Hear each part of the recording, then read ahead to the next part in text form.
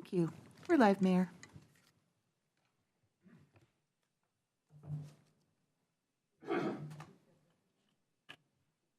Recording in progress. I'd like to call to order the City Council meeting of November the 1st, 2022. City Clerk, will you please call the roll? Councilmember Nixon. Here. Councilmember Black. Here. Councilmember Curtis. Here. Councilmember Falcone. Here. Councilmember Pascal. Here. Deputy Mayor Arnold. Here. Mayor Sweet. Here. Okay, tonight's meeting is a hybrid meeting. Community members are welcome to join us either in person or remotely through Zoom or by telephone. Our study session tonight is on two topics. The first is the preliminary 2023-2024 budget. The second is the proposed updates to flag policy criteria and the Kirkland Municipal Code related to street banners. We expect to reconvene our regular meeting at approximately 7:30 p.m. City Manager. All right. Thank you, Madam Mayor, Deputy Mayor, members of the council. So our first topic is further discussion of the preliminary budget. And I'm hoping George is going to be joining us virtually. There he is.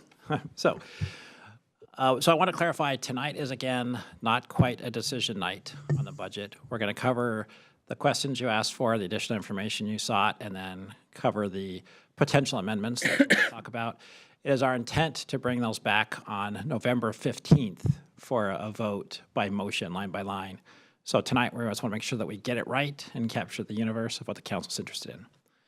So here to give you that update is George Dugdale, our financial planning manager. Welcome, George. Thank you, Kurt. Good evening, Mayor. Good evening, council members. Hopefully everyone can see my screen now. Yes. Okay, great. So as City Manager said, this is the second study session on the budget. We do have potential for an as-needed third study session, but our intention this evening is to get to a place where we can go, as the City Manager said, line by line through the budget, through the potential amendments at the November 15th council meeting. So to start, just a quick look at what I'm going to go through. We have some follow-up items from the study session last week, some answers to questions, as well as some other suggestions from council members. We're then going to look at the potential funding that's available for any council amendments, and then finally the list of amendments as we heard it to the preliminary budget last week. So the follow-up items, which was responses, staff responses to council questions and comments from last week.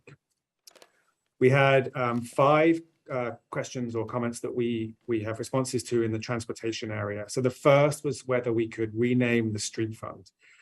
So staff has spoken to MRSC and looked at the RCWs for this, and we are required by RCW 4724 to have a fund that's designated as the street fund.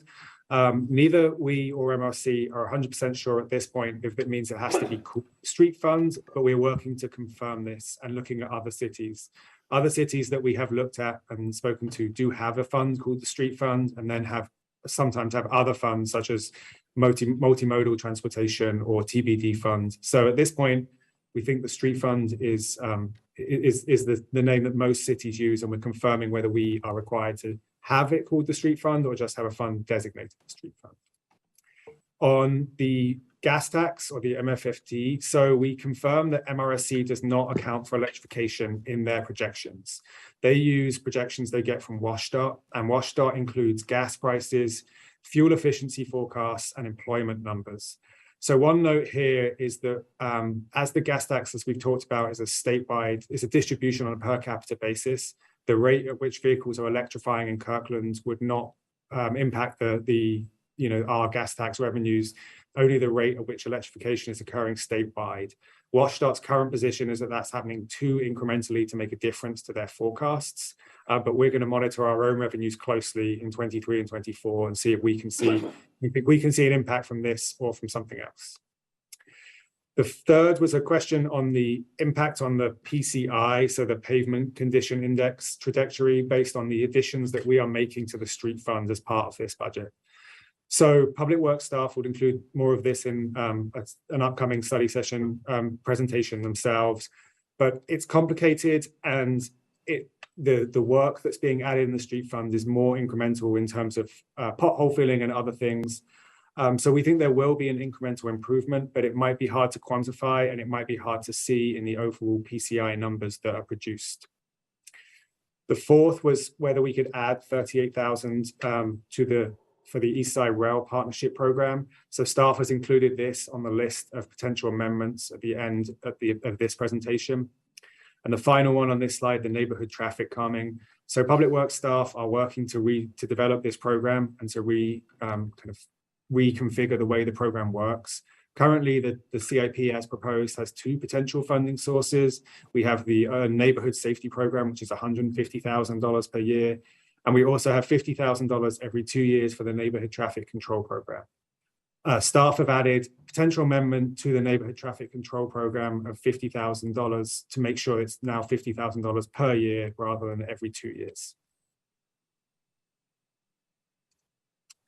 Moving to human services, one of the questions at the last study session was, what would the impact of the investments we've made in human services be on a per capita basis if we removed the one-time investments in 21-22? As a reminder, we made a large number of one-time investments, particularly from ARPA in 21-22, and that was showing a higher per capita number for that biennium than is proposed for 23-24. You can see in the two blue bars here how those numbers look with the one-time numbers removed. So we moved from $154 per capita to $183. A second point on human services was some clarity on the changes to the neighborhood resource officer, school resource officer, and PROACT numbers. So this table shows those three categories of position, both the general fund funded and the police Prop 1 funded positions. And you can see the reduction of 2 school resource officers in 2022, and an increase of 1 position in both PROACT and the neighborhood resource officer. George, could you stay on this one for just a second? Because make sure everyone has a chance to absorb it and see if anyone had questions. I know we've seen it many times now, but the council probably needs just a second.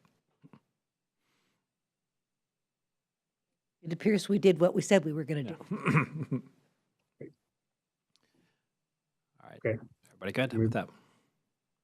Great. Okay, thank you. Thank you. So moving on to the American Recovery Plan Act, or ARPA discussion. So hopefully these tables are legible on everyone's screens. So as of September, there was around $2.2 million remaining in ARPA. The city manager's proposed 23-24 budget includes $632,000. That includes $100,000 for heat pump conversion in 2022, which is already approved as part of the ARPA expenses, but we neglected to mention last week when we were discussing this. So you can see there the other 2 investments are the $500,000 in leaf blowers and $32,000 for IT support for hybrid meetings, which we did touch on. On the leaf blowers, we had a specific question about the prioritization of these and how they ranked and against other SMP or State Sustainability Master Plan priorities. So those projects are scored and ranked by various criteria, including emissions. The leaf blower project was prioritized due to a significant impact on human health, air quality, and livability, as well as community requests for changes to the leaf blowers in the city. We also have notes that in 2011, there was a study that showed a leaf blower emits nearly 300 times the amount of air pollutants as a pickup truck. And a 2001 study which showed that an hour of using a gas-powered lawnmower is equivalent to driving a car 100 miles. So the 2-stroke engines that the leaf blowers use are generally kind of disproportionately bad for the environment. So as well as that, what was not funded as part of the city manager's proposed budget was $301,000 in other sustainability master plan priorities. Those are shown there in the second table. And so we have 2 more years of the heat pump conversion, the East Side Energy Efficiency Program expansion in 23 and 24, a shared East Side City grant coordinator of $66,000, community greenhouse gas emission inventory for years 2018 through 2023 at $15,000, and then community webinars related to SMP and sharing information with the community in this area. So that was the $301,000. These would be priorities that would meet the ARPA criteria and would be eligible for ARPA funding. And so we've left these up here as a suggestion to council that if these would be funded, these could be funded through ARPA.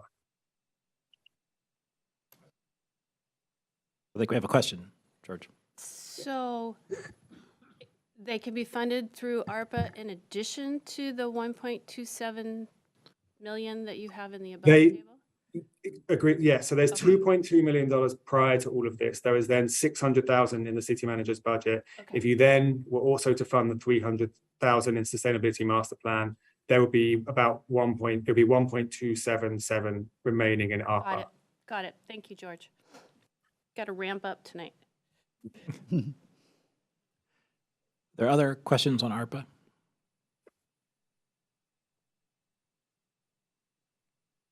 See none. Thank you. Okay, some two more slides on follow-up items. So a question about the vacant lot across the street from the Juanita Elementary School. So the lot is valued at just over $1 million. Staff research suggests it's likely to have been a previous gas station because there are permits for underground storage tanks. So the lot is relatively flat and no streams or wetlands appeared in the information that we have available at this point. But the environmental assessment would be important because of the potential previous uses. So what staff did find out is that an appraisal of the site would be about $6,000, and then level 1 and level 2 environmental assessments could be up to $50,000. In the list at the end of potential amendments, we have those broken out. So the appraisal is $6,000. The potential level 1 assessment was about $5,000. And then depending on the findings from the level 1 assessment, the level 2 assessment could be about $40,000. Funding for diverse arts and events. So as confirmation, there was funding for diverse events in 2021 and 22, which has not been spent, and that's $32,000. So that will be carried forward into the 23-24 budget. There was also funding for diversity in art at $18,000, which was spent. So staff will have added that $18,000 for diversity in public art again to the list of potential amendments at the end of this presentation. I briefly touched on the IT hybrid meeting support in the prior slide. So $32,000 was added to the budget for support at a lower level than the full council meetings, and that was funded via ARPA. Event support, in particular the 4th of July. So the service package has been revised. That's included in the budget will be revised to reflect the city manager's alternative recommendation. And that was a 1.0 FTE plus some other contingent labor to focus on the July 4th event and other events that can be completed within that capacity. In addition, we've added a second FTE position to the list of potential amendments at the end, should council want to increase the amount of effort that staff that is completed in this area. And then finally, replacing the word citizen with resident and/or community member. So this, just a confirmation, this will be completed for the final budget. And if I can just speak for a second to the event support about why that second FTE. So I was trying to synthesize, there was a couple different comments. One was the 4th of July fully funded? The other was, well, what about if you wanted different events and not the 4th of July? So I sort of put those two together and said, if you wanted more capacity in events, which could include 4th of July or not, you might want to consider a second position. But you could also consider just a chunk of money, right? So that's where that came from. Okay. Okay, so the final slide before we look at the options and the list of potential amendments. There's a question on the sales tax lag, and the question, as we understood it, was just to look at the historic difference between the budget it has as adopted, which, as a reminder, the budget reflects the previous year's projections. So for 17-18, that number 39,782 is the 2016 projected actuals held at 0% for both 17 and 18. And so you can see in the last 3 budget cycles, it's generated between 4.7 million and 13.4 million in revenue above budget. And so that means that we have, in each of those years, kept the budget at 0% and then seen revenue exceed that budget number. The chart on the left there shows the historic volatility of sales tax. So you can see in most years since 2000, sales tax has grown each year. It averages somewhere between 6 and 8% across longer time spans. But you can also see the dramatic swings when the economy is not in good shape. So when we had a significant recession in 2007, 2008, sales tax fell almost as much as 20% in 2008. And so the final piece here is that each $2.4 million in 23-24 is roughly 1% of the biennial general fund. You would need 2.5% growth in sales taxes in 23 and 24 to get that 1%. So another way of saying that is that 2.5% increase in sales tax in 23 and 24 would bring in $2.4 million above budget, which is equivalent to 1% of the general fund. Pause there in case there's questions on this.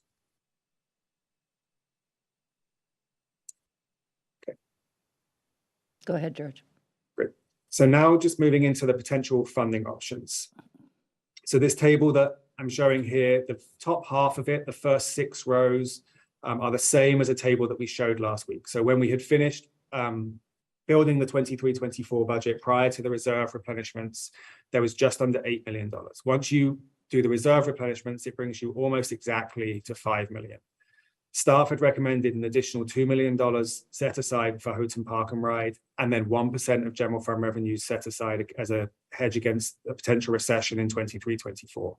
That leaves you with about just under $550,000 as unprogrammed funding. At the meeting on October 25th, Council discussed potential changes and ways to reprioritize items that were in the city manager's budget. So the first of those was a service package on the Kalakala, $38,500. The second was potentially reprioritizing the $160,000 a year in KTUB operating support the city gives, and using that to fund the service package, which was unfunded for team programming that had been funded one time in 21-22. Finally, the Youth Council operating costs at $35,000. A couple of things I want to note here. The first is that there is also a position that works with Youth Council. The staff did not assume that these costs would be reallocated, although the work for that position could be if Council decided to. The second is that we have issued an RFP for the KTUB, for providers for the KTUB. We have had, as I understand it, we've had 5 respondents, and 4 have said they would need the city to continue contributing the $160,000 per year. So those potential changes that Council identified in last Tuesday could add up to close to $400,000 extra to the unprogrammed amount, which would take it to about $940,000. If Council chose to not follow the staff recommendations and use the 1% of general fund revenues or the Houghton Park and Ride set aside funding, there could be potentially about $5.4 million in revenue that could be programmed in these amendments.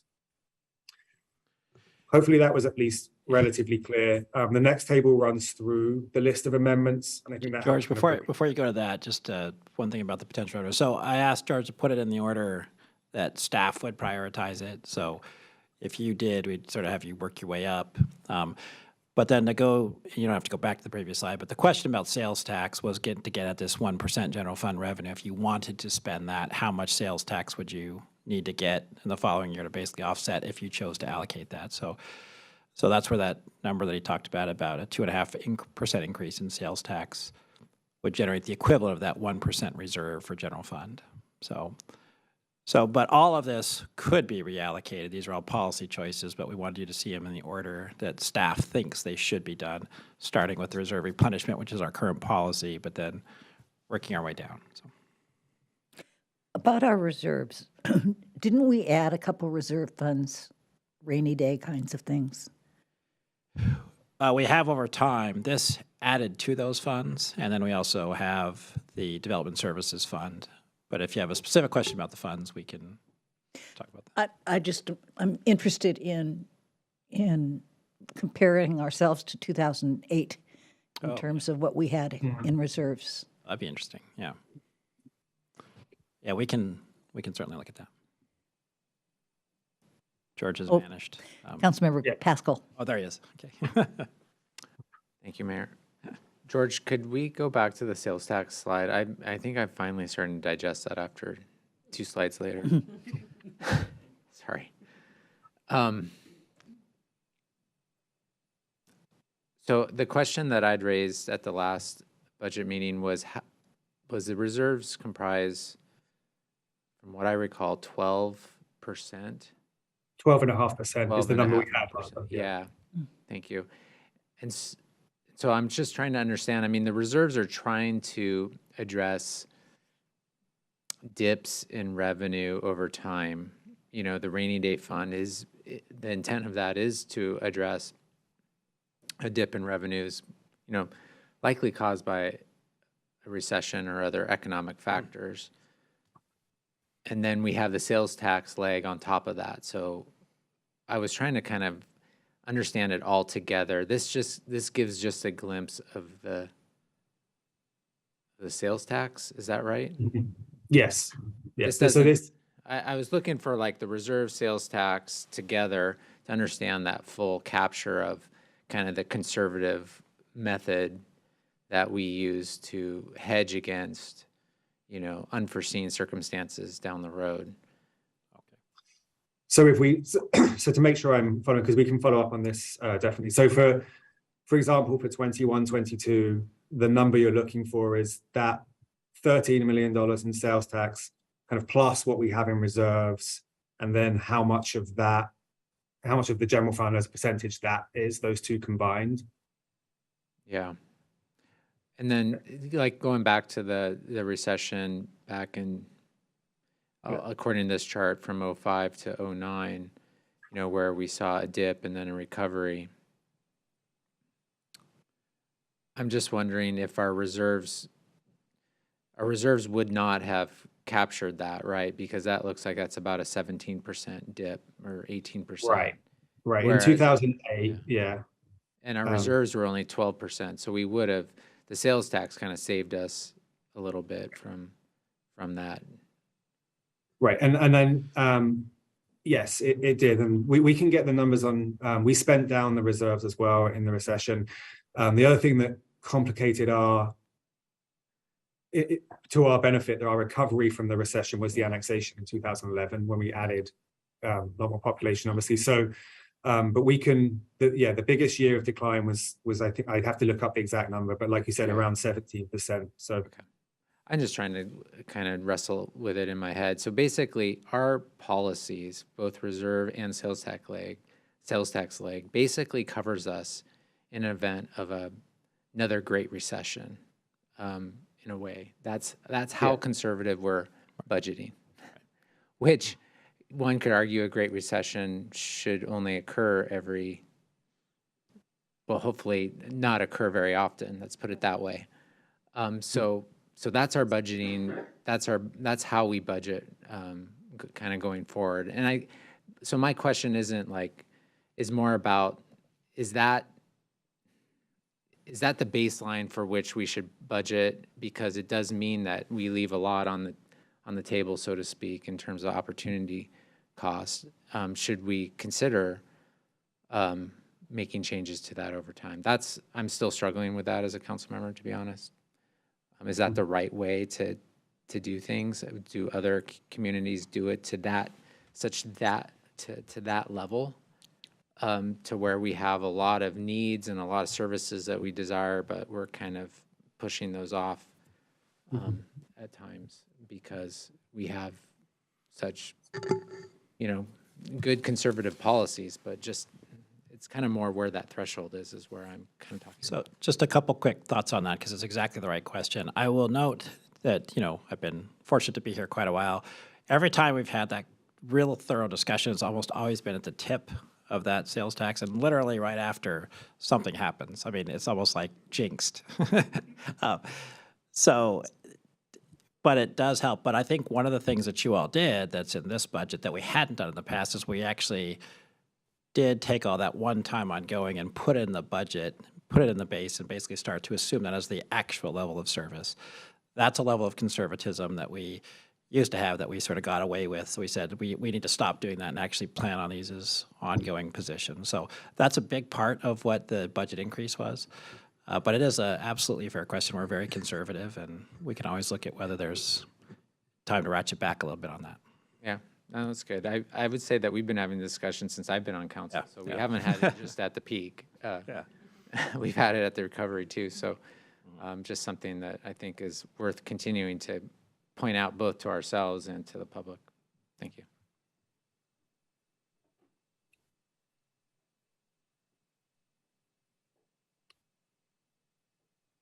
So unless there are other questions on the potential revenue availability, I'm going to move to the list of amendments that we have a list of for the 23-24 budget.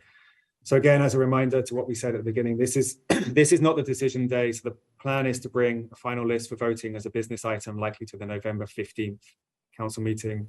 That will also allow us to include items from the 2 public hearings. And those items, for obvious reasons, are not on this list as the public hearings haven't happened yet. So starting at the top, and then I will just kind of quickly cover the slide and then hand over for council discussion. We have the remaining unfunded human services requests. So this is net of the use of the human services reserve that we discussed last Tuesday. So the number was closer to 540, and then we also in that region we've used the human services reserve. So there is still remaining unfunded human services request of 385,000. And then some of these have been covered already. So funding for diverse arts, the East Rail revenue share. To explain the final column, the suggested funding, what I did when I was building this table was go through, and so the first 1, 2, 3, 4, 5, 6, 7 that say unprogrammed resources, that's things that would be funded under the $547,000. And then moving on to council changes, those are the 3 things that could be funded with the additional, I'll just quickly flip back to it. The additional 3 items here that council had identified. And then for the final 2 items, sorry for jumping back and forth, for the final 2 items, the team programs and the parks planning position, those will require either use of the 1% general fund placeholder or to be added to the 2024 ballot measure. There's also a list of items which can be funded outside of the of just using the general fund. So we talked about the sustainability master plan and potential use of ARPA. We could use REAP for the traffic calming capital program. There are 2 items that staff believe can be achieved within current budgets. So on the DEIB needs, training for supervisors, this is something that HR think can be achieved within current HR budgets, including a training carryover that's using unspent 2022 resources, as well as funding for educational media on how to engage with the city. The final 2 are the increased funding for lifeguard hours, which can be funded from the Parks Levy Fund. This is net of revenues that will be brought in from having extended operating hours. And then the final one is the refurbishment of Fire Station 27. This could be funded with REAP if it was needed, and we would be programmed during the 2023-2028 CIP update. So I won't necessarily run through each of the ones in the top, but if there are questions or council discussion on this slide. I'm a little confused. Okay, There was a lot. Is this money we a have lot. or money we don't have? so Go ahead, George. city manager can. It is money you have, and it works its way up the unprogrammed. So everything on this list could either be funded at the bottom with like REIT, but everything that would essentially be general fund dollars, you could fund by using those unprogrammed resources.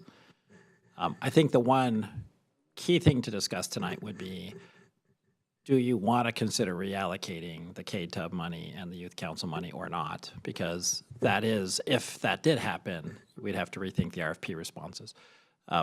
If you take that out, then you are definitely probably eating into the 1% reserve, which is available. It's just we set it aside as that as a conservative action.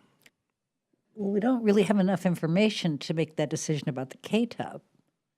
Right. So we're going to come to the council in December with the case. So that was an unexpected ask. It was an appropriate ask. That's what you all get to do. So we just hadn't really thought about that as something. So we're kind of looking at like what would the alternatives be. But it is money set aside that's not currently allocated to anyone yet. Right. Great. But Councilmember Curtis. I'll dive in since that was my ask, and it was more of a question than an ask. So, George, can you go back to that slide, please? The KTUB slide? Yeah. So I'm going to address this first. I still think that the Kalaka service package, the 38,000, we could use that money in a more beneficial way. I'm going to take off the table, as far as I'm concerned, the KTUB operating support and the Youth Council operating costs, because those are fairly big programmatic changes. And if we're going to cancel those programs or doing them in a different way, we need to be really thoughtful about what we're doing. And I did throw out, let's see what these cost, but I am not advocating ending those programs now. So as far as I'm concerned, let's continue those programs. All right, George, now will you go back to the other side? Thank you. So my two were the continuation of the teen program and mobile recreation, which we were just trying to fund with KTUB and Youth Council, and I don't want to fund it that way. But I do strongly feel like we need to continue that program. And if we were to include it in the ballot measure, that's a 2024 ballot measure, so we have a gap in 2023 to provide this, what I think is really important programming for our youth. So I'm hoping that if we're not using the KTUB money and we're not using the Youth Council money, there's another way that we can fund it prior to the ballot measure. And just as someone involved in the ballot measure, I don't want to hang everything on the ballot measure. I would really like to focus on facilities on that ballot measure. So I'm not excited about it being part of the ballot measure. We have in the bottom, we have the, I need my glasses now, the increase in lifeguard hours, which I was advocating for. So we do feel like we can pay for that. There is one-time money in the levy fund for that. Okay. It would definitely not yet be sustainable, so we'd have to look at that, but yes. Okay. And then apologies to Councilmember Falcone, but you know, we have a process for assessing park acquisition property, and it's in the pros plan. We're very clear about, we're looking for where we can fill gaps where there's not usage or there's not enough park space in an area.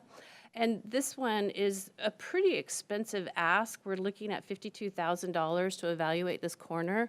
So my suggestion would be to remove that from these expenditures. I think that there's, one, we already have a process for acquisitions. And I think when we're talking about ending teen programming or something else, which I realize they don't go in the same funds, that's not a priority right now. So those are my thoughts right now. Thank you. Further discussion. Councilmember Falcone. Thank you, Madam Mayor. I agree that I certainly don't want us revoking that KTUB funding. I think that's something that should remain a priority. And so that leaves, I think, $38,000 as far as the council changes of the Kalakala. And the only item that it looks like that could fund, at least that's being proposed, is the snow removal incentive program. Can you speak a little bit about what was in the assumption for the $20,000? Like, what will that get us, essentially, is my first question. Yeah, it was primarily a placeholder of an estimate of essentially the sort of shovel brigade concept, of the idea of the city providing shovels. And so we looked at that. We do think it's a barrier that people don't have a really good snow shovel, and also not awareness that they're necessarily supposed to do their sidewalks.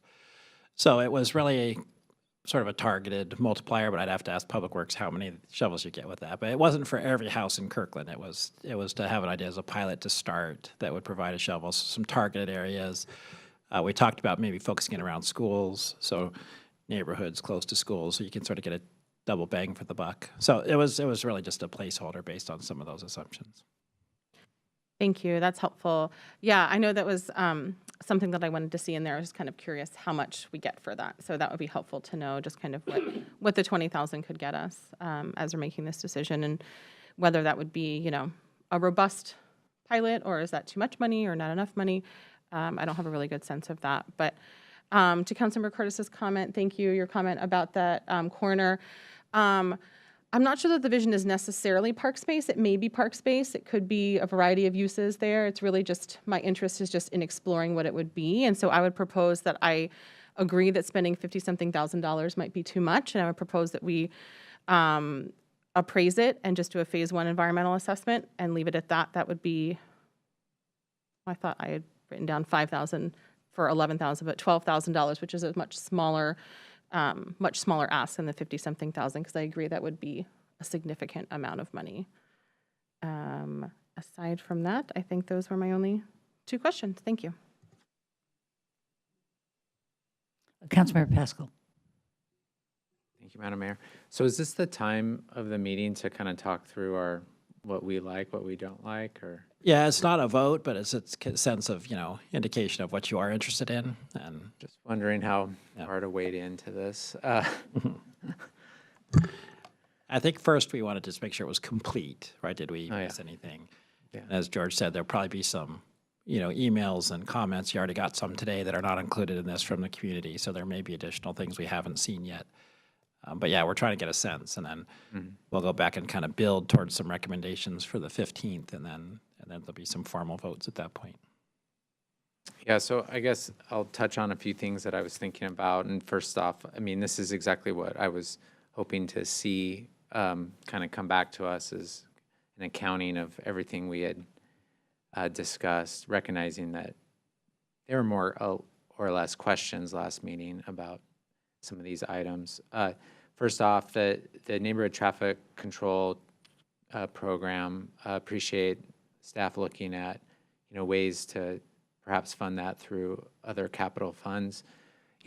My intention around that is that we receive a lot of requests, and I don't recall a situation where the neighborhood safety program has actually funded traffic calming requests since inception. It's really been funding crosswalk enhancements, walkway enhancements, and other things like that, which is great, and I support those, but we still get these other requests. And then at the same time, when we are going down a pathway where we're looking at changing speed limits on a comprehensive basis, national best practice also shows that you should also look at speed management techniques in some situations where there are problematic ongoing vehicle speeding concerns. And so it would be nice if we're going down that path and we're going to be having a conversation with the community, to be able to say, hey, also we're also re-looking at that program, and we're going to put a little bit of funding in there to address some key problematic locations on a proactive basis, because we recognize that just changing speed limits isn't an answer by itself, that there needs to be other things. And so that this is a program that can help start to address that over time. And it's a low cost, high value types of improvements. I think what I was hoping to see there a little bit, though, from a program perspective, and maybe staff is imagining this, is that I also heard from my colleagues about public art or, Street murals. street murals. That was as part of that. And how does that come in to that program? Recognizing those aren't necessarily speed management techniques, but they can be matched with certain measures to create something that will address some of the issues that we're seeing. And so that's the reason why I want to make sure we reimagine that program. And so if you're saying that no general fund needs to be added to address that, that's great. And I'm not going to argue that. But I just want to make sure that we're scoping that in a way that we're all kind of thinking about. So that would be, so I think that would be good to bring back to us, not during the budget, but maybe next year, to kind of make sure we're kind of moving that along in a way that is envisioned.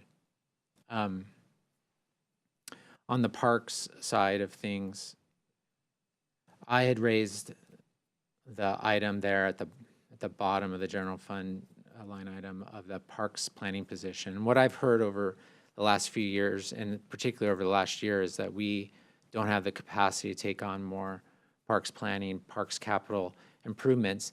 And I've heard that in our current situation, regardless of whether a levy moves forward, that we have the needs, we can't get to them because we don't have the capacity.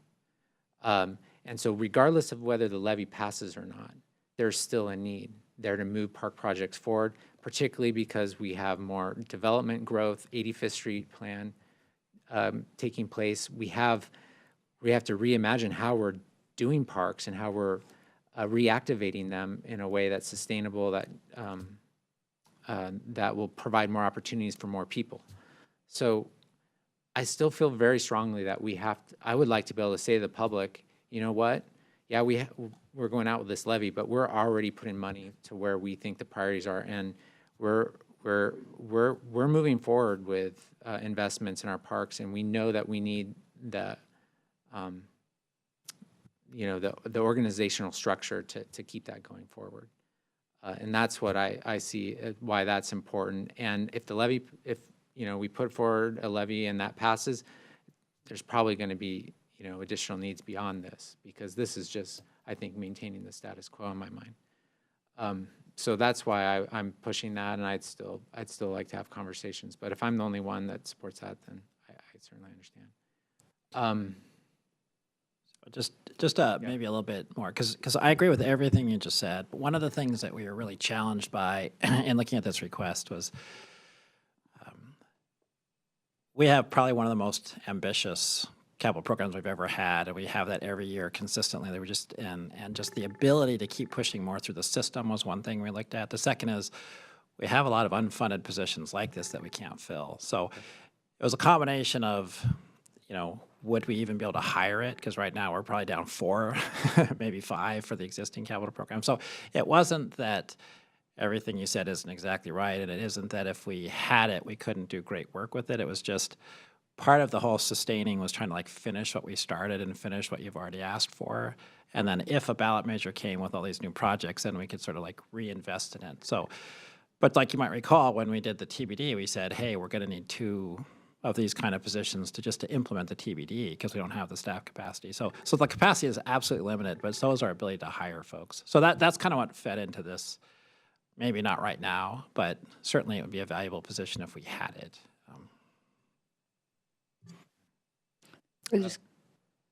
Can I keep going? You sure can. Or did you have? No. Okay.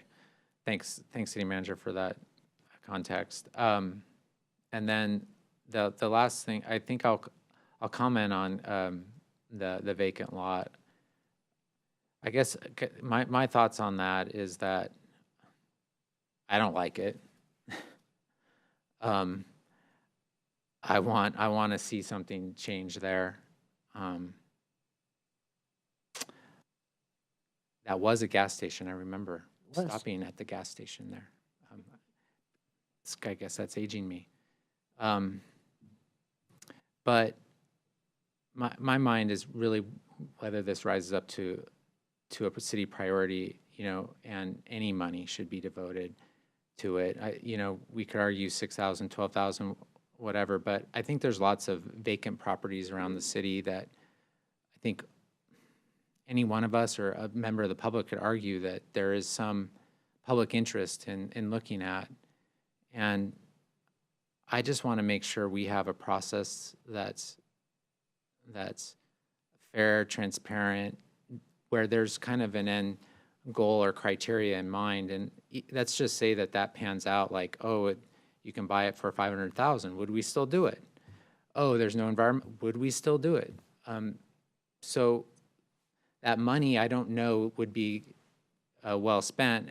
But I think my overriding thing, though, about that is that property needs to be redeveloped with the Goodwill site. And it's all one larger parcel that needs to go together because of access, because of location, because of a variety of things. And that's the reason why I think the city can advocate, and I think we have a responsibility to work with property owners to try to see what that vision is and work on the zoning and things like that. But I don't know that I'm willing to support funding towards an appraisal.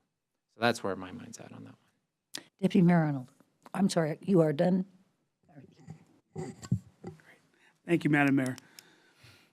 Well, first, thanks to staff for the creativity in getting so many of these requests funded, both through the unprogrammed resources, using ARPA money, and other potential options for us. We're arguing for over small amounts of money, which makes this a lot easier.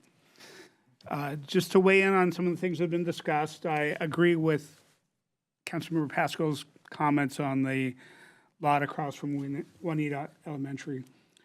We already are working on much bigger city-owned projects with the Houghton Village site and the acquisition of the Houghton Park and Ride. And so it's not a high priority to look at potential acquiring of other property when we've got a ton of work to do with those. Although I do agree with Councilmember Pascal's comment that we want that whole site to be redeveloped, and hopefully there's a private partner that's interested in doing so. For the items that would potentially be funded by the 1% general fund placeholder, right now, by my math, we've got about $720,000 of the $2.4 million placeholder that would be funded for that. I am willing to go into that 1% revenue. I'm not sure if I want to go for the full 700, and really would be looking at both the feedback from the city manager on whether the parks planning position would be something we can take advantage of now, or is more appropriately tied to actual capital projects that might be part of a ballot measure. Finally, do want to have a further discussion in the REIT funding of the Fire Station 27 refurbishment. It sounds like from the description of the service package, this is work that's going to happen regardless of the final purpose of the building. What I don't have a good feeling for is this $785,000 dipping into REIT reserves, and how much would be available if we did do that? And then what's also the opportunity cost? I know that we're dealing with construction inflation, and it may be an argument to make these investments that we know need to happen now. So I'm leaning towards that, but would like some more information. And then finally, I do support the items in here, like the additional staffing for the special events on the 4th of July. As we look at things like the increased lifeguards, actually for both positions, I want to make sure that they're sustainably funded.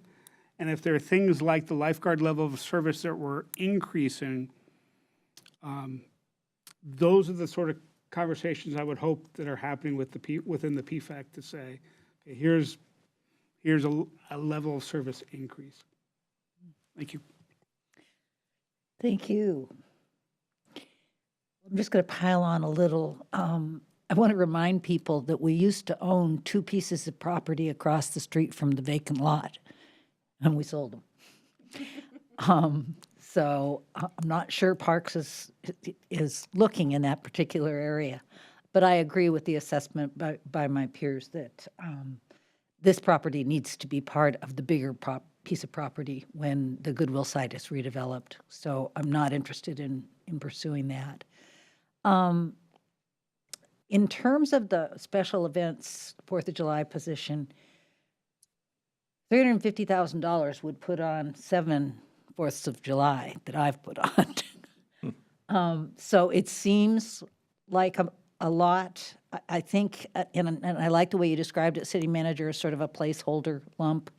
The FTE-ness of it is bothering me just a little bit because I don't think we know what it is.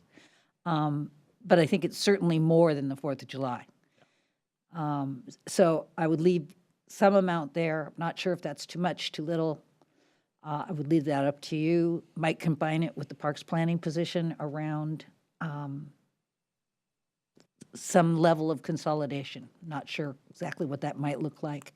I do think it is important for us to continue the teen programming. And I really feel strongly about the lifeguard hours. Had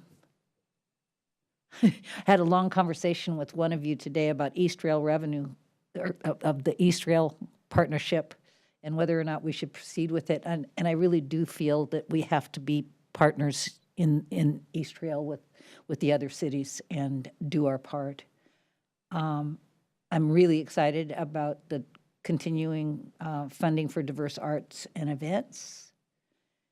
And we have to do the human services request. So I don't know if that helped you at all, George, but I think we're Very much. spending more money than we have. Councilmember Nixon.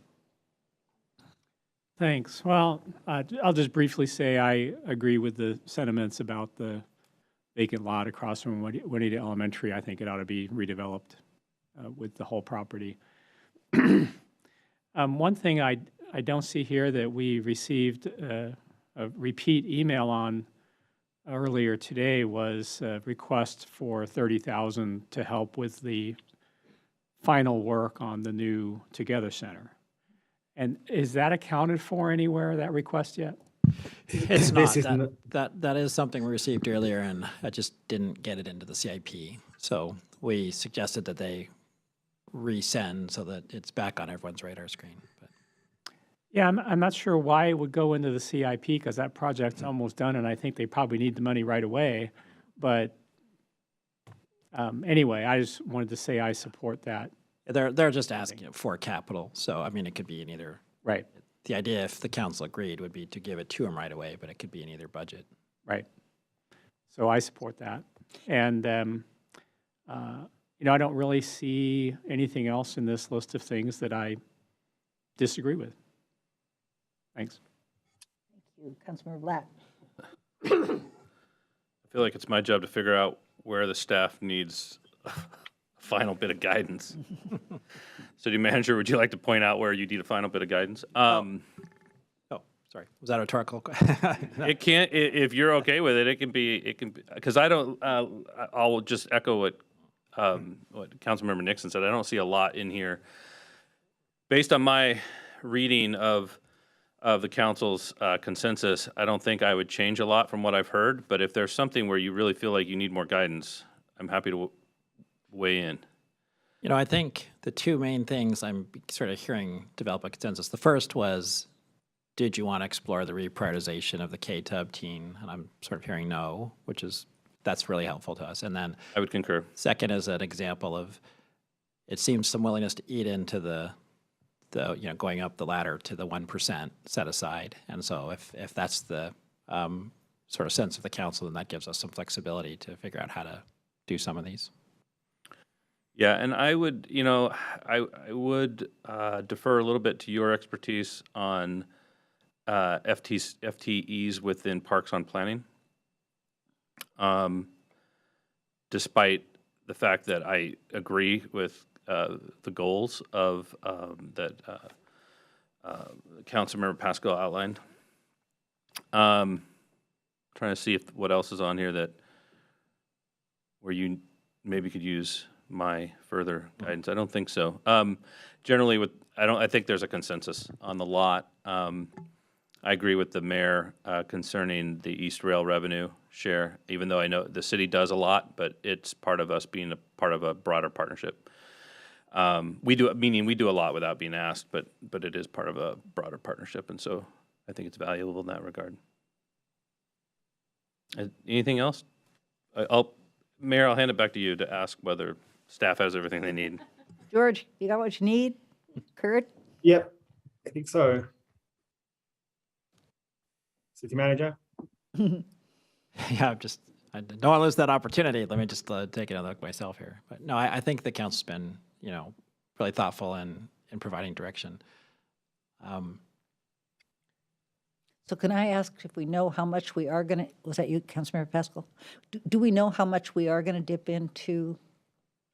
Not yet. We'll have to do a quick run on that, but I'm going to guess $500,000-ish or something, depending on. But we'll get back to. We'll let you know. Great, Councilmember Pascal. I was just trying to do the math in my head. It's probably dangerous, but so what I'm hearing is 52,000 off the table for that lot. There's question, and then I'm unclear about the teen programs of 399. Are we saying to remove that or to keep it? Oh, to keep it. Okay. So I was confused about that, so thank you. And then I kind of liked the mayor's idea of, can you combine the special events and the park planning and come up with some kind of hybrid position to kind of move the ball forward, recognizing it's not like a, an answer to everything, but at least we kind of continue to kind of up our game a little bit somehow. So that would be interesting to take back to the team, because then you could maybe cut that in half. And so then we're not eating into as much. That's kind of what I'm hearing a little bit. So my candid reaction to that is not without other pieces on the board. So those two things wouldn't go well together, right? Events and parks planning. But we can noodle on other resources that could be mixed and matched to free up a half of something. So I guess we can certainly ponder how we might move all that around. Think of it as money. Yeah, exactly. Or contracts, right? So. Councilmember Falcone. Thank you, Madam Mayor. So I have a question about the special events 4th of July position there. So given that we're saying that we don't want that to come from council changes, right? Because we don't want that big chunk of KTUB money base, because that was the biggest thing that would have funded that from council changes.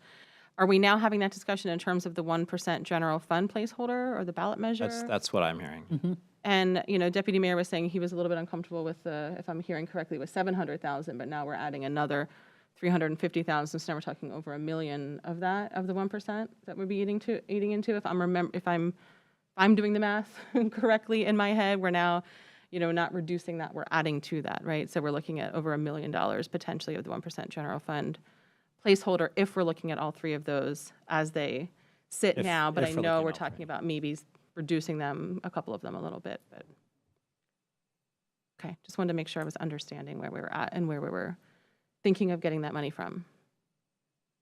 Thank you. Okay, thank you. I think that gives us a lot to go on. And then again, George is going to cover this exactly what I was about to say. Next steps. So yeah, we have a public hearing this evening as part of the regular meeting tonight, and then a second public hearing on November 15th.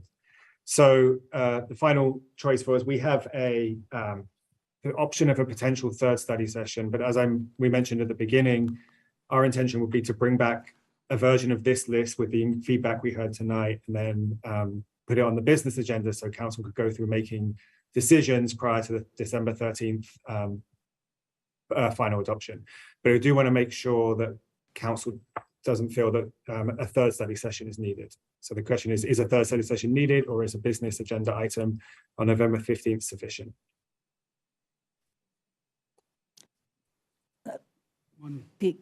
Option B. Deputy Mayor. One comment, just so everybody's aware. November 15th also may be a date that we would be discussing permanent supportive housing agreements with the county. And so just in any normal year, I would say, that we could work it into our business meeting, but that's something to consider on whether we have a long discussion on the 15th.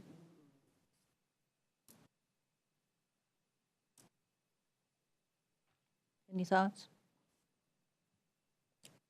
I just want to say I have SCA pick on November 9th, so.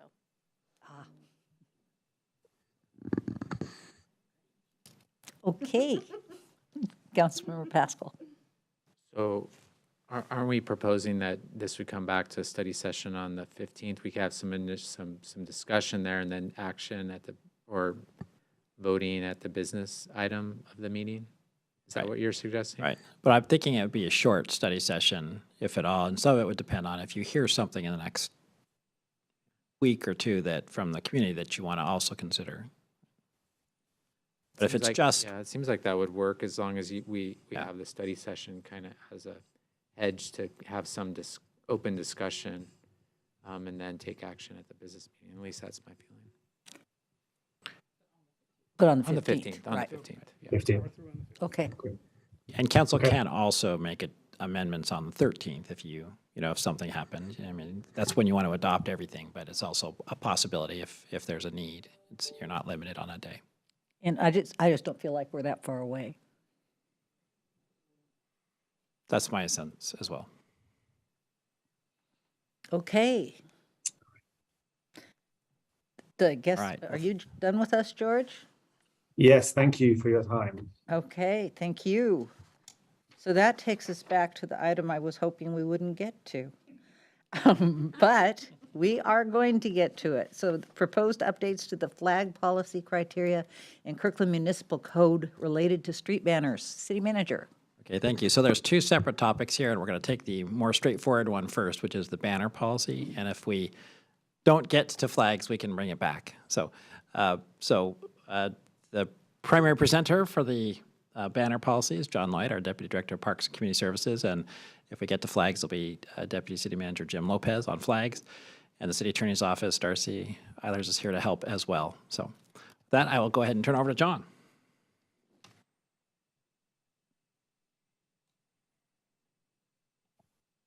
Still muted. Let me get the whole sharing thing figured out here. I gotta move you around because when I start the PowerPoint, it goes to the wrong screen.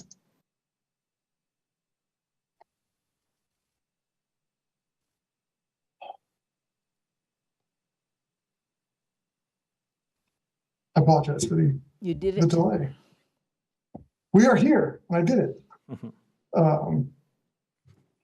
So, forgive me, guys. This is a classic Jim Lopez PowerPoint. We've got a background. We're going to talk about the street banner program.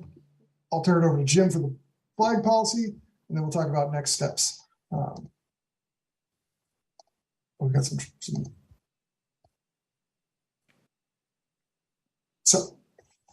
So, I only have a few slides focused on the banner program. Then, as I said, I'll turn it back over to Jim for discussion on the flag policy. First, I want to provide a little background on the banner program, then get into the changes, and then get your feedback. So, the banner program is regulated by KMC 1932 and has been in place and unchanged since 2009. The program is administered by the Special Projects Coordinator, Sue L. Casey, in the Parks and Community Services Department. She's on vacation tonight, so I'm covering all the information. But I may have to, depending on your questions, I may have to go back and get some more information from her. So currently there are only 2 locations for street banners, the horizontal street banners, and there's several locations for the vertical street banners located throughout the Central Business District in the Juanita, Lakeview, and Totem Lake neighborhoods. So why are we talking about the banner program tonight? Last year, we received an application for a horizontal street banner from a religious organization, and based on the current restrictions in the KMC, we denied this request. The organization challenged the request and kind of threatened legal action. And upon further legal review, the banner request was approved. However, it was recommended by the city attorney that the code be updated to focus restrictions on the content of the banner rather than on the applicant. While we were working on updating that restriction, we reviewed the entire code for potential changes, and we've identified several other changes besides just those restrictions. Many of the proposed changes are relatively minor, at least in our mind, and focus on streamlining the code as well as cleaning up inconsistencies between the KMC and current practice. For example, the KMC includes detailed specifications for the size of the banners and goes into detail, including grommet spacing and wind slots and things of that nature.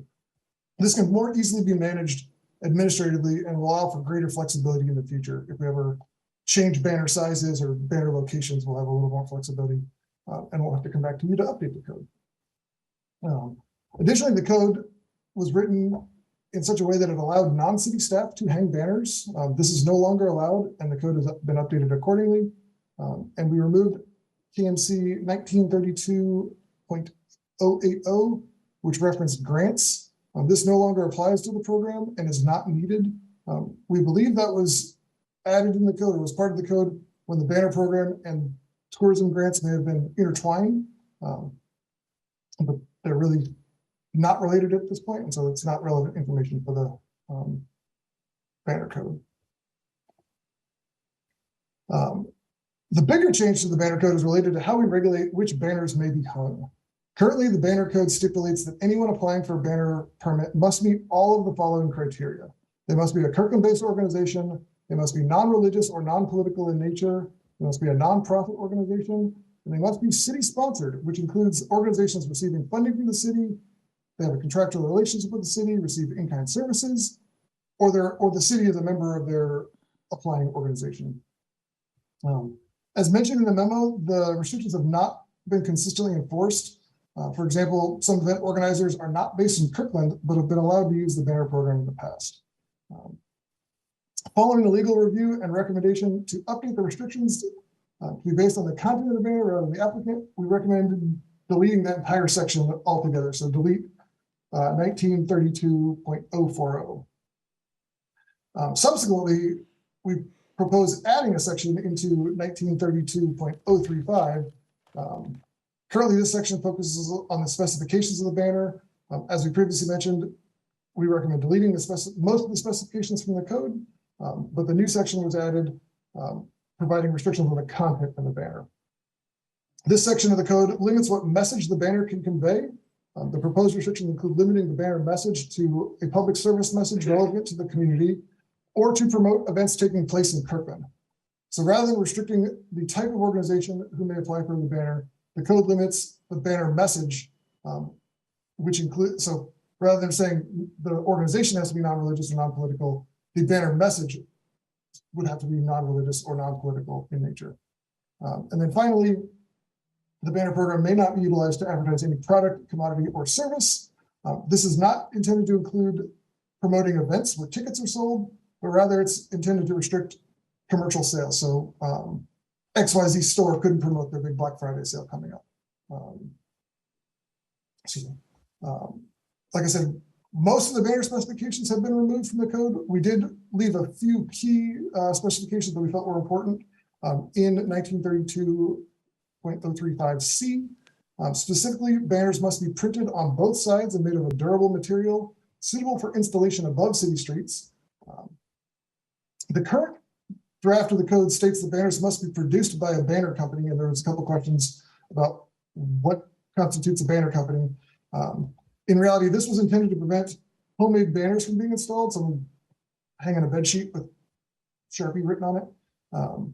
But kind of see the confusion of where that comes from and the potential for very nice looking homemade banners. So we're going to propose a different edit to that at a future, when we bring this back to council, that will allow a little bit more flexibility, but still give the city the rights to deny banners that aren't professionally produced.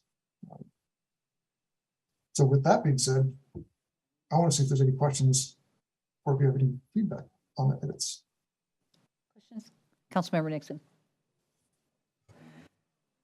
Thank you, Madam Mayor. Well, I think you all know, hopefully saw that the mayor forwarded an email discussion that I'd been engaging in with staff about some details on the policy, and just thought I'd mention a couple of those that I think would be worthwhile seeing if we can get them reflected in the final proposal brought to us for adoption.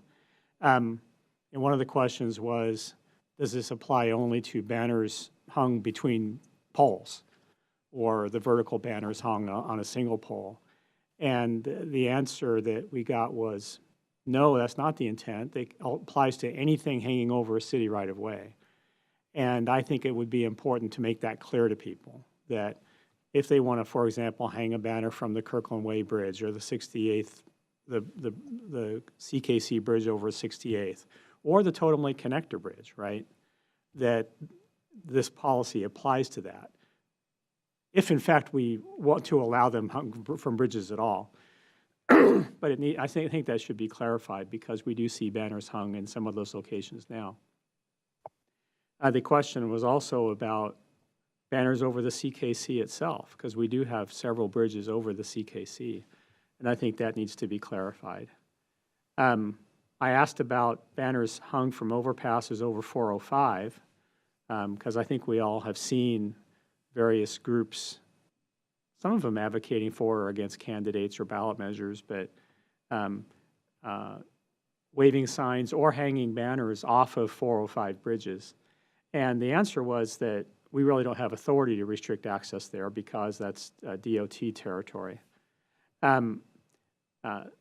There may nevertheless be some in the future that are over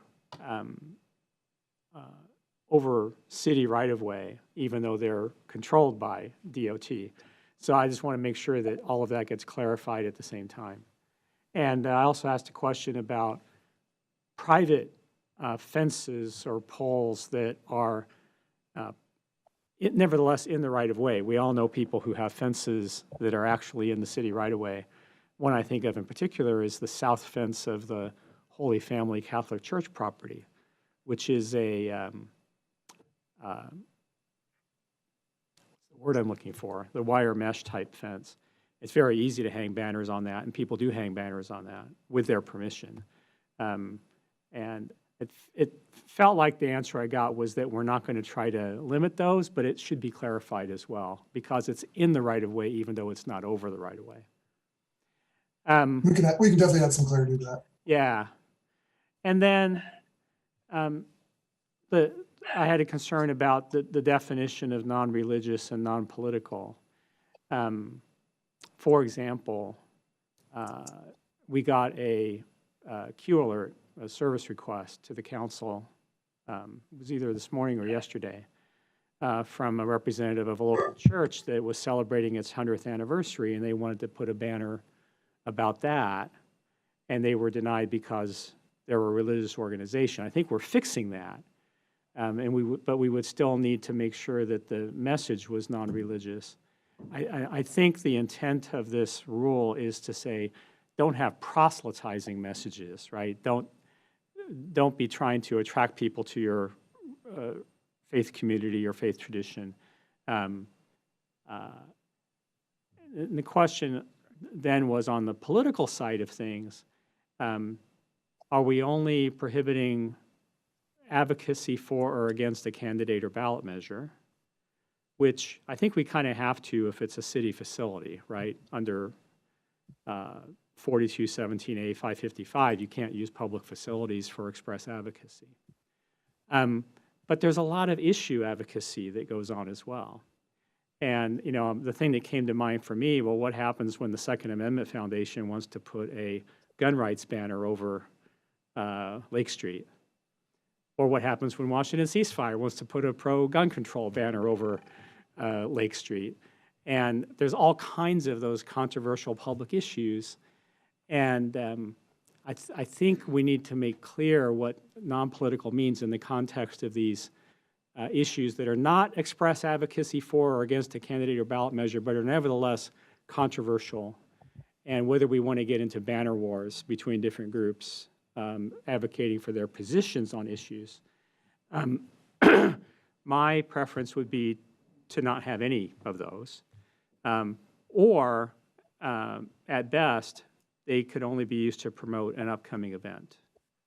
So like if somebody's going to have a public rally about a particular issue, then the banner could be used to promote the event. So it's not really promoting the issue, it's promoting the event. That's kind of my feeling on that one. And then the not promoting, advertising or promoting the sale of a product, commodity, or service, I wondered whether that would have an issue with an event if the event was considered to be a service, but the clarification was, no, that won't be an issue for an event. But we might want to make that clear that prohibition on promoting a service doesn't mean promoting a prohibition on promoting events in the city. Even though the organization is a for-profit organization, and some of the sponsors of events in Kirkland are for-profit organizations. So the previous language that was in there that said they had to be a nonprofit, I believe, has already been removed. Yeah, that was, so we removed that because we were removing it based on the applicant and make it based on the organization. On the content, yeah. Yeah. Right. Yeah, excuse me. And then the last one had to be, was about the being manufactured or produced by a banner company. John's already addressed that issue, that as long as the banner is good quality, it's not going to tear up, as long as the paint that's on it is not going to dissolve in the rain and discolor your cars driving underneath it, that what we're really going after is that it's high quality that's going to stand up for the necessary period of time over a street and be safe, rather than trying to define what a recognized banner company is and make sure that somebody goes to one of those recognized companies. So those were the thoughts that I had on the policy. I like all the changes, but I just think there's a few clarifications that need to be made. Thank you. Great. Councilmember Black. Thank you.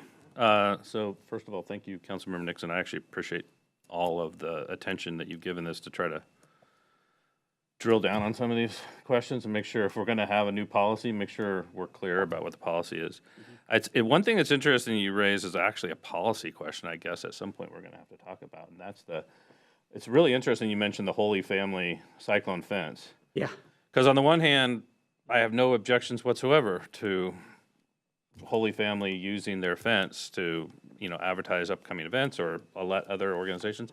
On the other hand, it is in the right of way. So maybe we have to actually have a further discussion about that. I don't know. I don't think you necessarily came down one way or the other on that. But so that's an interesting policy question. One of the things I was going to just highlight is on the another one of the questions you raised, which I'm hoping is kind of answered, John, by the fact that we now have a new section A1 of 035.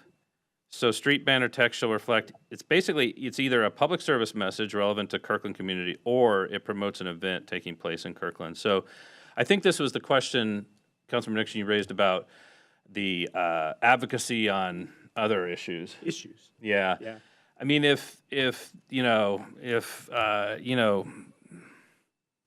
I'm making it, I don't know, I'm making this up. If Kirklanders for gasoline-powered, vehicles wants to have a car rally, they have a perspective on gasoline-powered vehicles. But what they're doing is having a car rally. I have a hard time seeing the distinction between that. I made that one up and it's silly. And so I don't want to equate what I'm about to say to that silly example. But how is that much different from, HopeLink saying we're having an event to raise money and awareness about, the needs of our community? I don't want to have to draw those kind of lines, and I don't think we should be in the business of trying to draw those lines. And I realize that example was super silly, but just to kind of illustrate the point, I think if we're sort of focused mainly on the fact that it's either a public service message relevant to our community or it promotes an event taking place in Kirkland, I think we largely, maybe not completely, but we largely address that concern of how you put it really well, whatever words you use to describe it, but that sort of issue-focused content. And then I think the last thing I was going to say was, I think if we're saying banner, half of these banners are going to promote an event taking place in Kirkland, I think. We're going to have events taking place in Kirkland that have a gate fee, and so I definitely think it makes sense, as Councilmember Nixon said, to clarify that. And we have language like in A4 of 035, where we say this does not, we state the rule, and then we say this does not prohibit a banner. I think that'd be a great place just to add another sentence to clarify this does not prohibit a banner from, advertising an event that has a entry fee. That seems like a really short, easy sentence to add to that, just to clarify. And that's all I had to say. Thank you. Well, let's see if we can rush through in 10 minutes flags. All right. So I'm not sure we can, so I might suggest, since some dinners are missing, that maybe, I think the question we really want to make sure, because flags is not, you don't need to decide flags tonight, except for there is an item on consent. So maybe my suggestion would be, if anyone has questions or comments about the item on consent, we can deal with that. Otherwise, I think we might want to bring the flag policy back or incorporate it to the study session that's going to be on proclamations in December. Because I think from my council calls, there's a lot of interest and nuance on the flags. Okay. Work? Would that work for? Sounds good. Good. So can I then, is there any questions or comments on the consent item, or do council feel like they have what they need to know on that one? Councilmember Black? Madam Mayor, you caught me thinking. Usually it's speaking. I don't necessarily feel the need to, well, I guess I guess I need to think about the question that the city manager just asked, and I don't have time right now to think about it. Well, and certainly when the full meeting starts, you could, obviously ask a question or pull an item from consent if you. Yeah, I mean, I'm not inclined to pull it from consent. I just think there is a comment that I think the city of Kirkland might want to make in regards to our current program that we have, and it's a compliance with the most recent Supreme Court decision, despite the fact that we're not going to be talking tonight about changes to the policy. Yeah, that'd be helpful. I think that's good to get on, that the intent of the flag policy that we brought before you was to clarify the result of some Supreme Court decisions and also some questions brought by the community. Right now, the flag policy basically says the council decides, and we recognize there's no criteria or anything, and there's some legal nuances. So the purpose, when we get to the discussion, is to help provide some of that criteria for both the council and the public as to how you would decide what flags are flown in public facilities. Councilmember Nixon. Yeah, I'll just quickly state kind of where I stand on this. My preference would be to not have any flags besides the U.S. flag, the state flag, and others that are legally required, like the POWMA flag.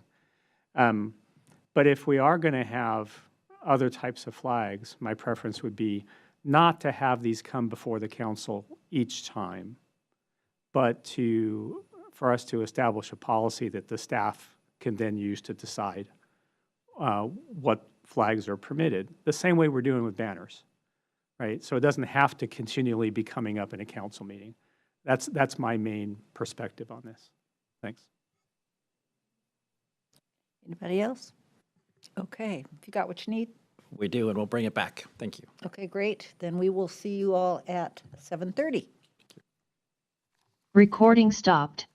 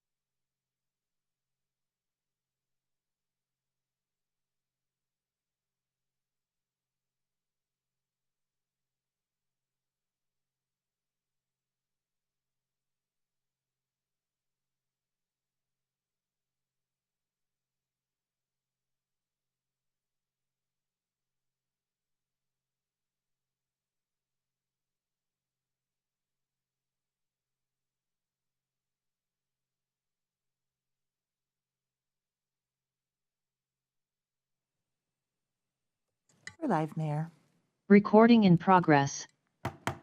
We are back in session following a study session on the preliminary 2023-2024 budget and on proposed updates to flag policy criteria and Kirkland Municipal Code related to street banners. We only got as far as street banners. We've got flag policy is coming back to us later on this month or this year. So this takes us to item 5 in our agenda. Item B, items from the audience. This is the time in our meeting when we normally hear from the public on matters which are not quasi-judicial or scheduled for a public hearing. We do have 2 public hearings this evening. They are item 6A, preliminary 2023-2024 budget, and the 2023-2028 capital improvement program. And 6B, the Comcast cable television franchise renewal, first reading. On all other matters, please limit your remarks to 3 minutes, and the council will receive up to 3 comments each on both sides of any issue. If you are present either in person or virtually and would like to address the council during this items from the audience period, please sign up using the online public comment instruction link or in person using the posted QR code. For those participating by phone, please dial *9 to be recognized to speak. Community members will be called in the order in which they signed up. Items from the audience is an important part of our business meeting, but we ask that everyone be treated with kindness and respect. We ask that you please not clap or applaud after a speaker or that you express your disagreement with a speaker. We want everyone in Kirkland to feel welcome expressing their viewpoints regardless of content. Because they can be disruptive, signs and placards are also not allowed in council chambers during our meetings, regardless of their content. City Clerk, you want to?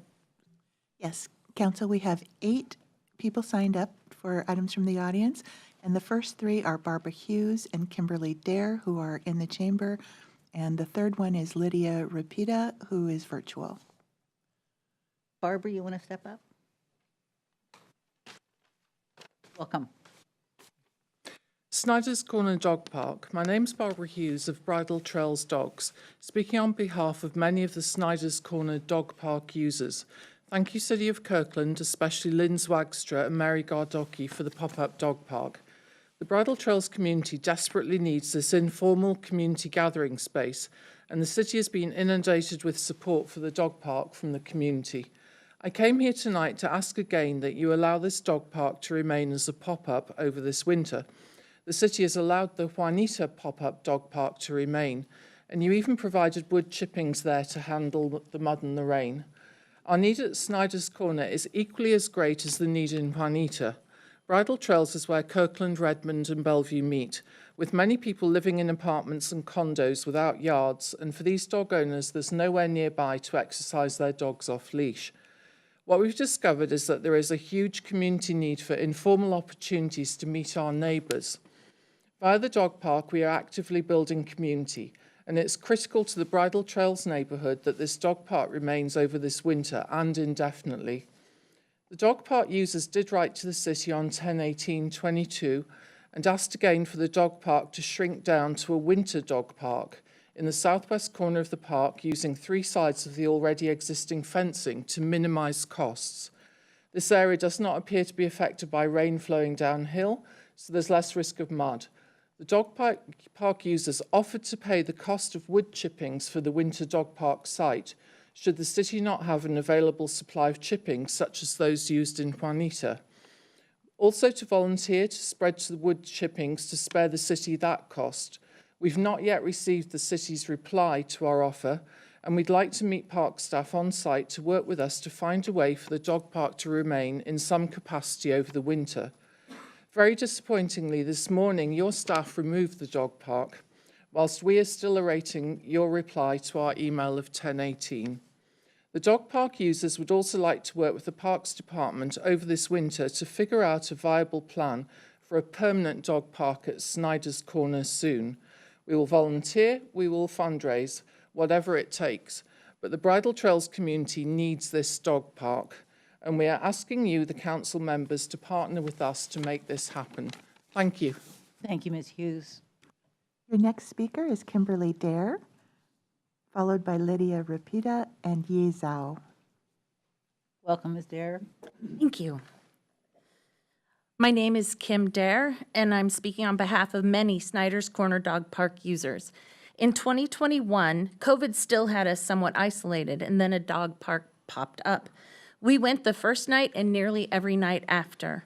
Like Reading with Rover, where kids read to dogs without realizing that there are humans at the other end of the leash, at Snyder's Corner, we went to the park for the dogs, forgetting that humans brought them, and accidentally build community. I created business cards as Pedro and Ellie's mom and included my contact information.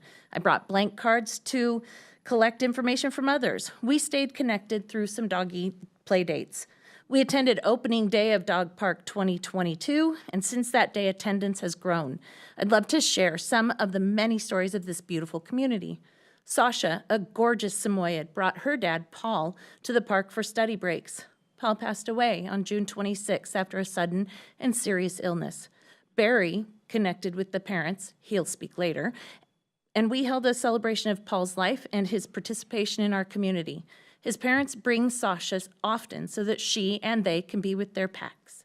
Betty, a sweet four-legged gal who loves her treats and knows who brings them, it's me, moved to Kirkland from out of the state this year with her mom, Wendy. They knew no one. Now Wendy has people she can reach out to who support her and Betty. Lily, a 15-year-old Rottweiler, came with her mom, Sue. Lily loved holding her gooey tennis ball and only dropped it for treats. The afternoon of Lily's passing, Sue came to the park to bring some of Lily's old toys to drop off a card of thanks to the community and to be comforted by her pack. Johnny Walker, one of the funniest Chihuahuas I've ever met, brought his dad, Rich. J-Dub passed a few weeks ago. We gathered to celebrate his life and to wrap the community around Rich. Rich knows that this is his pack, and he's continued to come. On October 14th, we held Howl a Woof. Spread by word of mouth, folks dressed their dogs in costume. It was an evening of laughs, and the pictures are amazing. I brought some. In Andre DeShield's Tony acceptance speech, he made the following statement: "Surround yourself with people whose eyes light up when they see you coming." At Snyder's Corner, eyes light up. The city of Kirkland, in providing this dog park, has built this community. I know you've received overwhelming communication in support of this dog park. I also know that it was taken down today. We'd like to work with the city to identify a path forward that allows this park to reopen through the winter, whether raising funds, creating work parties, parking off-site, or just scheduling poop patrol. We are all in. This area more than ever needs this kind of community. I hope you'll consider this request. And how important is this request to me? I had foot surgery this morning, and there's no way I would have missed tonight. Thank you. Thank you, Ms. Dare. The next speaker is Lydia Rapida, and she's virtual, so we will promote her now, followed by Yi Zhao, who is also virtual, and then Barry Swanson.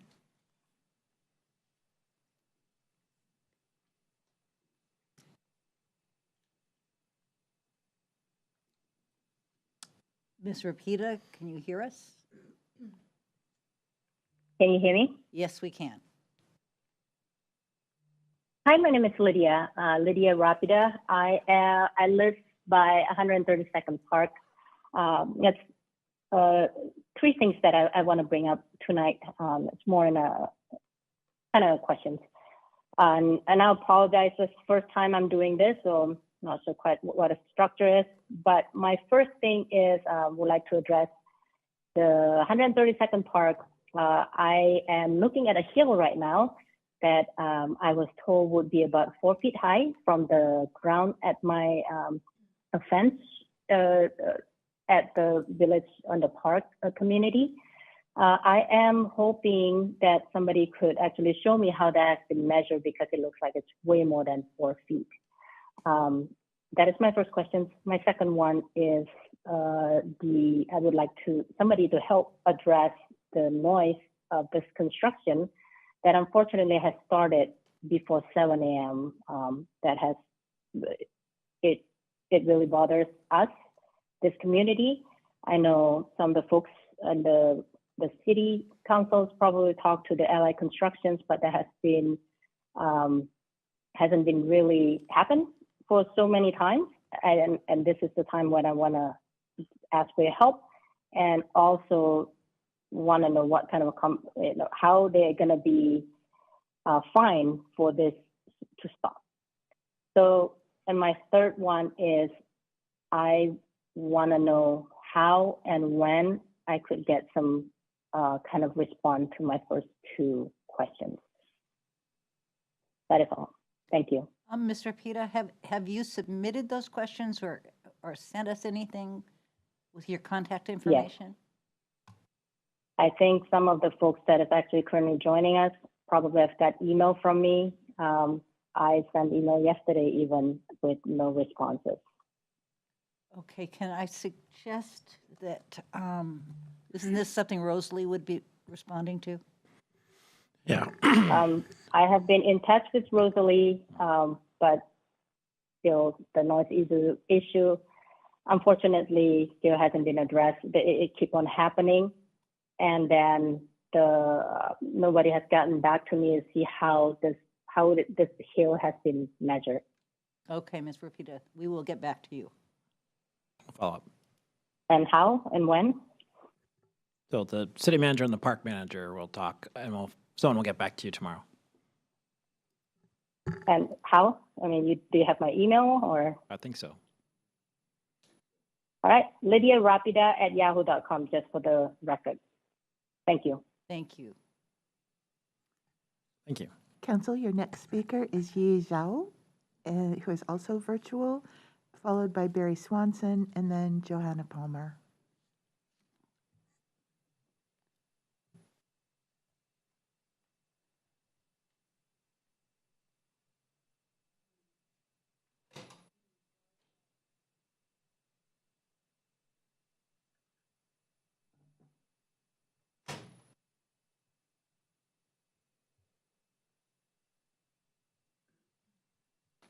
Hi, everyone. Welcome, Emmy Mr. Zhao. Zhao. Hi. As of this morning, I have now started officially as a new executive director of Imagine Housing. So I thought it'd be great for me to come here today to introduce myself and kind of talk about some of the things that I am really excited about and have a chance to do here at Imagine. I understand that the city of Kirkland has been an amazing partner for this organization, and that's a partnership I'm looking forward to continuing. And I'm really cognizant of some of the things I've heard around how Imagine manages their properties, how we respond to resident complaints, and that's going to be one of the first things that I'll be digging into and thinking about how we can continue to bring more affordable housing units online here in King County. I just want to take this opportunity to introduce myself and to kind of say hi to everyone. And I'm really looking forward to being able to work with everyone on the council and to try to really, like I said, to bring some more units online here that's so very much needed. Thank you, Mr. Zhao, and welcome. Thank you.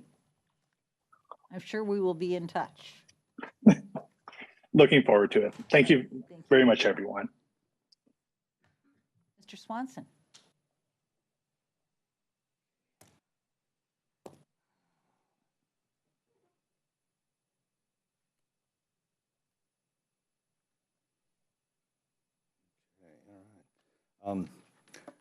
Good evening, Mayor, Assistant Mayor, Council, and Kurt. Thank you. My name is Barry Swanson. I'm here to represent quite a few people from the Snyder's Park pop-up. We're a dog family. We really enjoyed the park. It just really brought a lot of us in the community. In fact, people of 30, 40 people I would have never hung out with, I've done all summer long. It's amazing because we're all walks of life, lawyers, doctors, staff, Google, Microsoft, all these people. And so I'm retired. I've been a Kirkland resident since '95. And what this park means to me is that I can get out. My wife actually kicks me out. But I get out and I bring my dog down there, and I have some people that actually know me by name. And it's so neat to say, hey, hi, Barry, what's going on? And it's just really, to me, it's to the heart. My experience has been a developer. I've been building homes for 35 years. And so what I saw when I came to the park, I said, great park, they put the fencing up, but right in the middle was this huge not pile of dirt, but it's just a dirt just smoothed over. And there's grass over here, but there's just all dirt. So what I found out in my research was the fire department uses this for training. They use it for extraction, trench evacuations, and also the city uses this park to train backhoe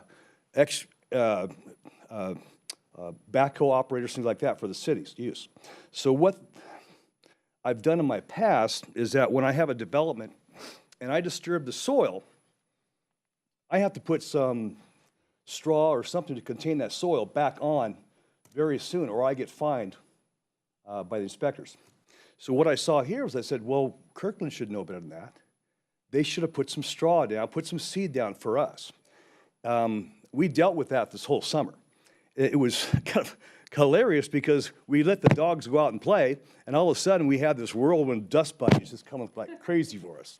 So I always kept the back of my truck open because I listen to music there too. So every week I think I had like a layer of dust on the dash, which is great. I could use my leaf blower and blow it out. Great. So what I'm saying is that maybe shame on the city or shame on some department for not taking care of us. Giving us a park is great, kind of like candy, and then taking it away. But they should have actually amended the soil and taken care of that before they gave us the park. And so during that time, I brought some straw for one of my job sites just to actually distribute so to keep the dust down. In fact, they shut the park down today. I was there, and I asked a few of the employees there on the maintenance crew, say, well, can I just bring some straw for you guys? You got to put down about 200 pounds of seed. And they go, yeah, we'll take care of that. So went to Ace Hardware. Mr. Swanson, I'm sorry. Here we go. You have used up your time. I did, I'm sorry. No, that's great. Thank you. So just to be, yeah. So if you would like to give us more information, please do so on email, or you can give any one of us a telephone call. Our numbers are listed. Thanks. Mayor, your next speaker is Johanna Palmer, and she has some slides, followed by Alex Zimmerman, Phil Meganhart, and Colleen Clement. Joanna.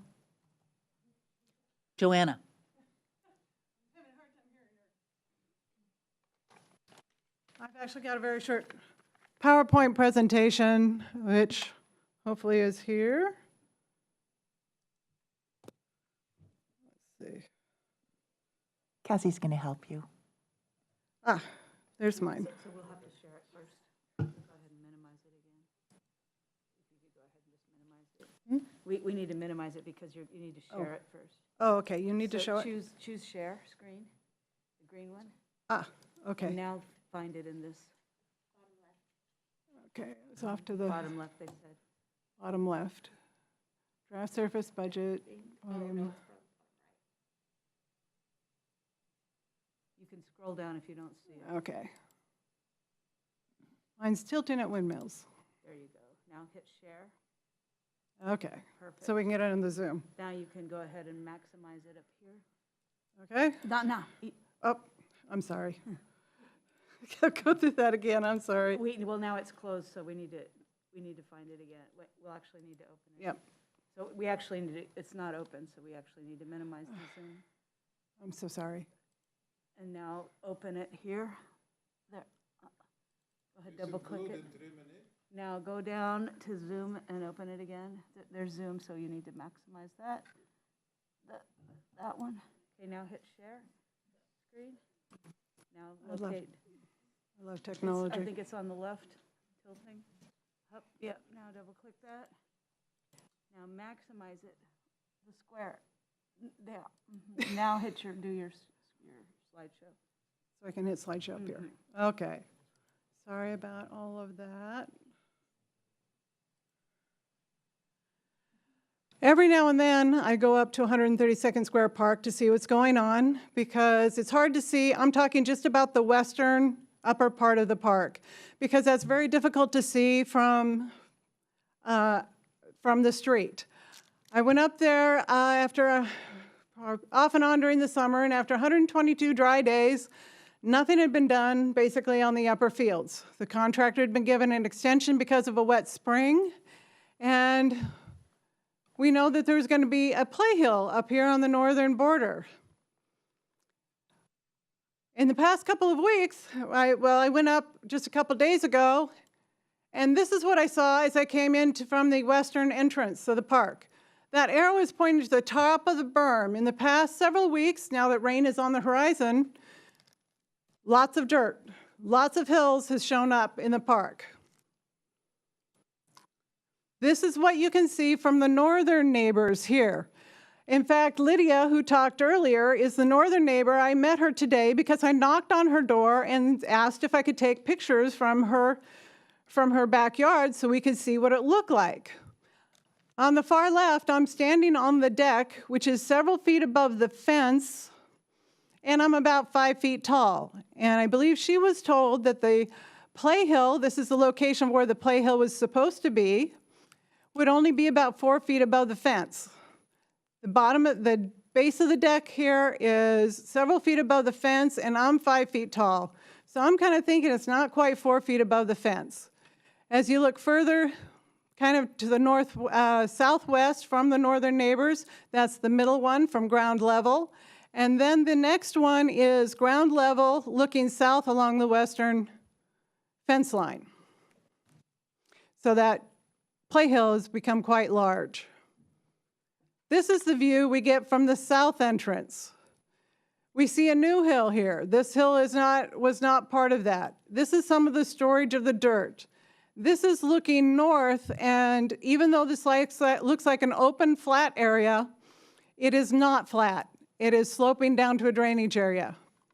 What seems to have happened, design changes were made without notice to our neighbors, the neighborhood and association, and other parties. Taller, larger additional play hills and berms have occurred. They are close to walkways and fences and might be injury potential. We've lost level areas. We've lost visibility across the area. Adjacent neighbors no longer have visibility to see what's going on in the park. And it just seems that the contractor is getting a cheaper way to dispose of excessive dirt, and there's an awful lot of it in that park. We are very disappointed.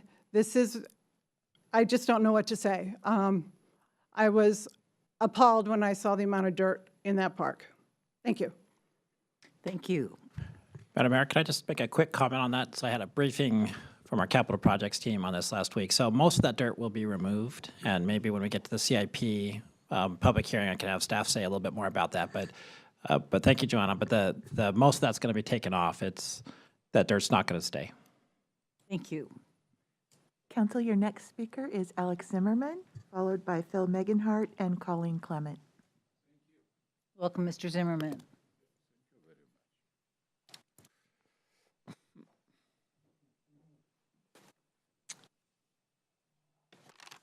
Sie Heil, my dirty damn Nazi fascist mob bandita and psychopath, a mafia cartel.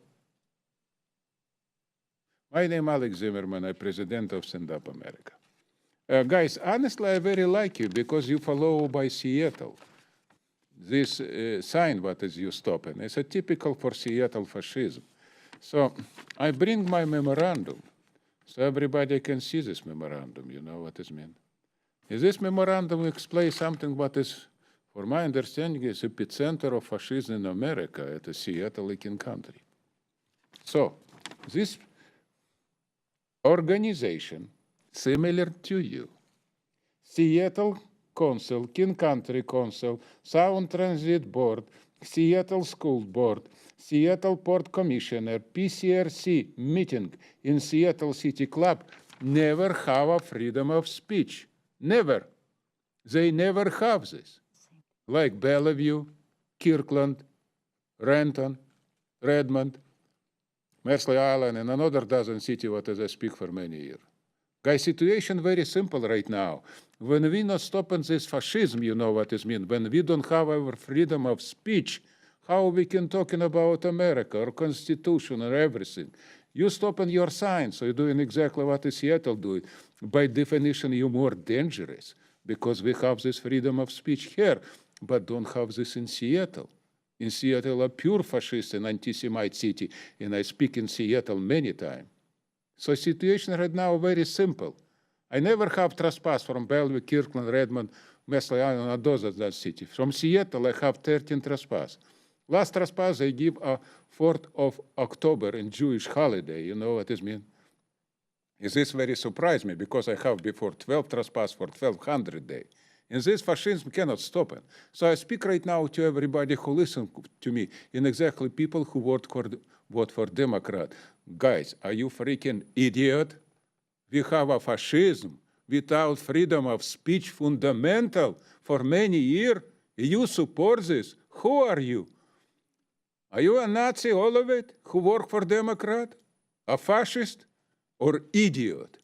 Degenerate idiot, what as I call, super smart idiot. That's exactly what as I speak right now. And I want what is everybody has this. And I will give to consuls so they put in website.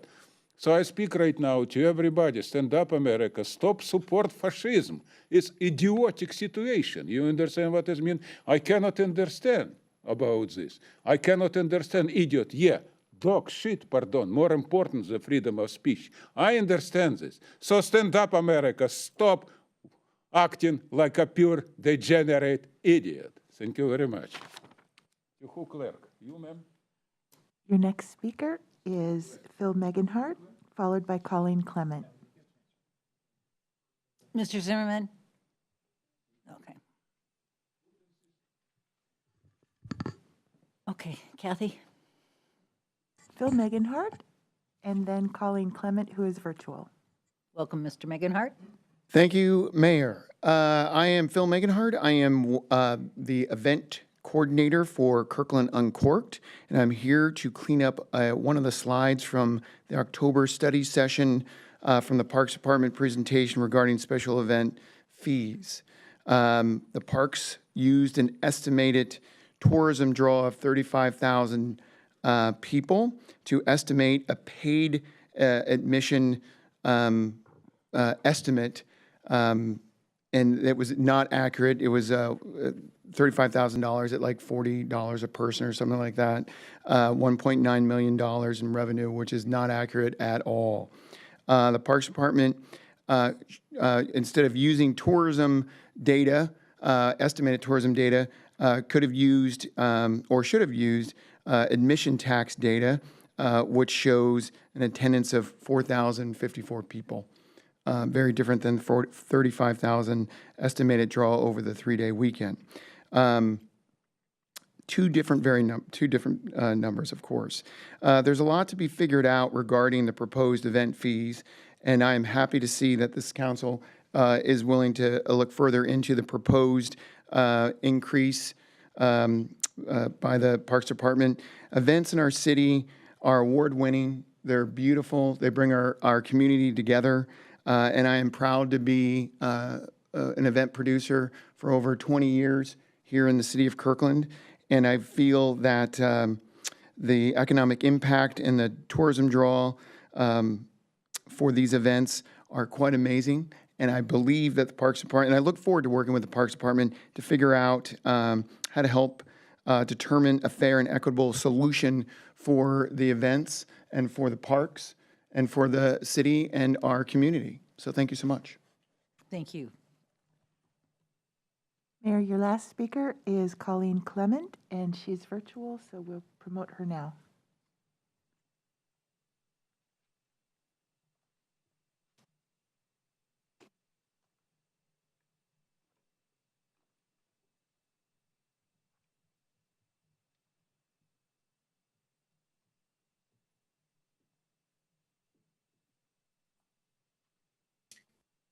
Yes, hi, can you hear me? Yes, we can. Welcome. Hi, thank you. I'm going to be audio only tonight, but my name is Colleen Clement and I'm a resident of Kirkland. I think many of you probably have heard of me or spoken with me in the past. Thank you, Mayor, Council, and City Manager for this opportunity tonight. I'd like to speak about the adoption of the 2023 Legislative Priorities Resolution, which is R5563. But initially, I'd like to speak just as an individual and say that I support the top priorities, which include protecting an individual's reproductive rights and advancing gun safety. Now I'm going to put on my hat as a steering committee member for the People for Climate Action and speak on their behalf for the remainder topic of priority, which is a legislative agenda that speaks to the general principle that supports the long-term sustainability efforts for the city, its environment. And more specifically, I would like to state on behalf of our organization that we strongly support the prioritization legislation that is contained in the appendix that says protect the natural environment and meet the needs of the community for a healthy environment and a clean energy without compromising the needs of future generation. As a longstanding Kirkland City ally, the People for Climate Action has consistently submitted an annual legislative priorities request. And however, this year, we're extremely excited and encouraged to hear that we have advanced our priorities from a support position, which is where we've been in the past, to now a priority status. So I wanted to just thank everyone without going into details on why this prioritization is so important, especially in the face of our apparent climate impacts. But I would just like to reiterate our strong support and thank the members of the Kirkland Legislative Work Group that includes Councilmember Curtis, Councilmember Black, Mayor Sweet, and City Manager Triplett on making this a legislative priority. And I think it's a priority that will benefit all of us in the present and in the future. And I want to thank the council for your support in voting in favor of adopting this resolution. So thank you very much. Thank you, Ms. Clement. Okay. That takes us to the end of our list. Is there anyone else who wishes to address the council at this time? Okay. Seeing none, I will declare this items from the audience period closed. That takes us to item number 6, public hearings. Our first public hearing is the preliminary 2023-24 budget and the 23-28 capital improvement program. This is a public hearing to receive public comments on the preliminary 2023-24 budget and 23-28 capital improvement program. No formal council action is anticipated this evening. I will now open the public hearing. City Manager. Okay, thank you, Madam Mayor. So here to give you the overview for the public hearing is George Dugdale, our Financial Planning Manager. I've also invited Julie Underwood, our Public Works Director, just to speak a little bit about what's happening at 132nd Square Park at the end of George's presentation. George. Thank you, City Manager, and good evening again, Mayor and council members. Just sharing my screen here. So, as was said in the intros, we're having a public hearing on both the 2023 preliminary budget and the 2023-2028 capital improvement program. This is the first of 2 public hearings on the preliminary budget. The next will be on November 15th. So the 2023-24 preliminary budget. So this slide recaps where the budget can be found on the city's website. There are 3 documents available. The first is the budget book itself. The second is a book of all the service packages, which is the additions to the budget. And the third are budget white papers or issue papers that deal in more detail with key issues in the budget. Also available is the packet and a video from last Tuesday, October 25th, study session where we dived into the budget in detail. These documents and the study session set out how the city aims to sustain services and build a community where everyone belongs, and they show the culmination of work that has taken place over the last few years. And as I said, after tonight, we have another public hearing on November 15th before final adoption on December 13th. In summary, the budget is just over $1 billion. The largest individual fund is the general fund with 29% of the budget. This general fund contains the city's public safety, fire and police departments, as well as some parks, transportation, and central services such as finance, the city manager's office, and others. The city also has other operating funds, which include special revenue funds for parks and streets, internal service funds for IT and fleet and facilities, 3 utility funds which are shown there: solid waste, surface water, and water sewer, and then a range of non-operating funds that deal with capital, debt service, and special revenues. I will say that of the 1.2 billion, about 45% is either reserves, internal transfers, or other funding moving between funds. The size of the new revenue and new expenditures in the city over the next 2 years is about 560 million. Moving into the capital improvement program, the 2023-2028, apologies for that typo, capital improvement program. So this has been presented to council twice so far, on July 19th and October 4th. There is also a study session on November 15th, which it will be in part dedicated to the capital improvement program. On October 19th, the documents were published on the city's website. There are two books. One is the project summary and includes the transmittal memo, and the other shows the detail for all of the different projects. To look at the CIP in overview again, there are the CIP continues key investments in transportation, parks, general government projects, and public safety. Key projects in these areas are the city's fire station program, the significant investments in 100th Avenue Northeast and 124th Ave. The CIP also includes significant investments in the city's utilities across the 6 years, which is shown there at the bottom of the table. Before moving on to my next slide, which sums up the upcoming calendar, this is where I can hand over to discuss the 132nd Square Park.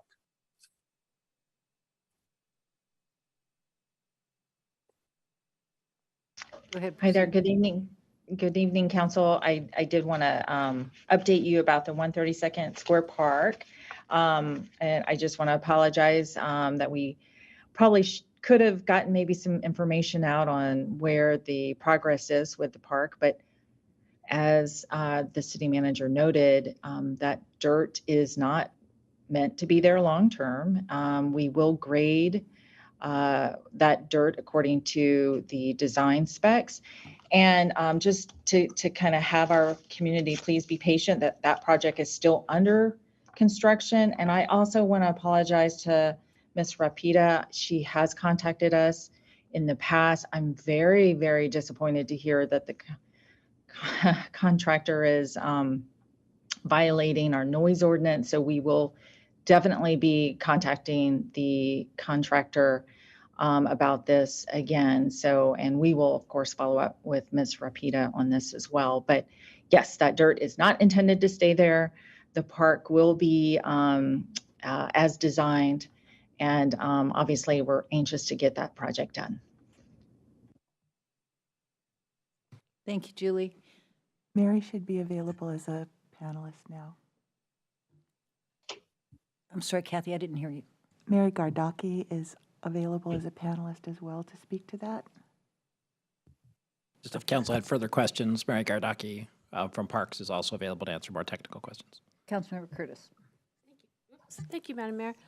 There is a lot of excess soil, dirt on that property. Have we, and I really don't want to see it go to a landfill when we start dumping it out of it. Are we thinking creatively on where we can possibly use that dirt in other projects?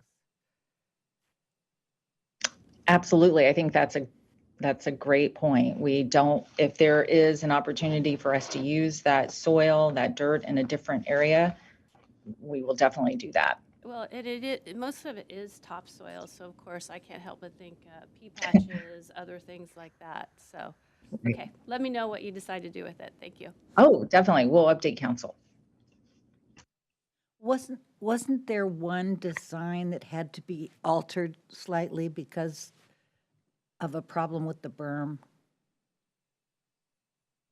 We did add an additional foot to that berm. There were some concerns about the drainage, and so we wanted to assure the adjacent property owners that there would not be any drainage onto their private property. So we did make that modification to the design, and we do believe the design is sound and will properly drain as we had designed it.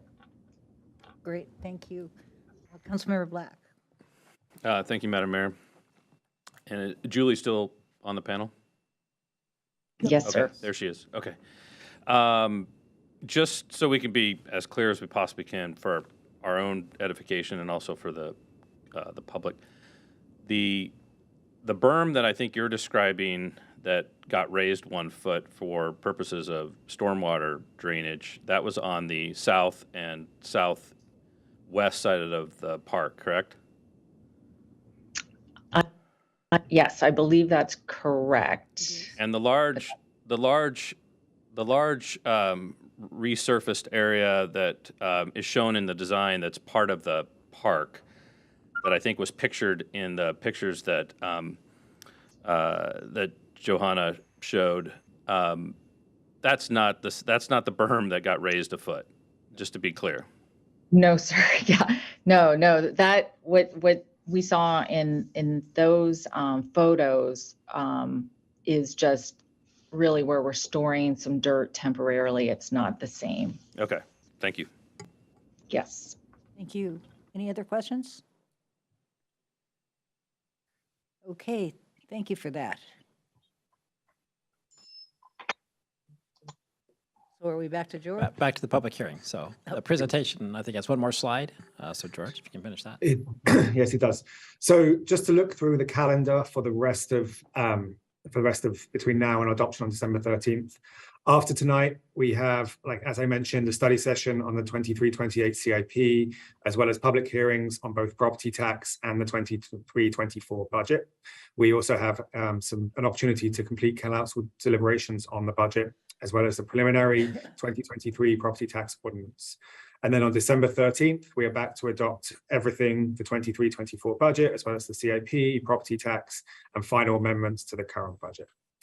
And with that, I can hand over for public comment. Thank you, George.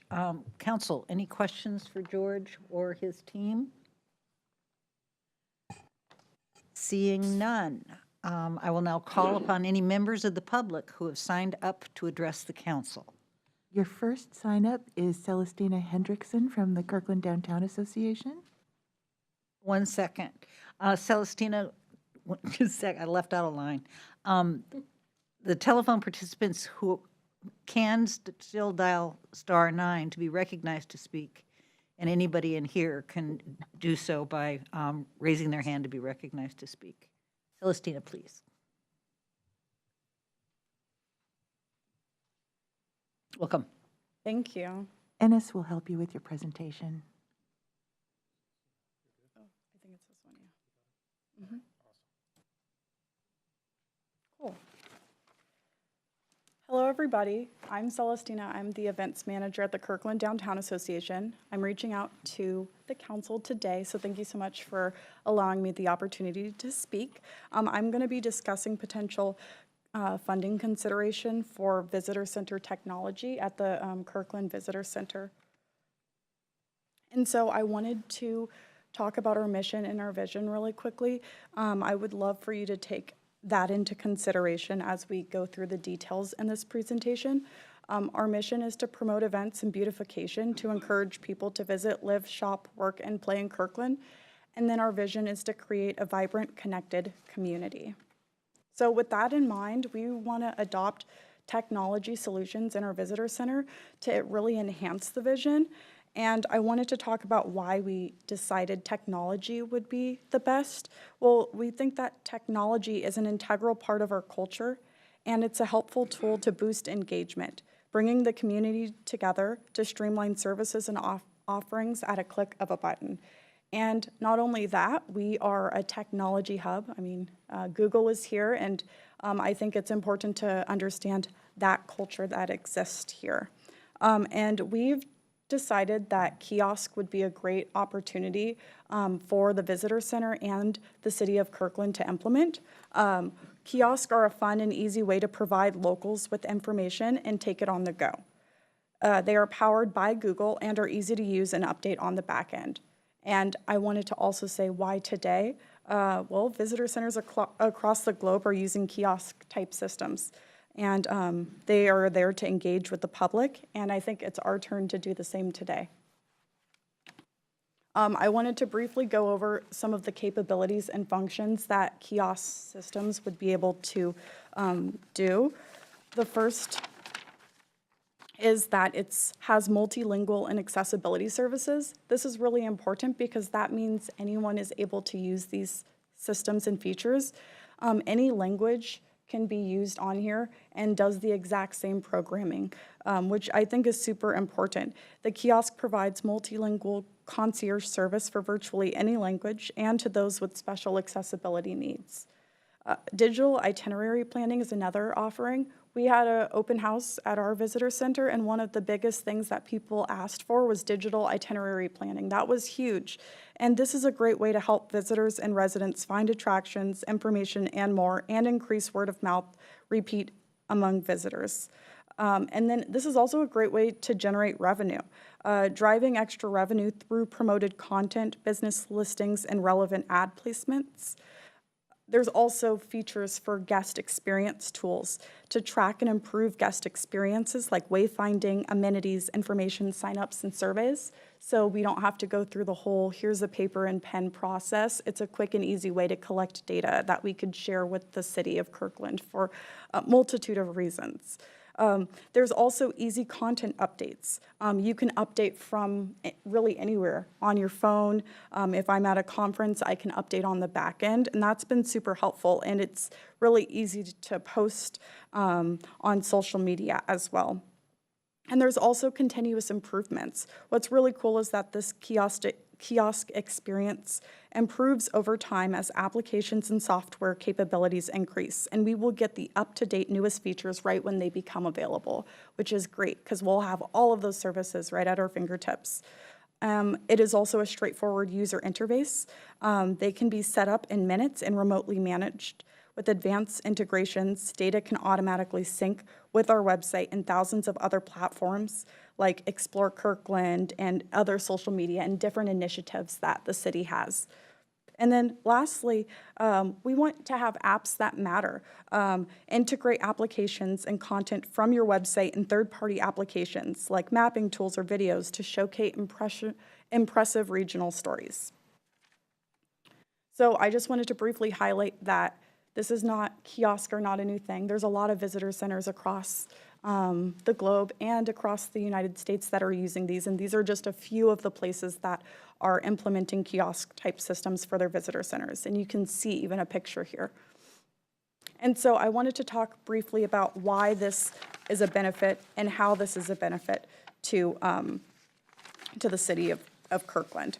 Well, first of all, more visitor traffic equals more visibility. Being able to see something on a kiosk in big letters is going to be amazing for everyone. And touchscreen technology also again aligns with the current cultural needs, and it boosts interactivity as well. Kiosks can also be curated around the needs and seasonality. So again, language services, programs like Kirkland Cash, Shop Local Kirkland, and different seasonal initiatives too. So if it's winter time and you want to promote winter events, you can curate it based on those, which I think is great. I'm going to also go over, of course, since we're talking about budget, the pricing structure, but we've shopped around and we believe that this is an affordable solution for the city of Kirkland. In addition, it's easy to use both on the front end and the back end. Family-friendly kids and adults can use it alike. And also it's fun. Who doesn't like to touch screens and stuff like that? So I want to go through the pricing model briefly. So here are some types of options that we've noticed and that we've liked. We've shopped around and we've decided that Hootboard is a company that operates this, and they're the ones that we've gone with for this presentation. I want to go over the pricing briefly here.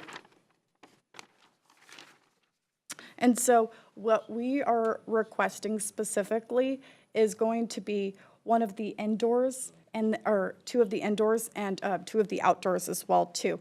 But I will go over the pricing now. So the indoor one is skinny, transportable, and light, ideal for visitor centers and conferences. And with this option and the mounted option as well, they're both indoor and they have an annual subtotal of $2,400, which is just $200 a month, which includes 24/7 help, back-end, and performance maintenance. This one-time expense for both of these would be $6,799, which includes shipping, installation, and wiring of the product, which for a total of $9,199. And this is just for one. And then for the outdoor option, which is great for parks, business places, and other exterior areas. The annual subtotal is $4,800 a month, and this is an estimate because of various factors like considering the hardwiring, the concrete, the construction, etc. The one time would be $32,499 estimation. And so our ask specifically, and taking a look at all of the products and services, we've decided and determined that we are looking for 2 outdoor kiosks and 2 interior kiosks. And as you can see, I broke it down into year 1 and year 2 because those costs are going to be different. Year 1 is going to be more expensive because it's going to include the hardwiring, the the setup, the installation, the shipping, etc. And of course, the outdoor are going to be more expensive because you'll have to consult with local construction teams, and those prices are estimate. But overall, what we're requesting is about $60,000, which it also includes we're leaving room for some of the estimated cost as well. And we believe that that is going to be a good price for our phase 1. We believe that we'd like to implement this by May, pending implementation. And then we would love to request additional kiosks in different locations. We also have some recommendations that the outdoors be placed in heavy traffic areas like downtown Kirkland, Juanita, Totem Lake, Carillon Point, Kirkland Urban, etc. Those are just some examples. And I just wanted to say thank you so much. I really appreciate you taking the time to listen to this conversation. Let's put the Kirkland Visitor Center on the map. If you have any questions, please email me. Here is my email. And then you can also visit our website to see what we're doing, kirklanddowntown.org. You can give me a call if you want to chat more about this. I'm always happy to have a discussion with you. And then also, most importantly, please visit our visitor center. We'd love to show you around to see exactly what we have for our vision. So thank you so much for having me here. Thank you. Here, go ahead. I have a quick question, if you don't mind. Oh, yes. And thank you for serving on the Parks Funding Explorer. Oh, thank you. Yes. Your participation. Yes. Have you looked at, is there an opportunity to connect an app in addition to this kiosk? Have you looked at that? Yes, yes. So this kiosk can do really anything that the internet can do. So if I go to the kiosk, it can say, download this Kirkland app, and then I can walk away with it on my phone? Yeah, you can, yes, yeah, you can access everything on your phone, and then you can also access it on your computer as well, like through an app, yes. Okay, Yeah. thank you. Any other questions? Thank you, Celestina. Your next speaker is Ron Snell, followed by Anna Carroll. Welcome, Mr. Snell.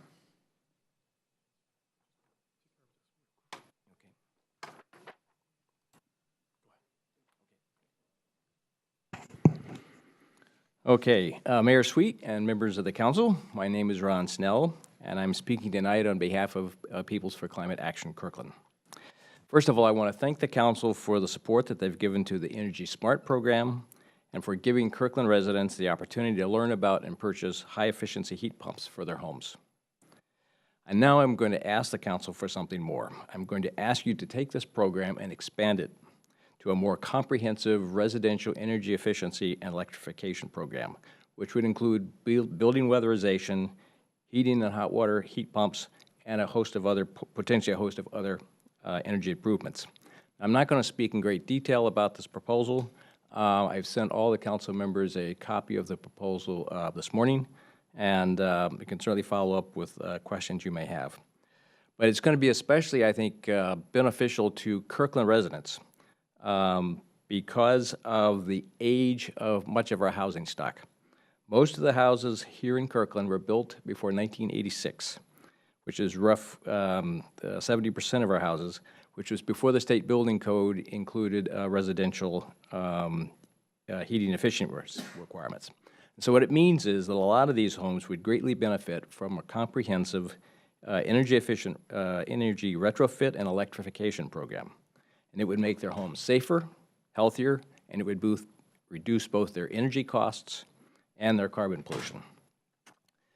And the reason we're asking for this now is the time to act. With the new federal rebates and tax credits for residential improvements available soon through the Information Reduction Act, it's going to provide a host of incentives. Unfortunately, these incentives alone will not result in significantly improved homes. What needs to happen is to be truly impactful, there need to be local programs which will utilize the federal funding, but these must be in place to provide administrative structure for the residents to actually access these programs. Because of the scale of this funding and because of the number of houses that need to be retrofitted, it's going to be extremely beneficial if Kirkland partner with other cities, and particularly the county, for these particular types of programs. So what we'd like to see happen is during this current budget cycle, Kirkland, along with other local governments, to collaborate together and come up with a funding structure to provide a strong administrative program for the program to expand residential efficiency and a variety of electrification programs. It's going to be the best way to take advantage of the available federal funding. We don't want to let this money get away. Thank you very much for considering this request. Thank you, Mr. Snell. Your last speaker who's signed up to speak is Anna Carroll, and she's virtual, so we'll promote her. Thank you. Mr. Snell, we don't seem to have received your communication this morning. I got a response back from the city. Oh, it probably, I sent it through the budget email, okay. and I did get a response back. So I assume the city received it. I assume we'll see it then. Okay. Track it down. Welcome, Ms. Carroll. So my name is Anna Carroll. I am a Kirkland resident and homeowner since 2009. I also happen to be the campaign manager of Together Center, a nonprofit that's based in Redmond, serves the Greater East Side. And I'm here today to both personally and professionally endorse the special request that the council is going to be considering in the capital improvement project budget to fund a capital project for Together Center. For those of you who aren't familiar, Together Center is a nonprofit human services hub where our bricks and mortar are based in downtown Redmond. We're three blocks from the transit center and 5 blocks from the future light rail station. So we're very accessible to the Greater East Side. And we have 20 different nonprofit providers who have their services, offer services out of the Together Center. And via that, clients and our neighbors in need can come and access a full array of essential services, everything from healthcare, mental health, to economic assistance, all in one location. And the nonprofit providers get to save essential resources by having by pooling their resources as nonprofits themselves and a nonprofit landlord, Together Center. So we're in the midst of a large capital project, and our request is to fund that capital project and the expansion of this vital nonprofit infrastructure. This will be a 49,000 square foot human services hub that we'll be expanding to, and we'll be preserving that space for decades to come. I won't go into much depth. We've sent info to the council, and we've had staff members, city staff members out, and council member Curtis, Falcone, and Nixon have all been out to tour.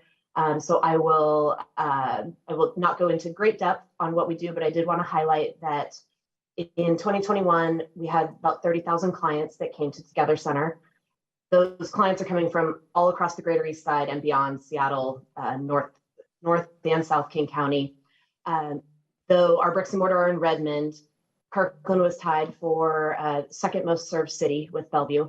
About 15% of our clients last year came from City of Kirkland, which equates to about 4,500 residents, Kirkland residents that are accessing services there.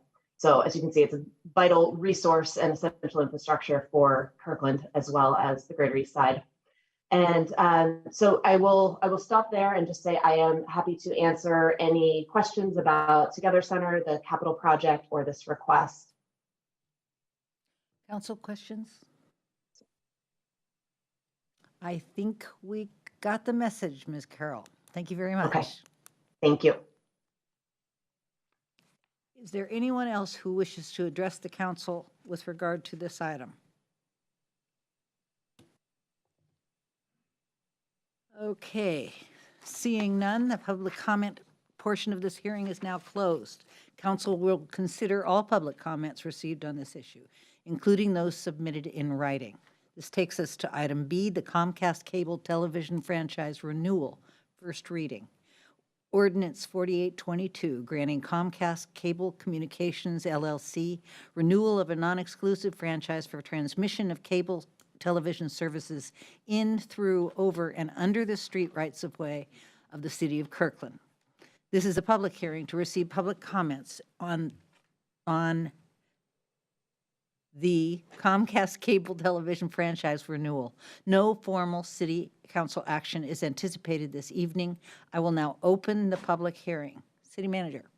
Okay, thank you, Madam Mayor. To give the overview to start the public hearing is our Public Works Director, John Starbird, and joined by Stephanie Kroll from the City Attorney's Office. Welcome.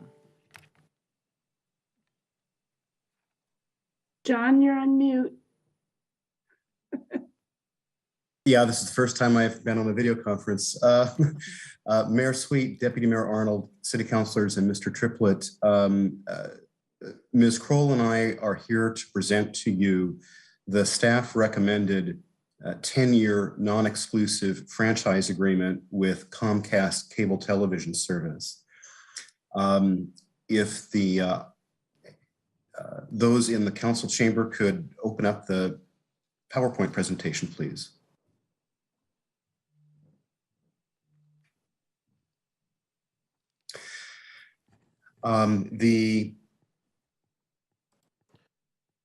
What's the name of that? It's at Comcast Cable. Okay.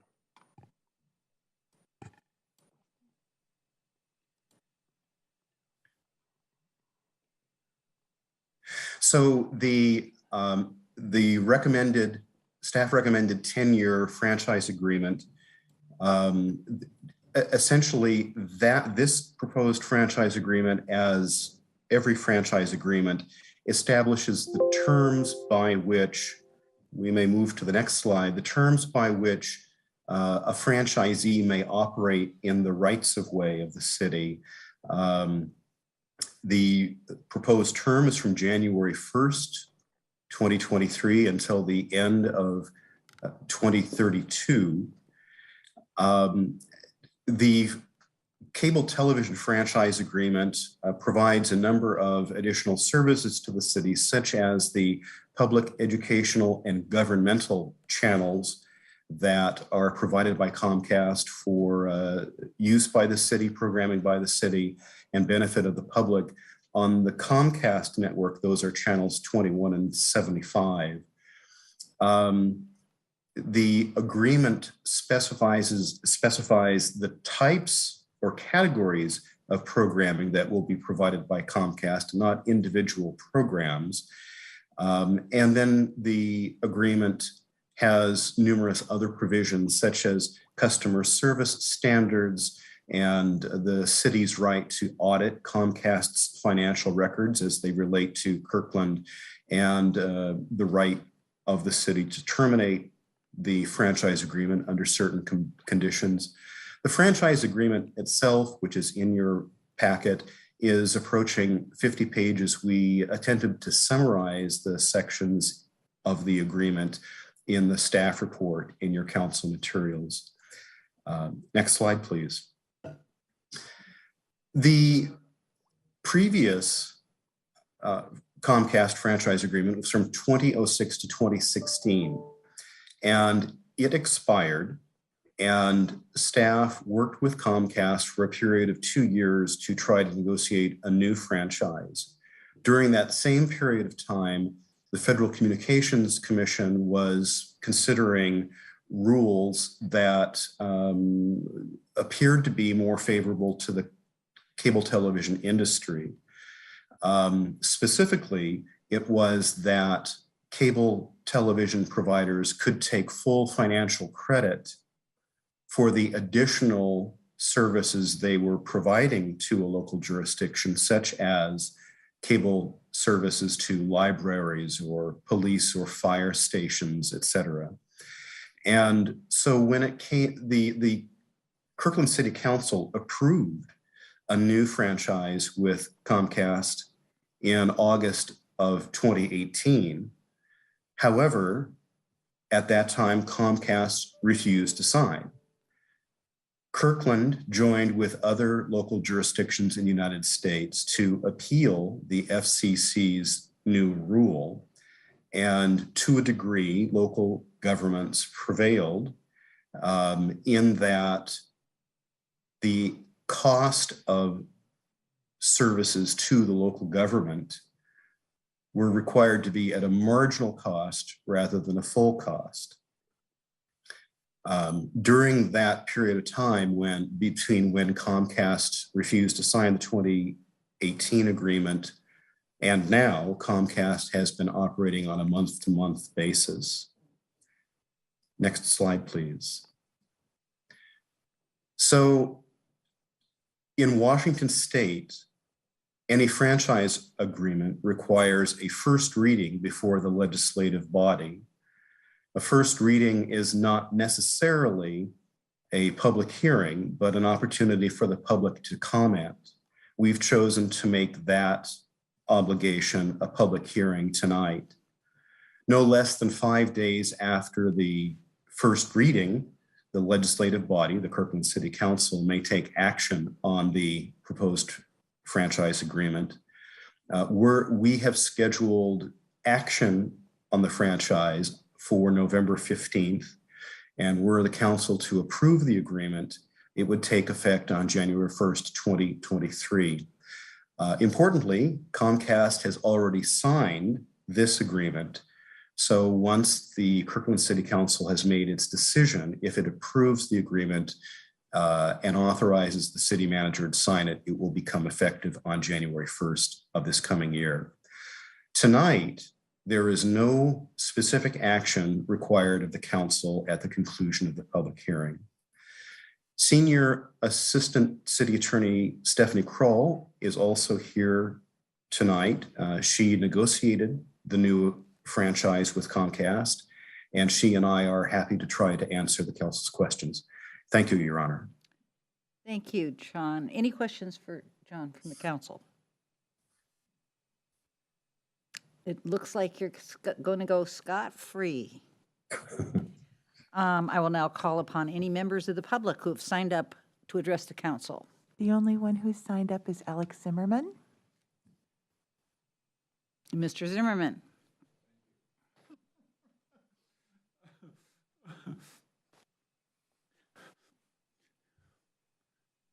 Sieg Heil, my lovely counsel, I'm pure freaking idiot. Thank you very much for giving me time to speak about Comcast. It's my old friend, you know what it means, and I try to understand why they charge like $70 for something what is supposed to be for free, or maybe $10. I don't understand this. And I speak about this many times in different cities about this. Guys, I live this story 5 years, and I try to understand why in this location, for example, Kirkland, for example, why all people are slave, are idiot. This is a business. You have power of doing contract. So give him contract for 1,000 years for $10 per month for internet. Why not? When Entori radio come, nobody pay for radio station. Everybody pay only for, what is his name? Yeah. Computer. Entori, for example. I try to understand how is this possible, you know what it means? Why you make from this, for last 30 years in my eyes, people look like a slave, you know what it means? It's a nightmare, I don't understand. It's a competition. Stop them, ask them simple question. I give you 100-year contract. You charge $10 for internet for everybody. That's it. Where is problems? They make $1 billion and $1 billion. Why people around, what is, I live here, you know, and I live in Bellevue for 35 years, I try to understand how is this possible? Why people for last 30 years in America start be like slave in this location. Look, Amazon supposed to become right now. Bring 35,000 people to Bellevue. We all pay for this. Everybody around 20 miles, Kirkland, Redmond, Bellevue, Mesley Island, and probably around, will pay more and more money, and people quiet. Look, New York, they refuse Amazon. Why we cannot doing this? And Comcast is a good example. You know what it means? Right now, service supposed to be for free. They make billion and billion dollars for last how many? 30 years when I use you? So this is a point right now, what is we have right now. Is this exactly, I try to understand, how is this possible? A free country like America come right now and look like, what is this? Yeah, maybe Trump absolutely right. Yeah, what is this country from Africa or from South America? What is this? Oh, dictator country. Yeah, absolutely. So here's this Comcast, you can negotiate, you have a power. Yeah, you can stop an Amazon or Microsoft or Google, or another corporation who suck blood and money from us. My question right now, why you cannot talk to them? I'm a businessman for all my life. When somebody come to me and talking, first what is for me interesting, how much this cost. I like this, I have business. I don't like, I don't have business. Where is problem? Ask them, $10 for everybody without exception. They will be agree? No, out. You can find right now everybody who can provide internet. Is this a problem, what is we have? I don't understand why you negotiate with them. And everything very simple, or my way or free way. That's it. So make people happy. Why you cannot make people happy? You're not stopping. Microsoft, I spoke 30 years ago, 96. You're not stopping Amazon, you're not stopping Google, you don't stop nobody, and everybody pay for this. Everybody, every people who work for them pay. So what is sense of everything? Huh? Is this America? It's a business country, a best of the best in business in this planet. I don't understand. Where is the problem? When I'm in your chair, you know what it means. I ask him a simple question. You want business with us? $10 for service. That's it. In many countries have right now this. They charge $75 for minimum. Guys, come on, about you talking.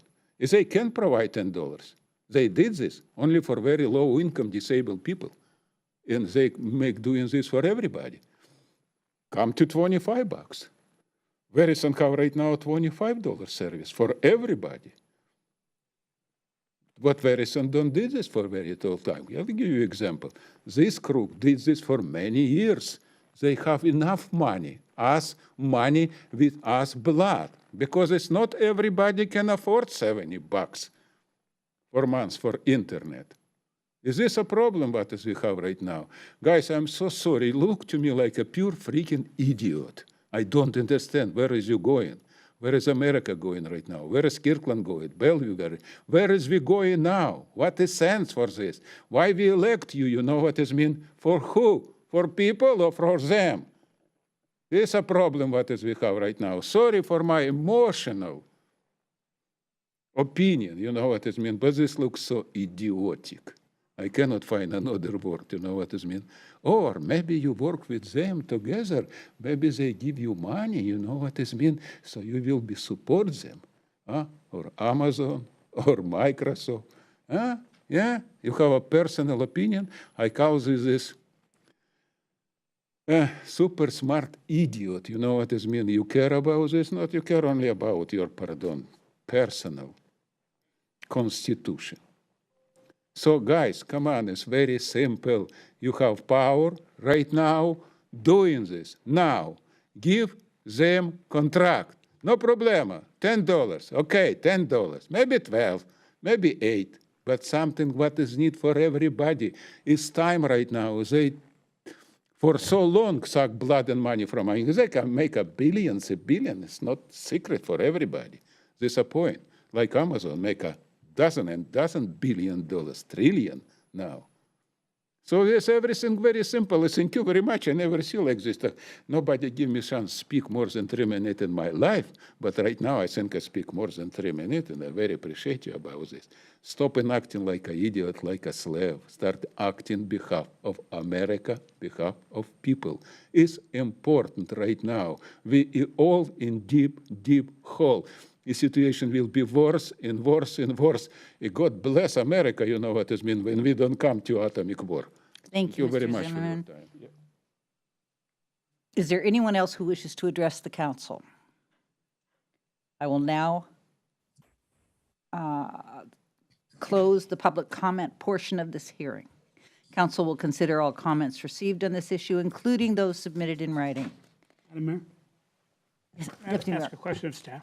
Oh, absolutely. Got a question for the Senior Assistant City Attorney. I can't believe I'm saying this, but I can appreciate the point that Mr. Zimmerman is making about public benefit around internet access. But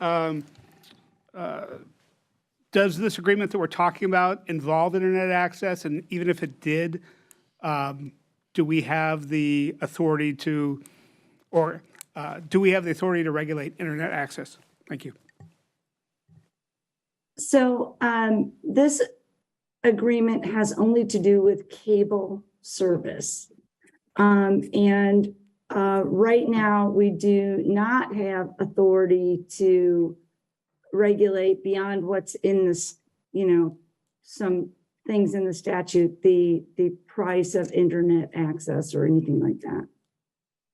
Thank you. Thank you. That will therefore take us to our next item of business, the special presentations.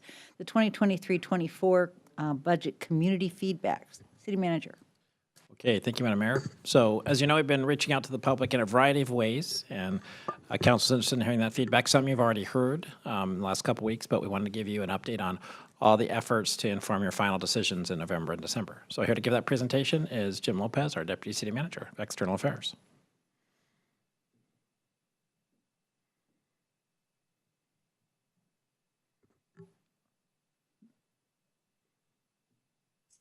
Thank you very much, City Manager.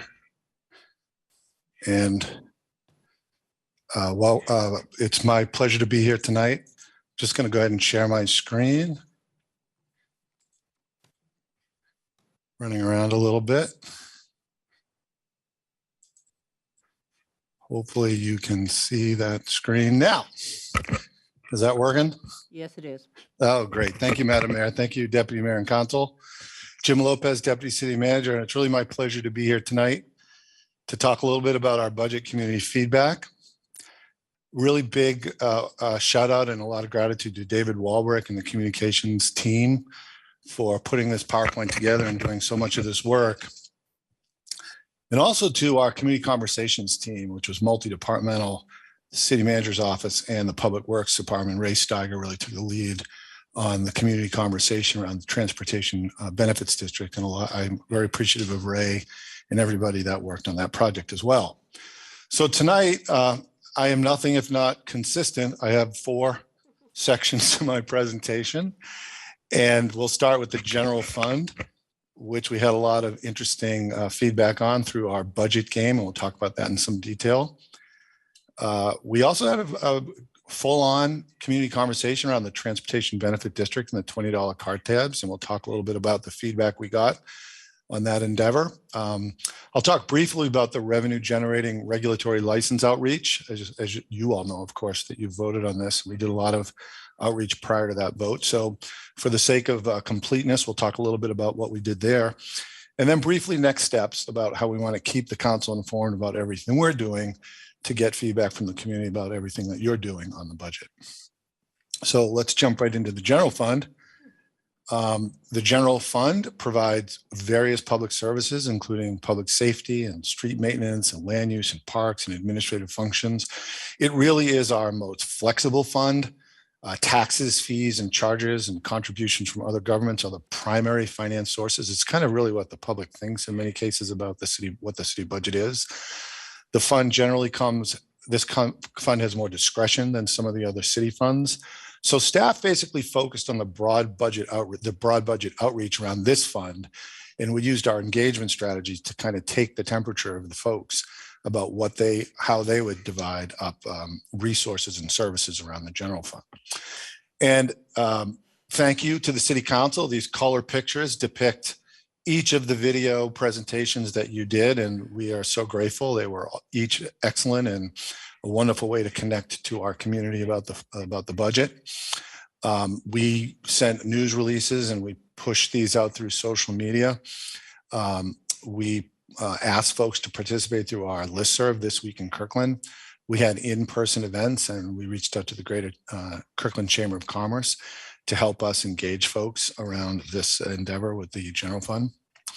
And our principal and kind of fun, basically, form of feedback collection was a game called Balancing Act. And what basically the game did was it allowed people to step in the shoes of our city council and kind of experience the difficult decisions that one has to make, rising to the level of meeting the community's need for services, while at the same time, you got to balance the budget. And the game really forces you to make the hard decisions needed to balance the budget.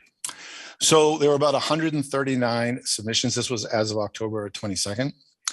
And we had email feedback through the budget feedback link email, and our Kirkland feedback around our endeavors. This was 139 submissions, 10 emails, and 8 feedback messages.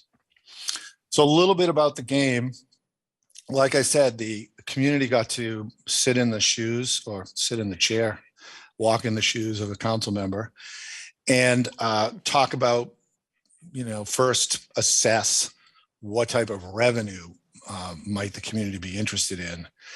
We created categories around the common things like the business license and vehicle license, parking fee and potential ballot measures, and of course the 1% property tax. Each of those categories, other than the property tax, you couldn't decrease. They were only options to increase because there was no reduction. Other than the property tax, you could reduce taxes. So you see the percentages here. Business license increase being the top category, follow closely behind by parking fees. Property tax folks actually chose to decrease by 1% to 7%.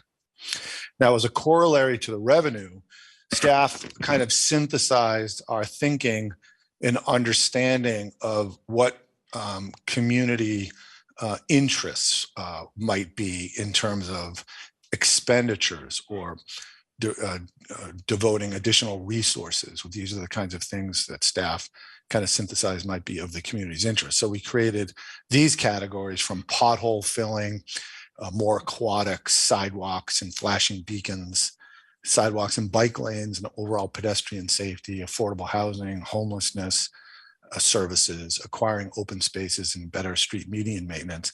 And you can see it was generally well distributed among the participants, really even, actually, kind of a de minimis difference. The top vote getter was putting resources to pothole filling, but you can see across the board, there seemed to be almost equal priority as to what we might invest our funding in. Now, all of those categories, we rolled up those more detailed categories of priority expenses into these broader categories.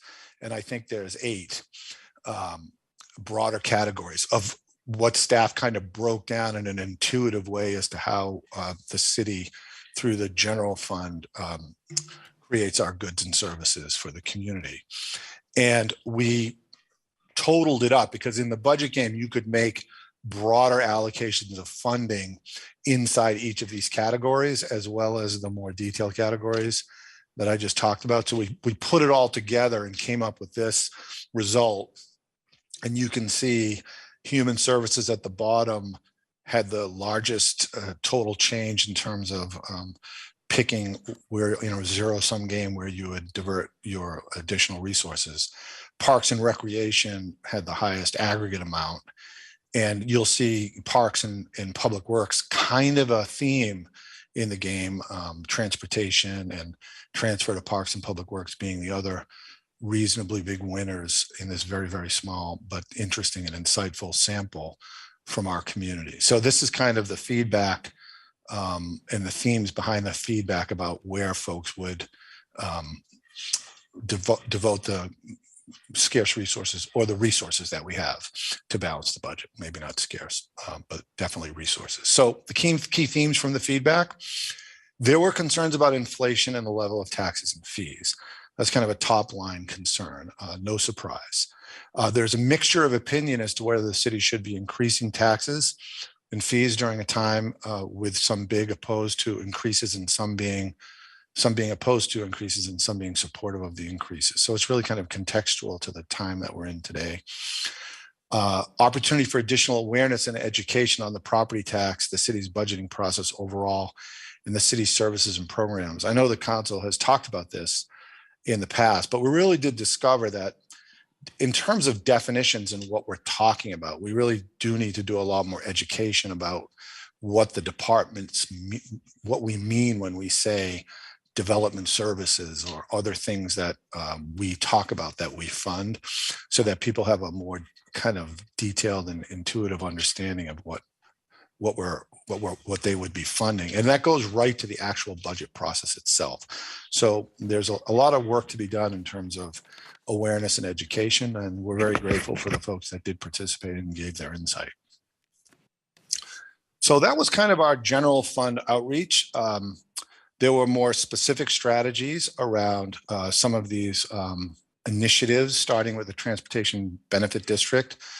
As you know, of course, you adopted the ordinance assuming the rights of the Transportation Benefit District back in February, which gives you the opportunity to potentially raise $20 as a councilmatic vehicle. This is a vehicle license fee, car tab, which, as we inform the community, could be used to accelerate funding for safer routes to schools, transportation projects, tree and street median team. All of the information around the TBD was encompassed in a very comprehensive landing page, which I believe we put in our deck, but in our memo, and we really put out a lot of information about the reasons behind the council's decision to consider this funding.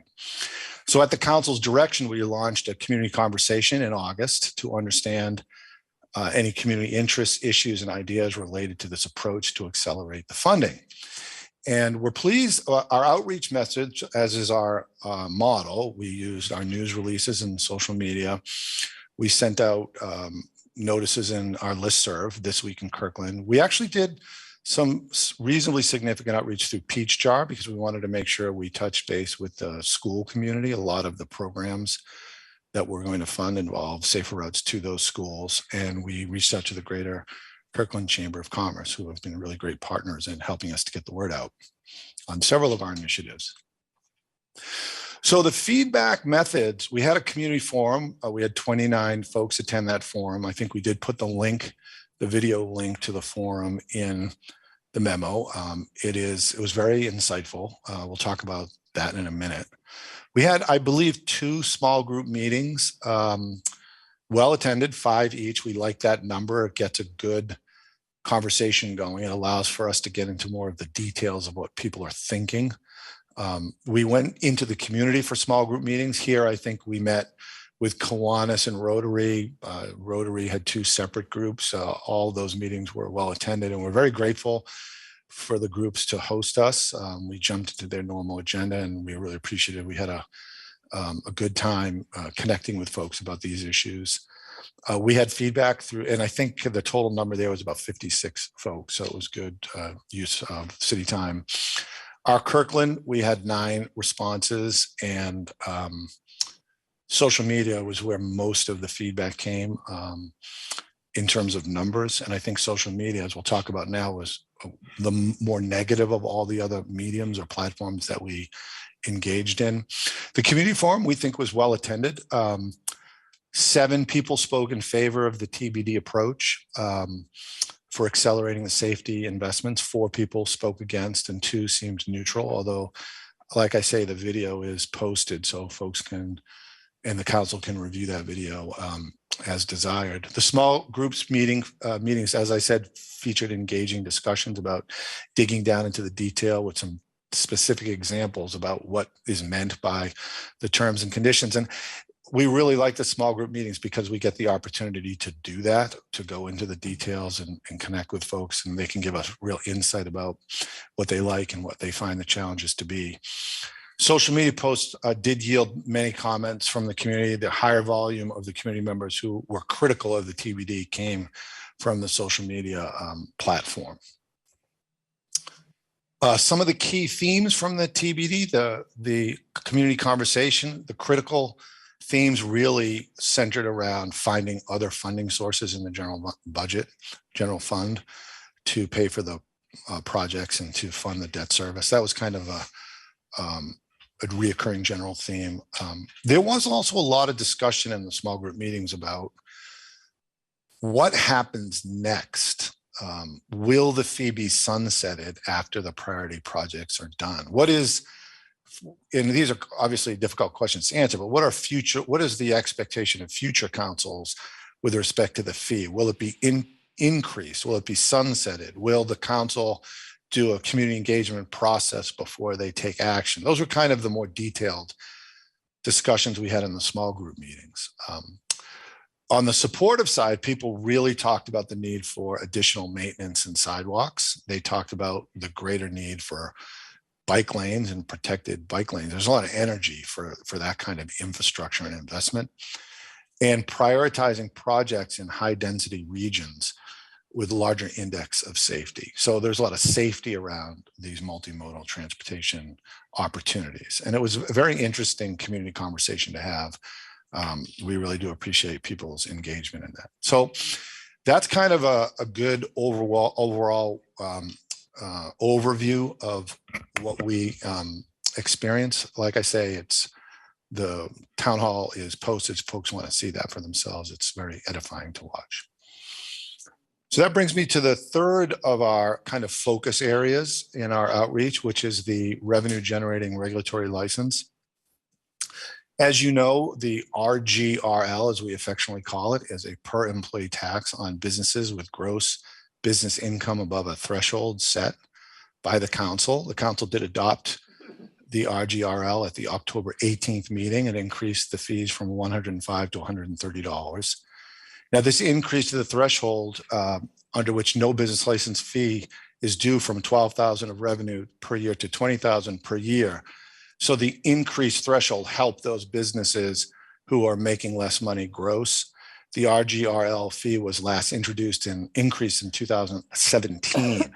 So the increase in the per FTE rate is below inflation, while the new exemption threshold is higher than if the city had adjusted for inflation. So that increase in the threshold from 12,000 to 20,000 was helpful on the lower end of the revenue spectrum. The revenue generated from this initiative will be invested primarily in street maintenance. So again, common themes around public works and parks and maintenance throughout this process. Now, all of this stuff was sent out before the council made the decision in October 18th. So this is just kind of like summing up our opportunity to sum up what we've done for the different initiatives. We sent out notice in our Biz News newsletter, which is one of the biggest newsletters we have, obviously focused on businesses. This Week in Kirkland is really our centerpiece listserv newsletter. We sent it out there and then social media. We asked the Greater Kirkland Chamber of Commerce to distribute it, and we're grateful that they did. And we also sent notice to business licensees via email. We have that listserv, and we took advantage of that. The feedback came through social media and mostly from our Kirkland. But the insight here is there just wasn't a lot of, there wasn't a high volume of RGRL specific items for feedback. The feedback that did come in was appended to other items like property tax and general concerns about inflation and with respect to the RGL, concerns about whether or not it would deter potential businesses from opening in Kirkland. But one of the insights here was the general volume of responses was relatively light. So that is a quick overview of budget outreach for the general fund, some of the specific outreach we did around the initiatives associated with the budget. And we would say for next steps, just to continue to encourage our community to stay engaged with the city. I know that we're getting data in as we speak, and we will continue to update the city council as you move through the budget process through December. And we'll update the council on any additional input that you direct us to and that we will receive. So thank you for the opportunity to do all this work. And at that, I turn it back to the city manager. Okay, any questions from council? Councilmember Black? Just one quick question for the deputy city manager, since we may have some community members who just forward to this special presentation.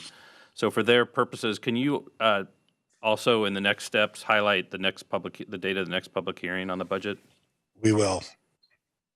Oh, can you do that? Can you do that now on the record? Yeah. November 15th. November 15th. I think I'll be competing for time on November 15th with Health Through Housing in the next public hearing on the budget. Thank you. Yep, thank you. Thank you. Okay, I think we'll get through the consent agenda and then we'll take a break. So before I ask for a motion, I'd like to ask the deputy mayor to give us an audit of the accounts. Thank you, Madam Mayor. We had payroll in the amount of $4,544,054.78 and bills in the amount of $4,004,567.45. Thank you. Is there a motion to approve the consent calendar? So moved. Second. Moved by Councilmember Curtis, seconded by Councilmember Black. Any discussion? All those in favor, please signify by saying aye. Aye. Opposed? Motion carries unanimously. We will now take a 15-minute break and be back at 9:22. Recording stopped.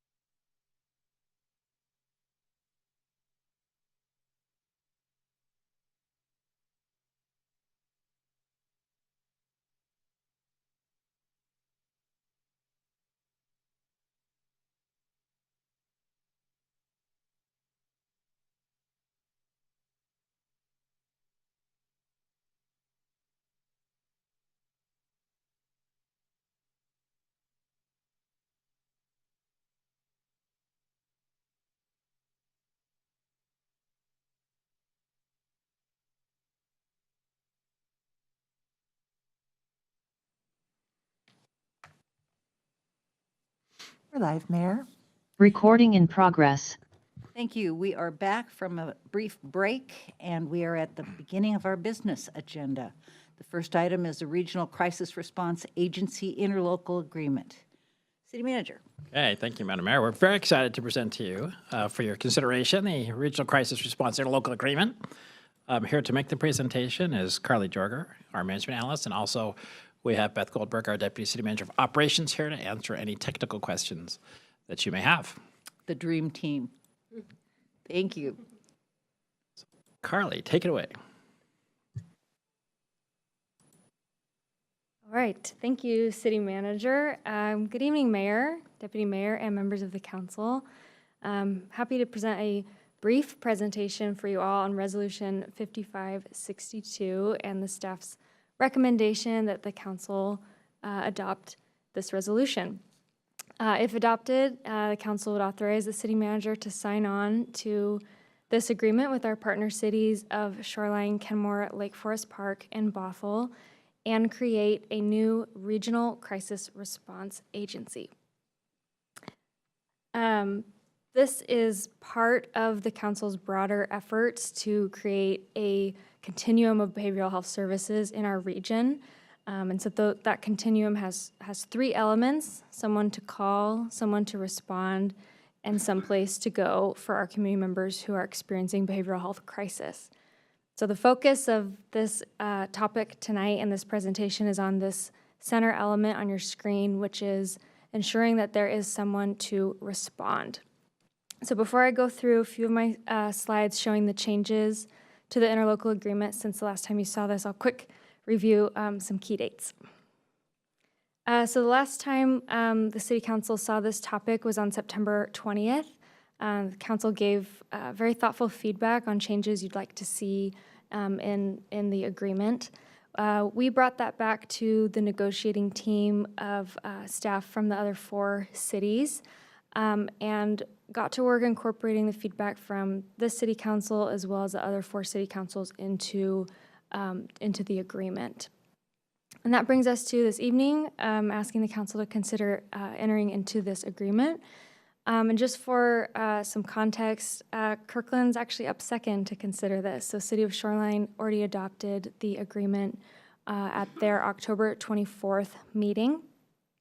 Lake Forest Park had another briefing on the elements of the agreement on October 27th and will consider adopting at their November 10th meeting.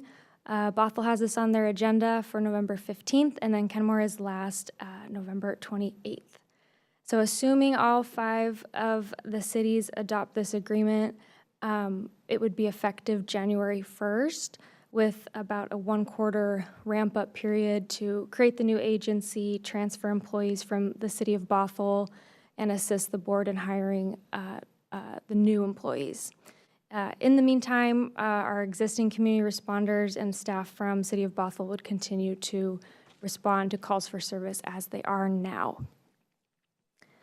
With that, I can direct your attention to just 2 slides of the summary of changes. So the first 5 changes I will go over are new language and new sections. So the first, we have a new name. So all 5 city councils had similar feedback that the original name we proposed was a little tricky to say. So we put our heads together and came up with the Regional Crisis Response Agency, pronounced RACER. And so the documents attached to your packet are drafted with this new proposed name. Second, we have a new section that addresses the merger, consolidation, or sale of assets in the event that this agency is absorbed by another agency or program. We also have a new exhibit, Exhibit A, that has the agency's initial org chart. That means Exhibit B is now the initial agency budget. And then fourth, we have a new task for the executive board in their first biennium, which is to take a look at the definition of weighted vote and propose an amendment to the legislative bodies of all member agencies to consider adjusting this definition. And the thought here is that after the first year or so of operations, the agency would be able to make a data-driven recommendation for how the funding for this agency might be shared among all of its members. So an example of that could be a blend of caseload and per capita rather than just solely per capita. And then the last item is the section on admitting new members. So we have about 4 additions to this section. The first is that a new principal must, in addition to accepting the terms of the agreement, also adopt any of the agency's adopted policies and procedures. The second, we have clarification that adding a new member should not cause any existing members to have a diminished level of service. Third, that no new members shall be admitted in the first year of the agency's operations. And then finally, that members are not just cities, but could also be a county that has a contiguous border with the rest of the member agencies. And the thought here is that this inclusion would not preclude either county that has, or the unincorporated portions of the counties that are near our agencies from joining in the future. And this next section, and then I'll wrap up and turn it over to you, Mayor, is about existing sections that we clarified or revised. So item number 6 here, we have more clear language in the whereas statements and the goals section. So the goals are now written to be more action-oriented, and the whereas statement better describes the population that this agency is intended to serve. And that is where we struck the language referencing folks with developmental disabilities. On item number 7, the public records section clarifies that the executive director and the fiscal agent, which is the city of Kirkland, are responsible for fielding and responding to any public records requests. Number 8, the term is reduced from 6 years to 4 years. That's the initial term of the agreement. And we made this revision based on feedback from City of Kenmore that securing ongoing funding for 6 years would be a challenge to some of their city council members, so we reduced this down to 4. And then I saved the best for last, which is the governance section. The overall governance structure, it remains intact, but there are just a few revisions within each element and how each element will function. So first is the principals assembly. And happy to share that your peers at other city councils shared your enthusiasm for wanting to have a bit more involvement in the first years of operation of this agency. So now the principals assembly will meet no less than 3 times per year in the first biennium, and then move into once per year after that. Additionally, a principals assembly can be convened at the request of 2 legislative bodies of any of the member agencies. Next, we have the executive board. So here we clarified that membership on the executive board is limited to each member agency's chief administrative officer or their alternate. And their alternate must be someone who is responsible for the central administration of the agency, someone like a deputy city manager, assistant city manager. The executive board shall allow public comment at its meetings. The board may adopt performance metrics for the agency, and then additionally to ensure that the board hears from a variety of perspectives from its 2 advisory groups, that there shall be a standing item on the executive board's agenda to hear reports from those 2 advisory groups or on behalf of those advisory groups from someone like the executive director. And then finally on the executive board, individual members of the advisory groups are encouraged, like members of the public, to provide public comment. All right, next we have the advisory groups. And both of these groups, the operations board and the community advisory group, are non-voting bodies. They're advisory to the executive board and to the executive director. And we made a clarification that membership on the operations board should be balanced. So the number of police chiefs or their designees should not outweigh the number of other stakeholders that are on the operations board. All right, last item here is the executive director. And this position's duties were clarified in the agreement to ensure that communication among all of these elements of the governance structure is flowing effectively. So an example of that would be preparing and submitting meeting minutes from the two advisory groups to the executive board. In addition, this position would also be responsible for preparing and submitting an annual report to the executive board and to the principals assembly. All right, that brings me to the end of this presentation, and your city manager, deputy city manager for operations, and I are here to answer any questions. Thank you, Carly. Councilmember, before we begin discussion, do we want to get a motion on the floor? Could we do that? Thank you, Madam Mayor. I move that we adopt Resolution R 5562, authorizing the execution and delivery of the Regional Crisis Response Agency Interlocal Agreement, approving the incorporation of the agency as a nonprofit corporation under Chapter 24.06 RCW, and approving other matters related thereto. Second. Moved by Councilmember Falcone, seconded by Councilmember Curtis. Councilmember Falcone, discussion. Thank you, Madam Mayor. Well, this is a really exciting moment tonight to be voting on this Regional Crisis Response Agency Interlocal Agreement. So thank you for all of your hard work, to Carly, to Beth, and our neighboring cities of Bothell, Kenmore, Lake Forest Park, and Shoreline, and all the other staff and folks that have been working on this to lead us up to this point tonight. I know this is just the beginning, but it's also building upon years of hard work and vision of so many folks, and I'm really, really excited for this next chapter.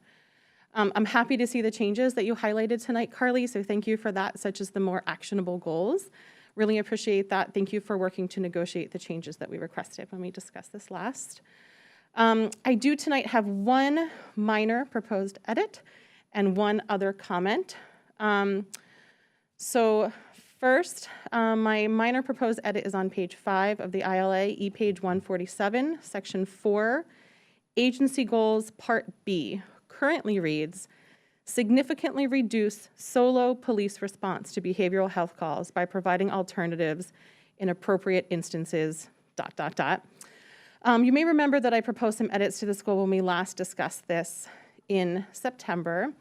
And I think this is like 99% of the way there. So I'd like to move that we strike the word solo from this sentence, as it would then read, significantly reduce police response to behavioral health calls, which I believe more closely reflects our vision and goal of this program. So I'm looking for a second on striking the word solo. So you're submitting that as an amendment? Yes. Okay. I'll second. Okay. Or, Madam Mayor, do you need that stated as a motion to amend, a more formal? I move to amend. She did. That. Okay, in which case I second. So it's been moved by Councilmember Falcone, second by Councilmember Black, to amend the motion as described. Discussion? Deputy Mayor Arnold. While I agree with the vision of where we're going with this, we do have several other jurisdictions that are in the approval process here. I really appreciate the work that Carly and the team have done to negotiate these. I think the specific items, and it's good to hear that our colleagues brought up some of the same items. You don't know where we are in relation to some of our colleagues on our level of engagement, enthusiasm, and our vision for this. But it sounds like we're very, very close. Although doing this kind of standing up of a new agency is complicated, and I don't want to get in the way of getting through this approval process. I share the goal of what we're trying to do. I don't think that this particular change is necessary to meet the goal. And so while I support the sentiment, I will be voting against this motion. Thank you.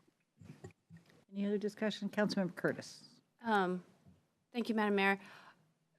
The truth is, there's 35 people that have put their fingerprints on this document, and in my perfect world, there's many things that I would change, word tweaks, so forth, and I have to let go that it's not perfect in my point of view. And I also strongly agree with your suggested edit, because when we first talked about this, it was like, we want to make sure that our values are represented in this document. And our goal is to reduce police response to behavioral health crisis situations. And I believe we will get there. And I think that we need to keep pushing that goal. But I also feel that now is not the time to wordsmith this, because we are so close to this point, and I don't want this to stop us. So, thank you. Thank you. Councilmember Black? I think Councilmember Falcone had her hand raised Oh, I'm sorry. first. Thank you, Madam Mayor. Thank you, Councilmember Black. Well, thank you for that. I agree with your sentiment, which is why I shared this idea with staff earlier today. So I wonder, City Manager, if you could share kind of what you shared with me about what staff's response was to this proposed. Yeah, I'll have Beth speak to the potential impact of the amendment. And first, I just want to say thank you to the council members who do care about this, and as does Councilmember Falcone, because editing it is tricky, but I think this is one that might be accepted by the rest of the group. And I'll turn over to Beth. So I think there are a couple, good evening, council members, by the way. There are a couple of dynamics to be aware of with this is that the section that is suggested to be amended by striking the word solo is not, it's likely not a substantive change. Normally, if you're amending an agreement like this, particularly if it is in a substantive way, we would have to go back to the negotiating table and negotiate the new terms, which, you know, would set us back. In this case, we did have a conversation with Shoreline about some additional tweaks that we made prior to being included in your packet, because they had already adopted, to see, you know, if we made some word tweaks, would it upset their process and upset their council? The feedback we got from staff at Shoreline was something that was not substantive would not likely upset their council. So I think we're good with Shoreline, and they had actually included, not to get way into the sausage making process, but it may matter to this. They had actually included a previous version because of the timing of finalizing the red line version. They actually included an earlier version of this in their packet. So they're going to have to go back to their council anyway to make sure they acknowledge the red line version that is in your packet. So I think we're okay there. The other cities, since they're going after us, and again, we engaged them in this earlier discussion, I think if it's not substantive, I think we've got time to get it into their packets so that they could approve this as well.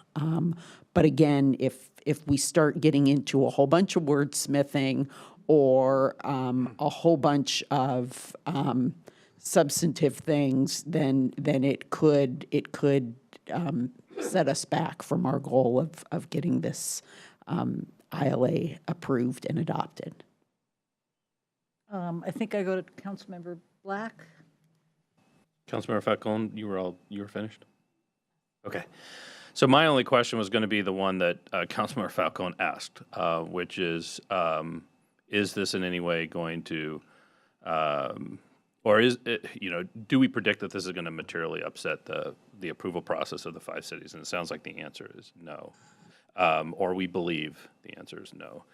And therefore, this places this small change in the aspirational goals of the agency place less constraints on the agency, fewer constraints on the cities themselves, and I think more accurately reflects the aspirational goals of the program. So that's why that's why I seconded it, and that's why I'm going to support it.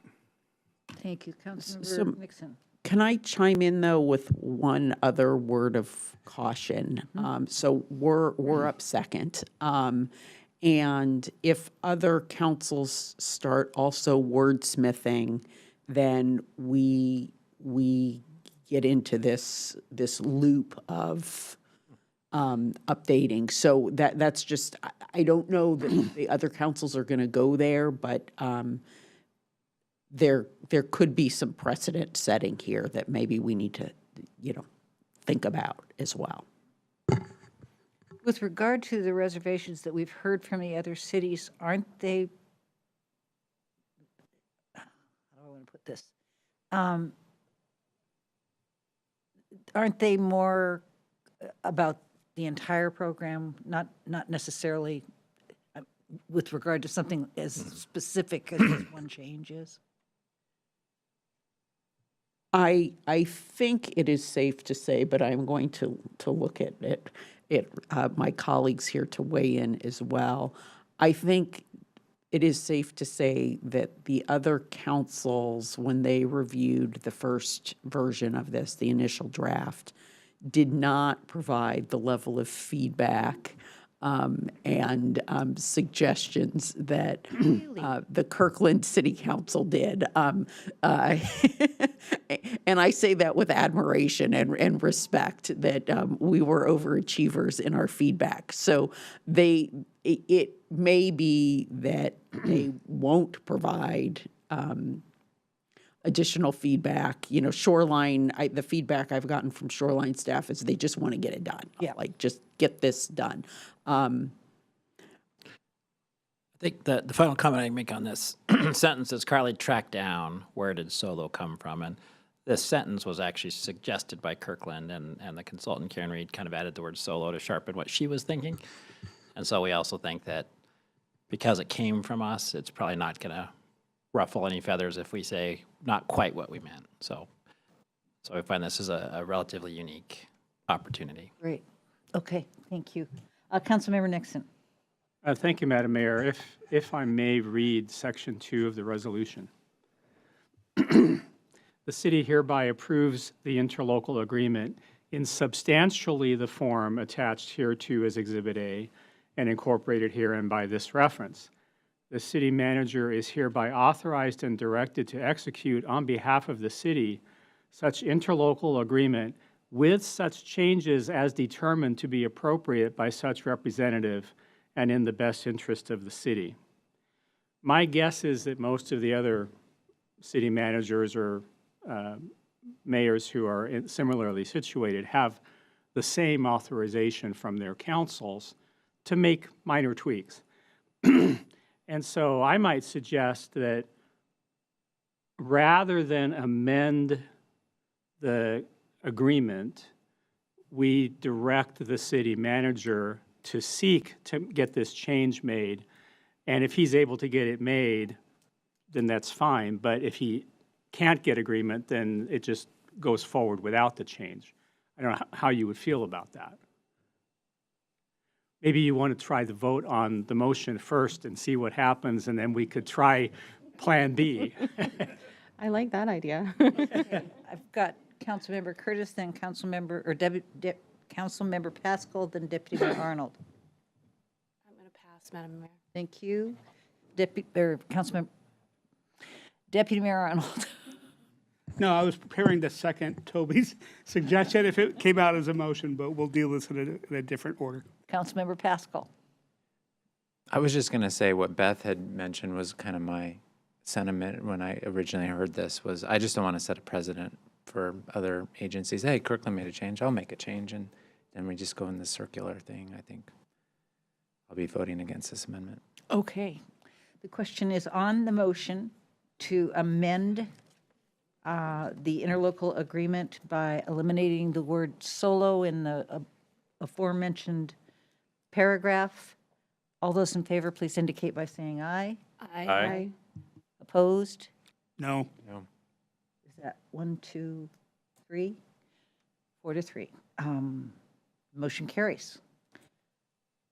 Question is on the original motion, adopting the interlocal agreement, or Resolution 5562. All those in favor, oops.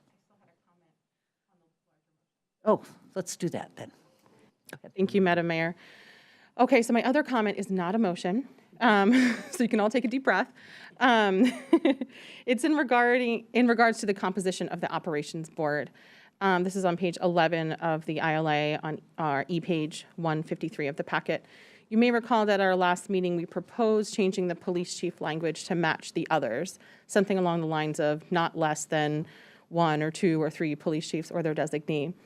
And that feedback wasn't quite included, is my understanding, based on just the negotiations and the revised draft ILA that we're considering tonight.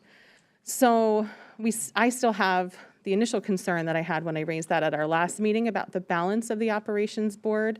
And the current language also raises another concern. And that is that as it currently reads, each time a new principal jurisdiction is added, that means that we must add at least 2 more operations board seats, 1 for their police chief and 1 additional one to ensure that Part 5 is satisfied, that the number of police chiefs or their designees serving on the operations board shall not exceed the number of other representatives on the operations board. So the composition of the operations board is really important. They're going to be making recommendations to the executive board on things such as community responder training. My understanding, as I mentioned, is that this would likely require additional negotiations. However, and I do not want to throw a wrench in things at the 11th hour. So I'm proposing instead that I just want to raise it tonight in hopes that we will raise this at the principals' assembly meetings next year for discussion, in the hopes that the principals' assembly will make a recommendation to the executive board on this. Thank you. Councilmember Black? Okay, thank you. Thank you, Madam Mayor. 2 things real quick. One is I appreciate Councilmember Falcone raising this. I think we have a bug in our advisory board, honestly, because of this because of this limitation. Every time we add, we're going to have problems as we add new jurisdictions unless as we add new jurisdictions, we also fix this bug. So there's that. But I also had one question for staff, and I wish I had got my question in before the motion was on the table, because staff questions should probably come before discussion of the motion. But I did have a question about adding coterminous counties. And I realize that new principles require supermajority vote. So there's a lot of checks and balances before a county were to join this agency. But it's a little bit of an interesting question. If King County were to join this, let's say it would just remain the 5 cities, and King County joined it, I want to imagine what that would actually look like. What do we imagine that would look like? King County responses only in unincorporated parts of King County, or anytime a King County agency, department, division is responding to something anywhere within the county? Because I could see how that could become unwieldy for this for this small startup agency. The intent would just be unincorporated King County local service, and that's where the other provisions come in. Like, you can't materially impact the level of service to the existing folks, right? So the county couldn't say, we're sending people down to Renton because Renton's in King County. Mm-hmm. And it would take the vote of the principals to add them. So, but there's enough by Bothell and enough by Kirkland and Redmond, if others join, that, and the King County Sheriff Department provides a lot of the services to these cities, that it makes sense to at least allow the possibility that the county could join. And we feel comfortable that there's enough. The agency is going to have enough control over that. The addition of a county principal to have some say in how that's actually going to affect operations. Yeah, we believe so. And I think because, again, you have to adopt the rules and the policies and so forth. So if they came in, they would be coming in with our model, not to change the model. Okay. So I'll be supporting the motion. Thank you. Councilmember Curtis.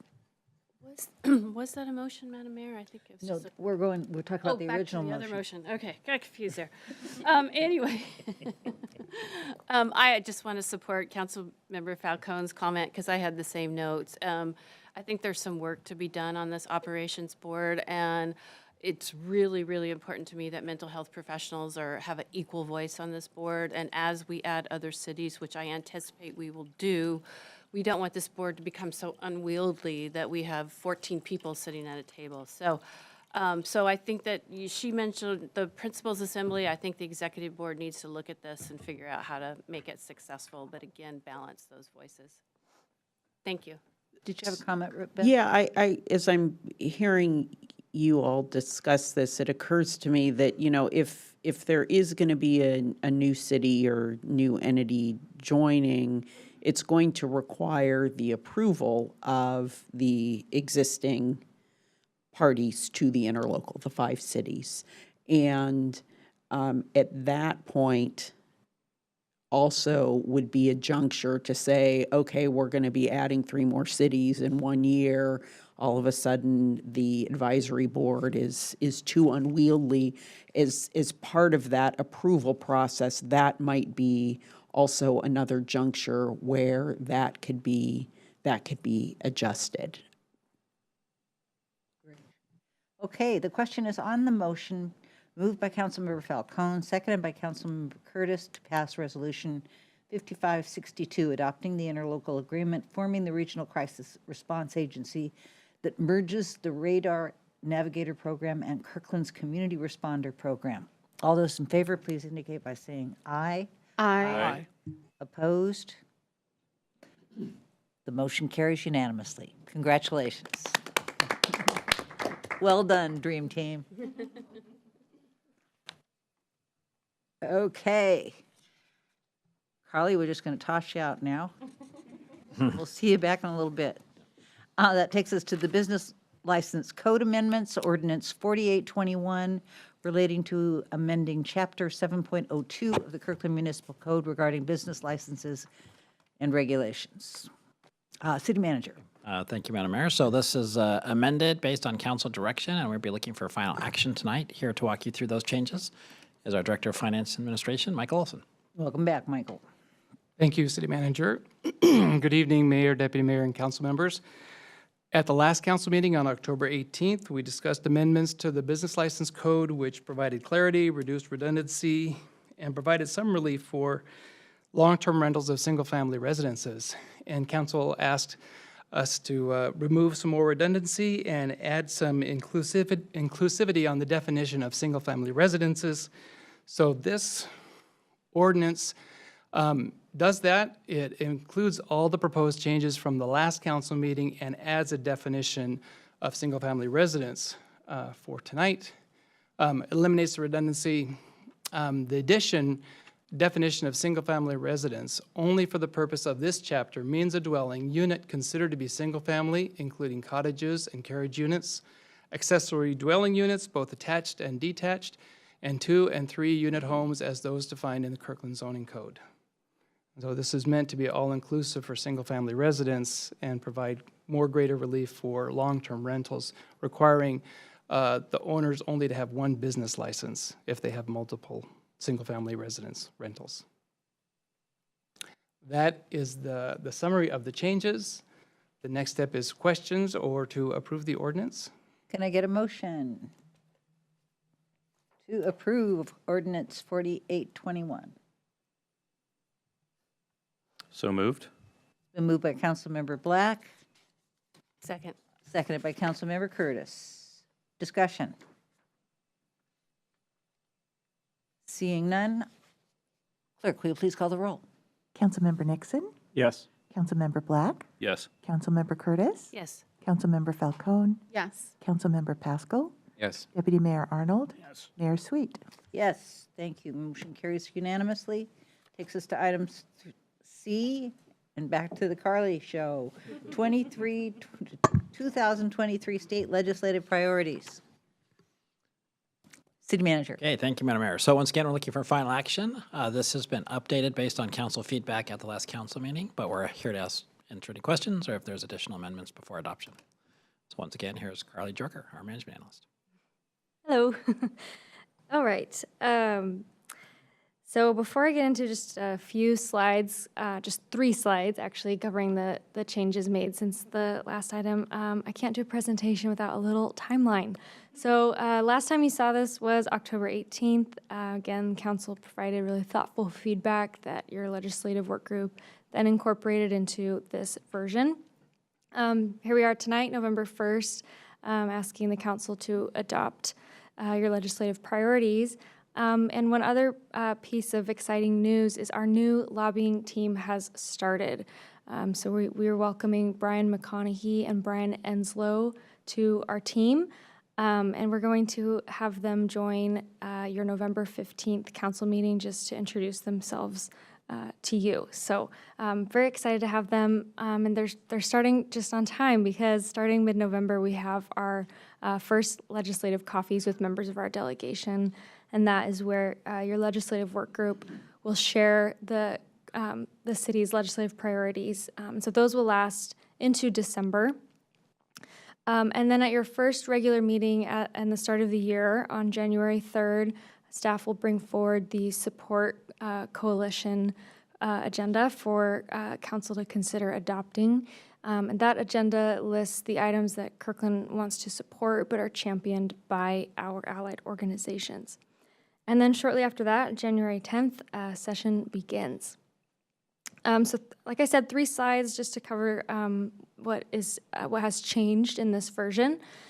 So the first change is related to the behavioral health priorities. So the city manager's recommendation is actually to strike that first bullet related to seeking immunity from medical malpractice claims for our mental health professionals. And the reason for this is actually really good news. At last month's Washington City's Insurance Authority Pool meeting, their board voted to include language in their current policy documents that provide insurance coverage to mental health professionals acting in a co-response or community response role.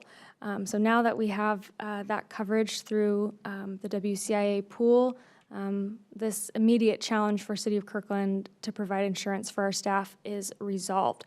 So the recommendation here is to actually strike this from the priorities, but include it in the support agenda, as there may be some other organizations that are working to achieve this on a statewide level.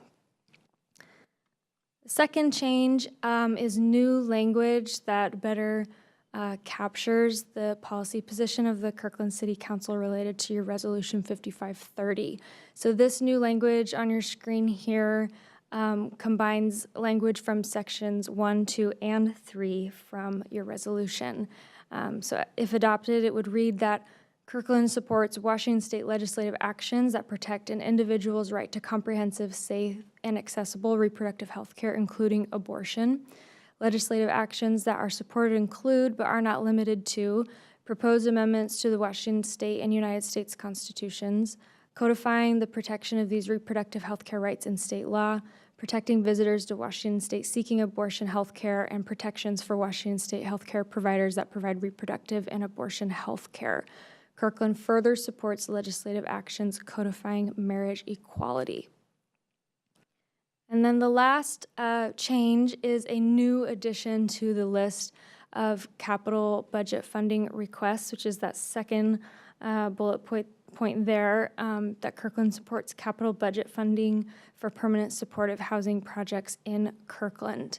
And this was suggested after a recent tour at the Health Through Housing site at the former La Quinta Inn, that there may be some funding to support any capital work at that site.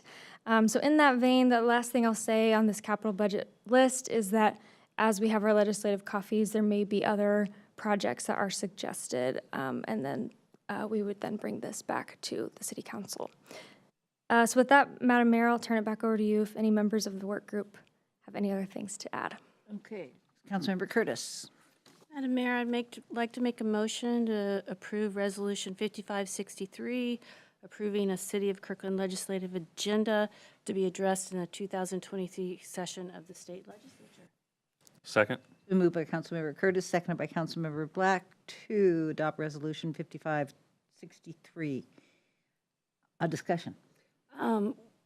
Well, I'm really proud of this legislative agenda. I think we've done a good job of capturing most of council's interested topics. I do want to address the new language on the reproductive health care. This was a synthesis of Resolution 5550.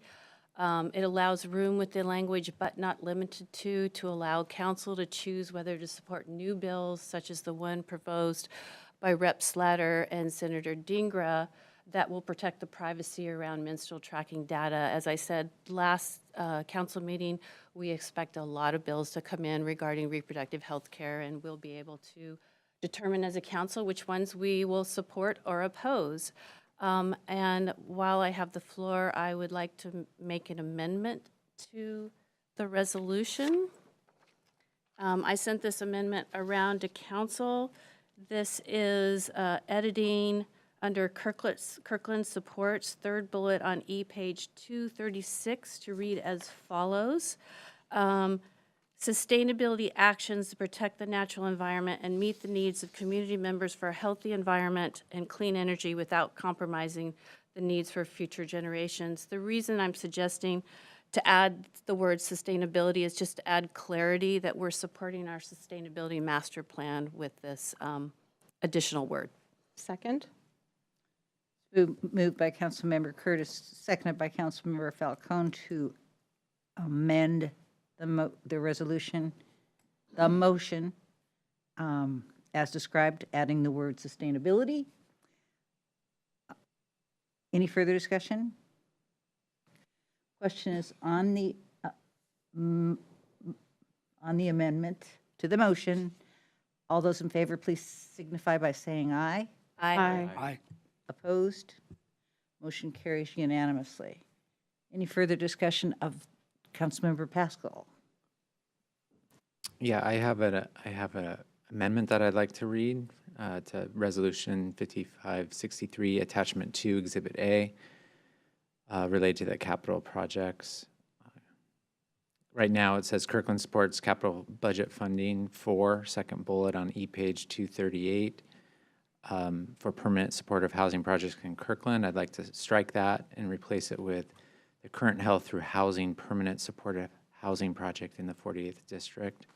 So this amendment makes it clear that Kirkland's seeking capital funding for the existing partnership proposal with King County, as no other permanent protective housing projects are being considered at this time.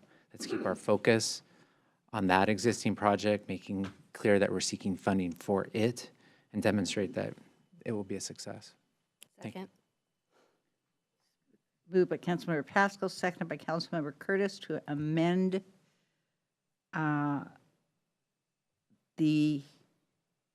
what are we amending? Right. Capital projects. Third bullet in the capital projects, changing the permanent supportive housing projects in Kirkland to The current health through housing permanent supportive housing project in the 48th district. okay. Any further discussion? Councilmember Falcone. Thank you, Madam Mayor. I'm wondering if members of the legislative work group and/or city staff can help clarify what funding is available and what, because when I first saw this, I was assuming that, I mean, we know that we need a lot more permanent supportive housing in King County, and we also know, I mean, looking at my packet for the Affordable Housing Committee meeting this week, we're going to be talking about the city's the allocation models for permanent supportive housing in each of the jurisdictions in King County. So we know that we're going to have to incorporate into our comprehensive plans updates permanent supportive housing and how we're going to accommodate that, plan for and accommodate that. So I was assuming that it was broader than this amendment specifies, that it really was perhaps funding for additional permanent supportive housing in Kirkland. Can you speak a little bit to that? Thank you, Councilmember Falcone. This is in direct response to a conversation that Councilmember Black and I had with Senator Cooter, and her suggestion that there might be operational funding specifically for the permanent supporting housing at La Quinta. So the funding that you're asking for is a broader conversation. This is just in response to what she suggested. Thank you. And was that an ask from the county that they are asking for more operational funding for? This is from Cooter. She just offered that there may be operational funds in the budget and that we should check into that and have a further And we think the need is there. And we'll talk to her when we have our legislative coffee. Just following along on Councilmember Falcone's question, though, does this limit it? I mean, Is there any reason why? I don't think we can really answer that until we have a conversation with her. It was specifically about operating funds, and since we only have one site right now that has a facility, then that would be the funds that we would be asking for. Okay. Is there anything you want to add? No, I was just going to add that if, one of the things we, legislative group did ask us to do is we need to follow up with Senator Cooter and her staff to learn more. And I would just also add to the presentation, we have still been without our government relations manager. We have 4 interviews tomorrow that Beth and Jim and I are doing, and we hope to have a decision by Friday. And so that will help us with some of these endeavors. But when we know more about what's possible and what Senator Cooter looked at, we'll bring that back to the council. I think maintaining the focus right now is a good place to start, but on the support agenda, or if a broader issue comes up, I think we can certainly bring back to the council and add it. Great. Any further discussion? Okay, the question is on the amendment moved by Councilmember Pascal, seconded by Councilmember Curtis, to change the language to more specificity around permanent housing project at La Quinta in the 48th district. All those in favor, please signify by saying aye. Aye. Opposed? Motion carries unanimously. Question is on the original motion to pass Resolution 5563, approving the City of Kirkland legislative agenda. All those in favor, please indicate by saying aye. Aye. Opposed? No. Motion carries 6-1. Thank you. That takes us to item D, the draft 2023 Surface Water Master Plan and level of service. City Manager.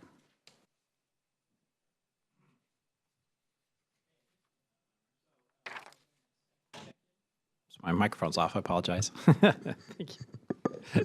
So we are doing a second check-in on the surface water master plan. I need to now flip to my page to make sure who I am introducing. I believe that Kelly Jones, our supervisor, will be covering this issue. We're looking for final feedback on the council, and the goal is to bring this back for final adoption later in the end of the year. I also have Public Works Director Julie Underwood on the call as well.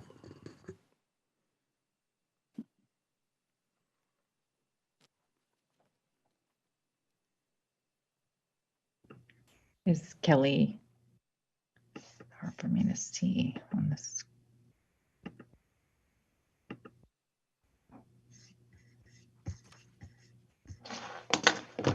You going to join us, Julie? I have to say, I know Kelly was really pleased that you had put this agenda item later in the agenda because she would have time to put her kiddos to bed. There she is. Yay. Hi, Kelly. I'm so Hi. sorry. That's okay. Right. All right. Kelly, our Surface Water Engineering Program Supervisor, is here to present this agenda item. All right, and let me share my screen.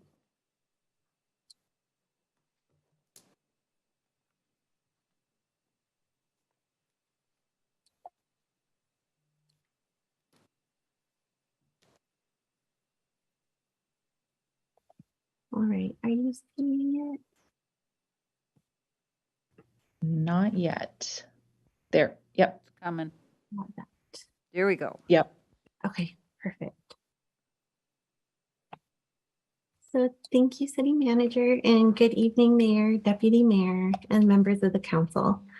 I have 6 slides tonight to talk about the draft Surface Water Master Plan, and tonight we're seeking council input on any changes to the priority rankings for programmatic actions, and if council would like to recommend a future level of service.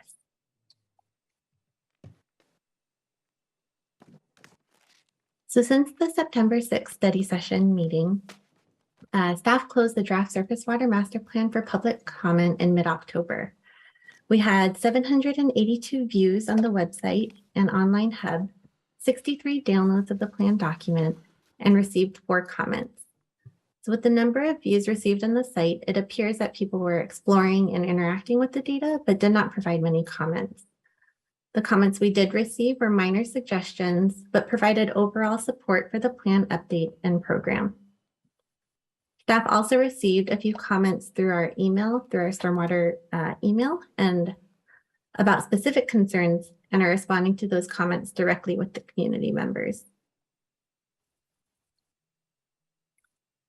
So the 2023 to 2024 rates were adopted at the October 18th meeting, and this rate adoption will help fund a new surface water program manager, a second stormwater lead in the maintenance crew, a utility craftsperson funded from all the utilities, which is water, sewer, and storm, funding for storm system monitoring equipment, funding for storm infrastructure improvements with development, and a piece of equipment to improve asphalt patching. These minimum levels of service will, within the master plan, will be revised to match the service packages approved as part of the rate adoption. And in addition, the minimum level of service will also include projects and plans absorbed by staff. So these include creating an aging pipe plan, evaluating aging stormwater facilities, evaluating urban forestry and stormwater, identifying win-win opportunities for parks and stormwater, developing a strategy for managing new information surrounding 6 ppd Quinone, identifying any gaps with the new NPDES permit, which is slated to hit in mid-2024, and supporting stormwater design and environmental strategies for the station area plan at 85th Street. And as we complete these projects and plans, the results may impact our future levels of service. The surface water utility rate is currently $18.81 per month per residential home. The adopted 2023 to 2024 rate increases are 5% annually, and this bar graph represents the 2022 monthly surface water utility rates with our neighboring cities. So along with the 2022 rates, we're showing Kirkland's 2023 rates, and we'll update the comparison with neighboring jurisdictions when they've completed their budget process.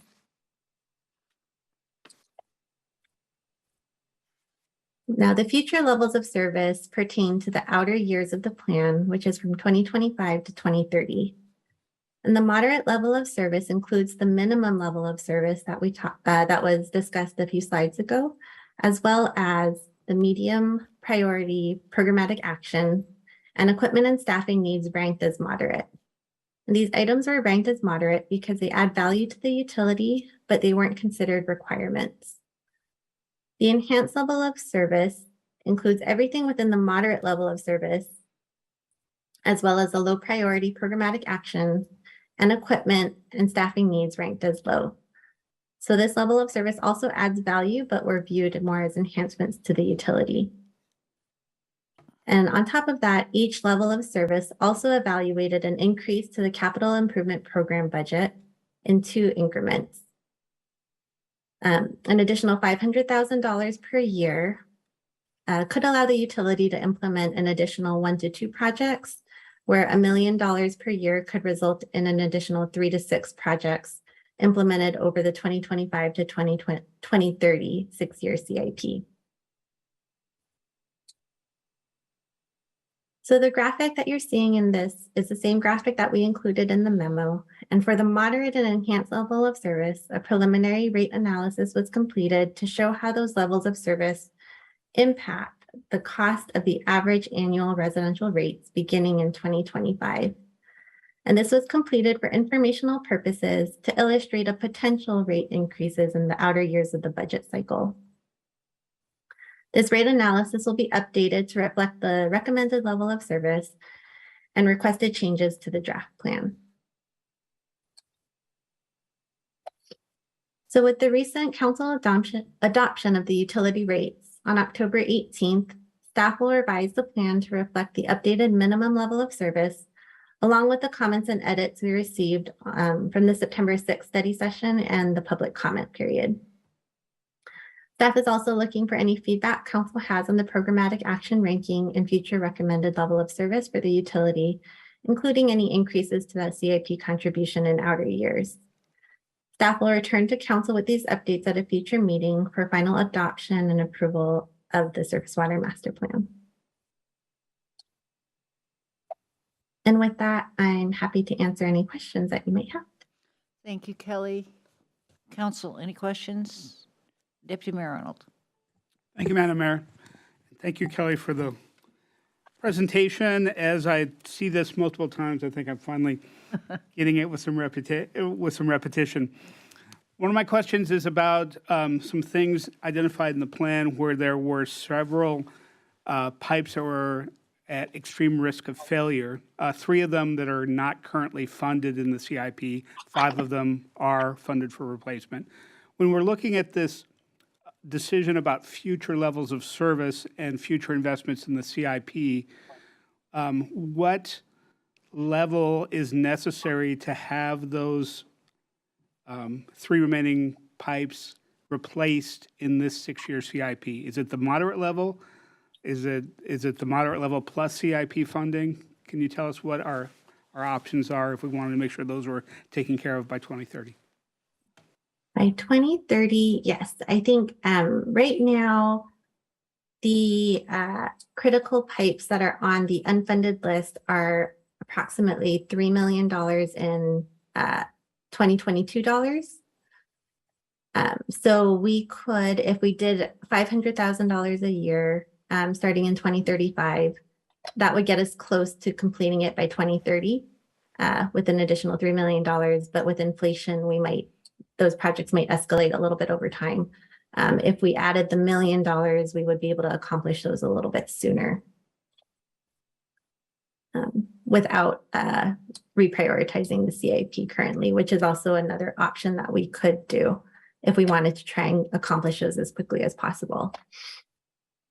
I guess my interest as we close on this or get to final approval is having a plan to replace those in the next 6 years, whether it's some combination of reprioritizing or additional money.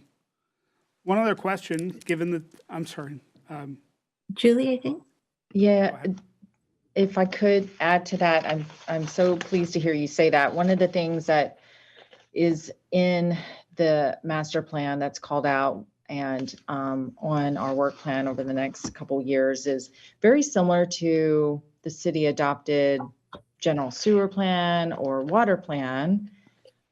We really need to create that for the surface water infrastructure. And so I think if we have the time to really take all the fragmented pieces from the CIP, from the recent criticality evaluation that Kelly did for the surface water master plan, as well as this huge long list of aged and failing infrastructure, and really put it into a plan that not only includes what would we replace over a 10, 20-year period, but also a funding strategy.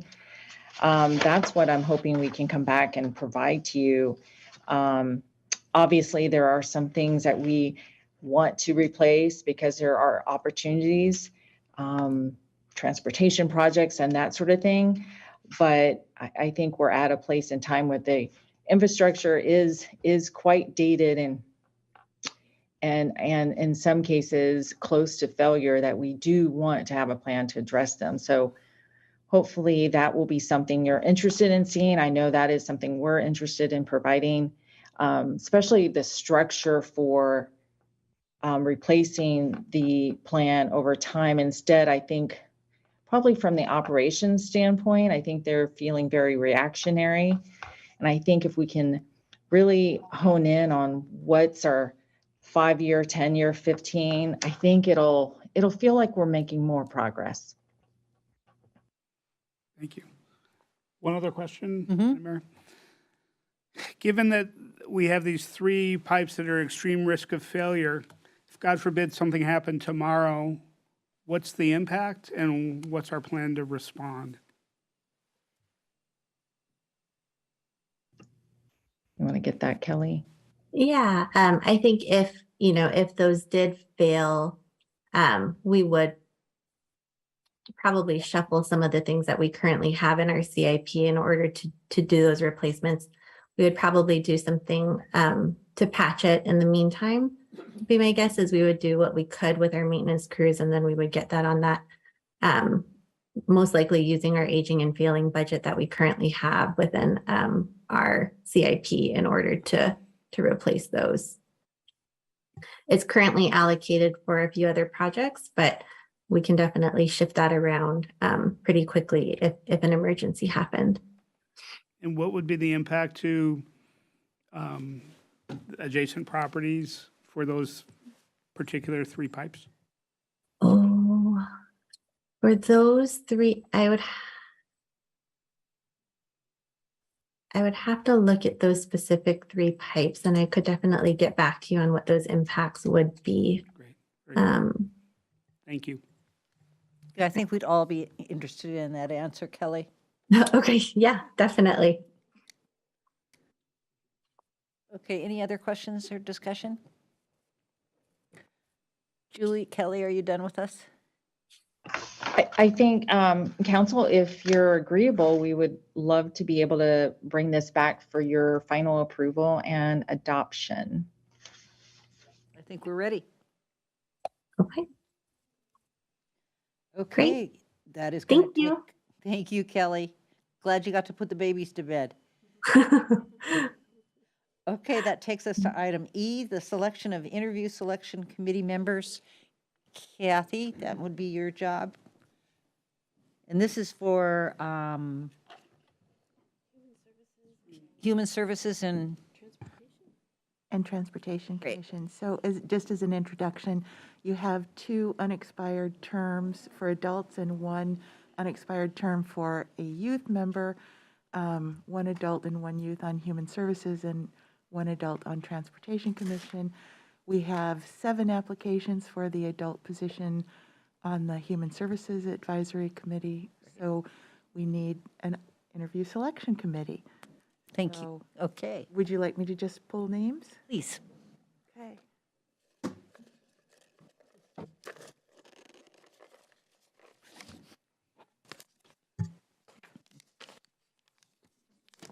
Councilmember Black. First prize goes to Councilmember Black. Councilmember Curtis. Oh, if it's Councilmember Falcone, I'm going to check something here. They're all stuck together. Councilmember Nixon. Okay. Okay, subcommittee, there you go. Careful there. All right, that takes us to item 10, council reports. I'm going to ask us to be brief if we can. We've got, we still have an executive session to move forward with. Is that all? Councilmember Nixon. Nothing tonight, Madam Mayor. Thank you. Councilmember Black? Just 6 or 8 items here. No, nothing to report. Councilmember Curtis. Thank goodness, because I have a lot. So I apologize, Madam Mayor. First, I want to talk about, we had a great PFEC meeting last Thursday. We received a presentation on the recreation feasibility study from Opsis Architecture of possible locations and concept plans for large and medium aquatic and recreation centers. 4 locations were analyzed: Juanita Beach, Houghton Park and Ride, North Kirkland Community Center, and Peter Kirk Park. The technical presentation suggested that we remove Juanita Beach for environmental reasons. There's a lot of wetlands on that property, which would bring up the cost. The PFEC committee members ranked their preference of the 3 remaining sites. We had a really, really good, robust discussion about the sites and the various options. Really valuable, thoughtful input from the committee members. Shout out to Sarah and Hillary for doing a great job organizing these presentations and these meetings. They were recorded and they will be on the PFEC binder page. But after discussions with the city manager, we feel like council needs to see these feasibility studies and recommendations. So we'll be coming to council at a later date and making a presentation to you. But you can look at the presentations beforehand if you're interested. We talked about our new legislators. We're going to call them B squared for Brian and Brian. They've already been attending meetings with us, and we get to meet them in person on Thursday for the first time. And Councilmember Pascal will be happy to hear that we are meeting at 132nd to show them the Hawk Crossing so they can start advocating for that. And Joel will be in attendance to answer any questions. So we're working on that. And then our legislative coffees start on November 14th. And then my last item, I forwarded to you all the SCA legislative priorities for PIC. Next week on Wednesday, we'll be discussing these again. We'll be taking a vote on them in December. Councilmember Falcone will be taking my place in December. It's my husband's birthday, and frankly, we know our family members give up a lot for us to serve, so I'm going to spend the evening with him. I've struggled with this language, and so my current recommendation is that Kirkland abstains. We have been a voice for police reform and worked very collaboratively with our police chief, our judge, our legislators, in particular Senator Dingra and Rep. Goodman on this. And I would like to hear your thoughts if you're in agreement with or actually Councilmember Falcone taking a vote to abstain, and I will provide feedback on Wednesday on our thoughts around that. So you can either say, yes, I agree, or I'm opening up for any sort of feedback. Deputy Mayor Arnold. Thank you, Madam Mayor, and thank you, Councilmember Curtis, for your bringing up this issue and your wise recommendation. I support Kirkland abstaining on this, but would encourage Councilmember Falcone to make the same statements that you made in your email, so it's clear where we stand. Excellent. Councilmember Pascal. Yeah, just to respond to your question, are you suggesting to abstain from the whole SCA legislative agenda or just that I piece? think we're going to have to vote to abstain from the whole agenda. And I have shared my concern in previous meetings, and you saw in my notes that there's a strong voice that wants to reform police reform. And I will again articulate our concerns on Wednesday. What I was going to say is it's really hard to take a position for all of us until we see these bills and we see the actual language in these bills. So I will share that on Thursday or Wednesday, so that when Councilmember Falcone takes her vote in December, it won't be a shock to anyone. I guess my comment was I read the language and I kind of focused on the word clarify. That's what it's asking. It's asking for clarify. It's not saying reform. It's not specific in any detail. And so I guess I'm just kind of wondering what harm does it do to clarify anything in this world, right?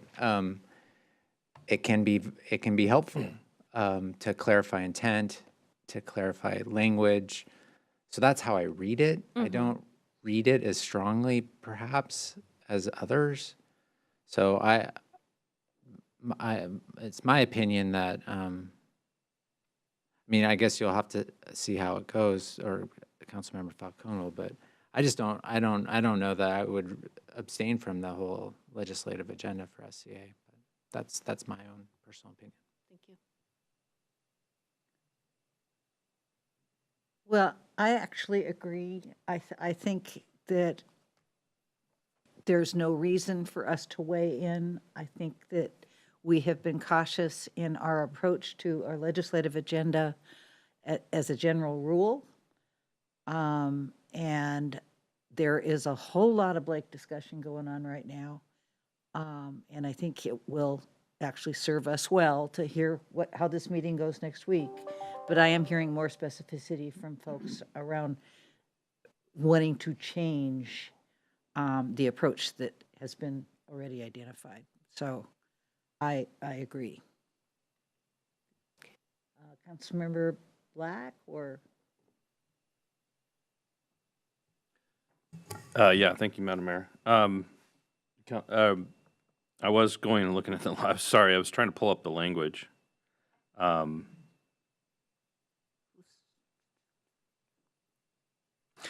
What I would say is, at the end of the day, our council will, I don't think the city of Kirkland abstaining is going to impact the approach taken by the SEA. And our council always reserves the ability and to examine bills when they are introduced in the legislature.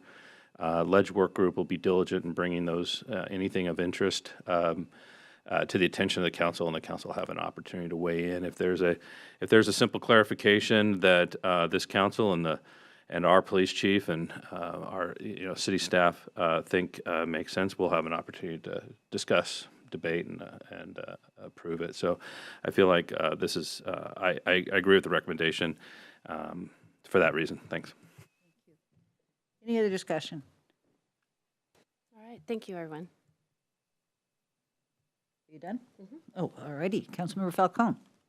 Nothing tonight, Madam Mayor. Thank you. Councilmember Pascal. Nothing either. And Deputy Mayor Arnold. No report, thank you. Thank you. And the only thing I have to report is, because John's keeping you up to date with regard to MUPAC and water issues, there is a lot of pushback coming about your meeting on Thursday. And I heard it loud and clear at the North End Mayor's meeting today, the apprehension around 1220 and around language that's being tossed about with regard to penalties that could be imposed are loud and clear. Yeah, well, this is just, I know that our position is a little bit more liberal than a lot of other people's positions, but I was actually surprised at the level of angst that we're getting back from, and admittedly, Bellevue, Mercer Island, the Points communities. Could you briefly set the context here? I'm just completely Oh, I'm oblivious. sorry.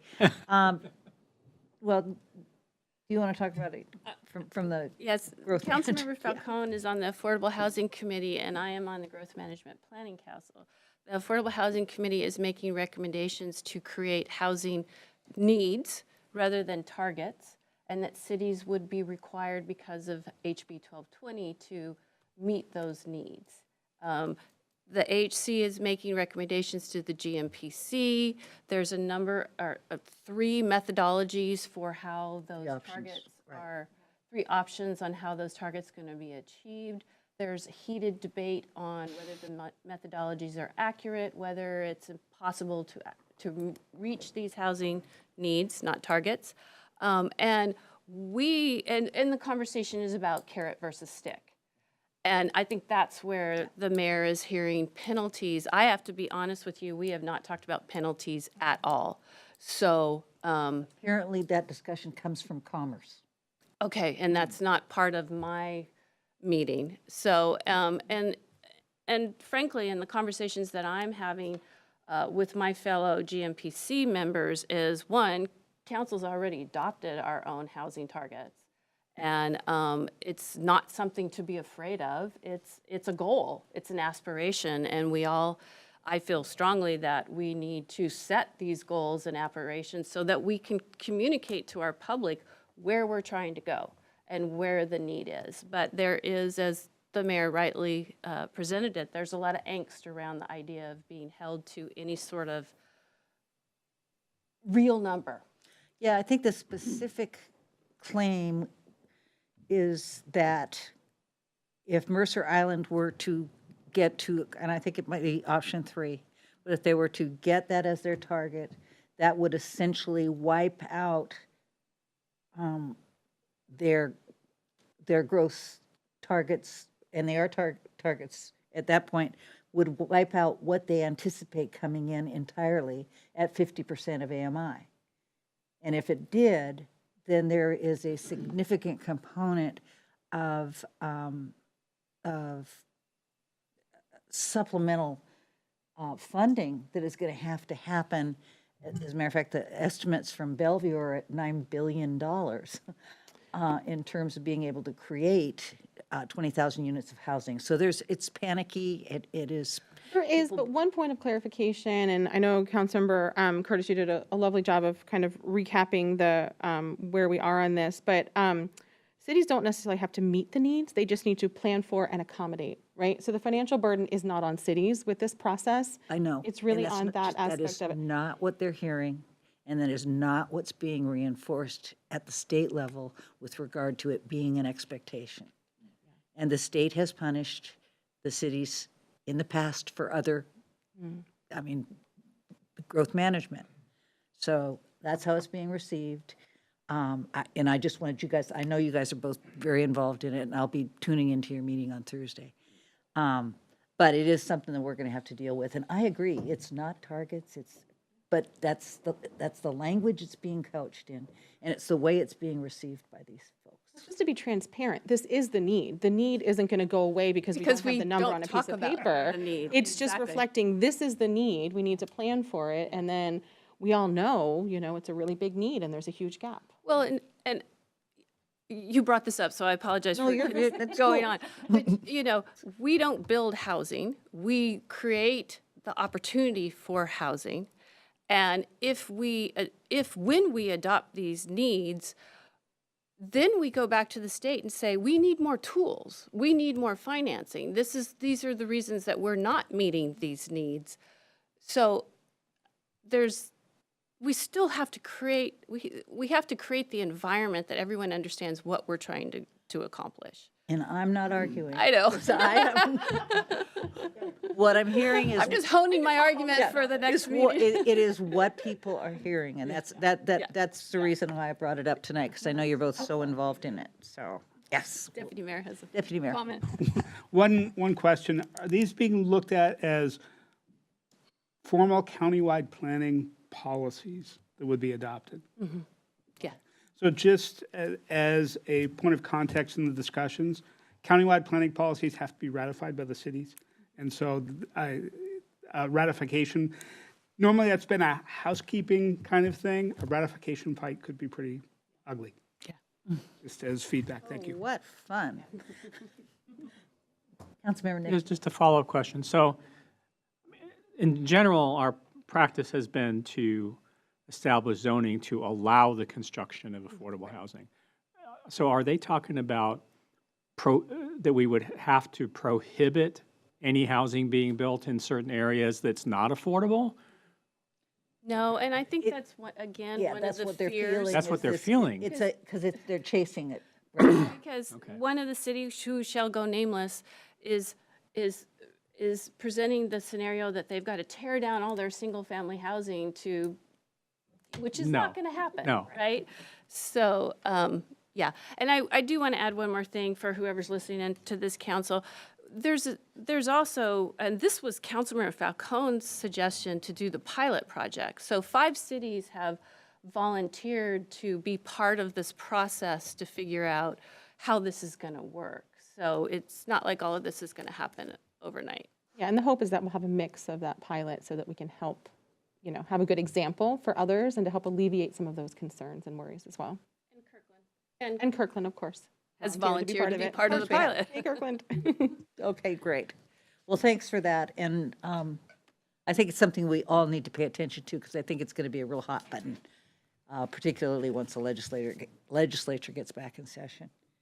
With that, we will now be going into executive session to discuss potential litigation. What about the city manager report? Sorry, Ben. Oh, I think I'll do quick. him first. Yeah.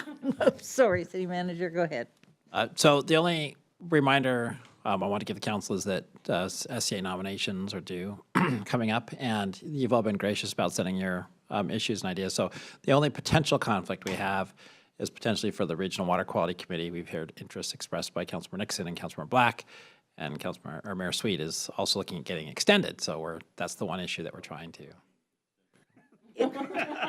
But it will be up to them to decide whether they need to extend me.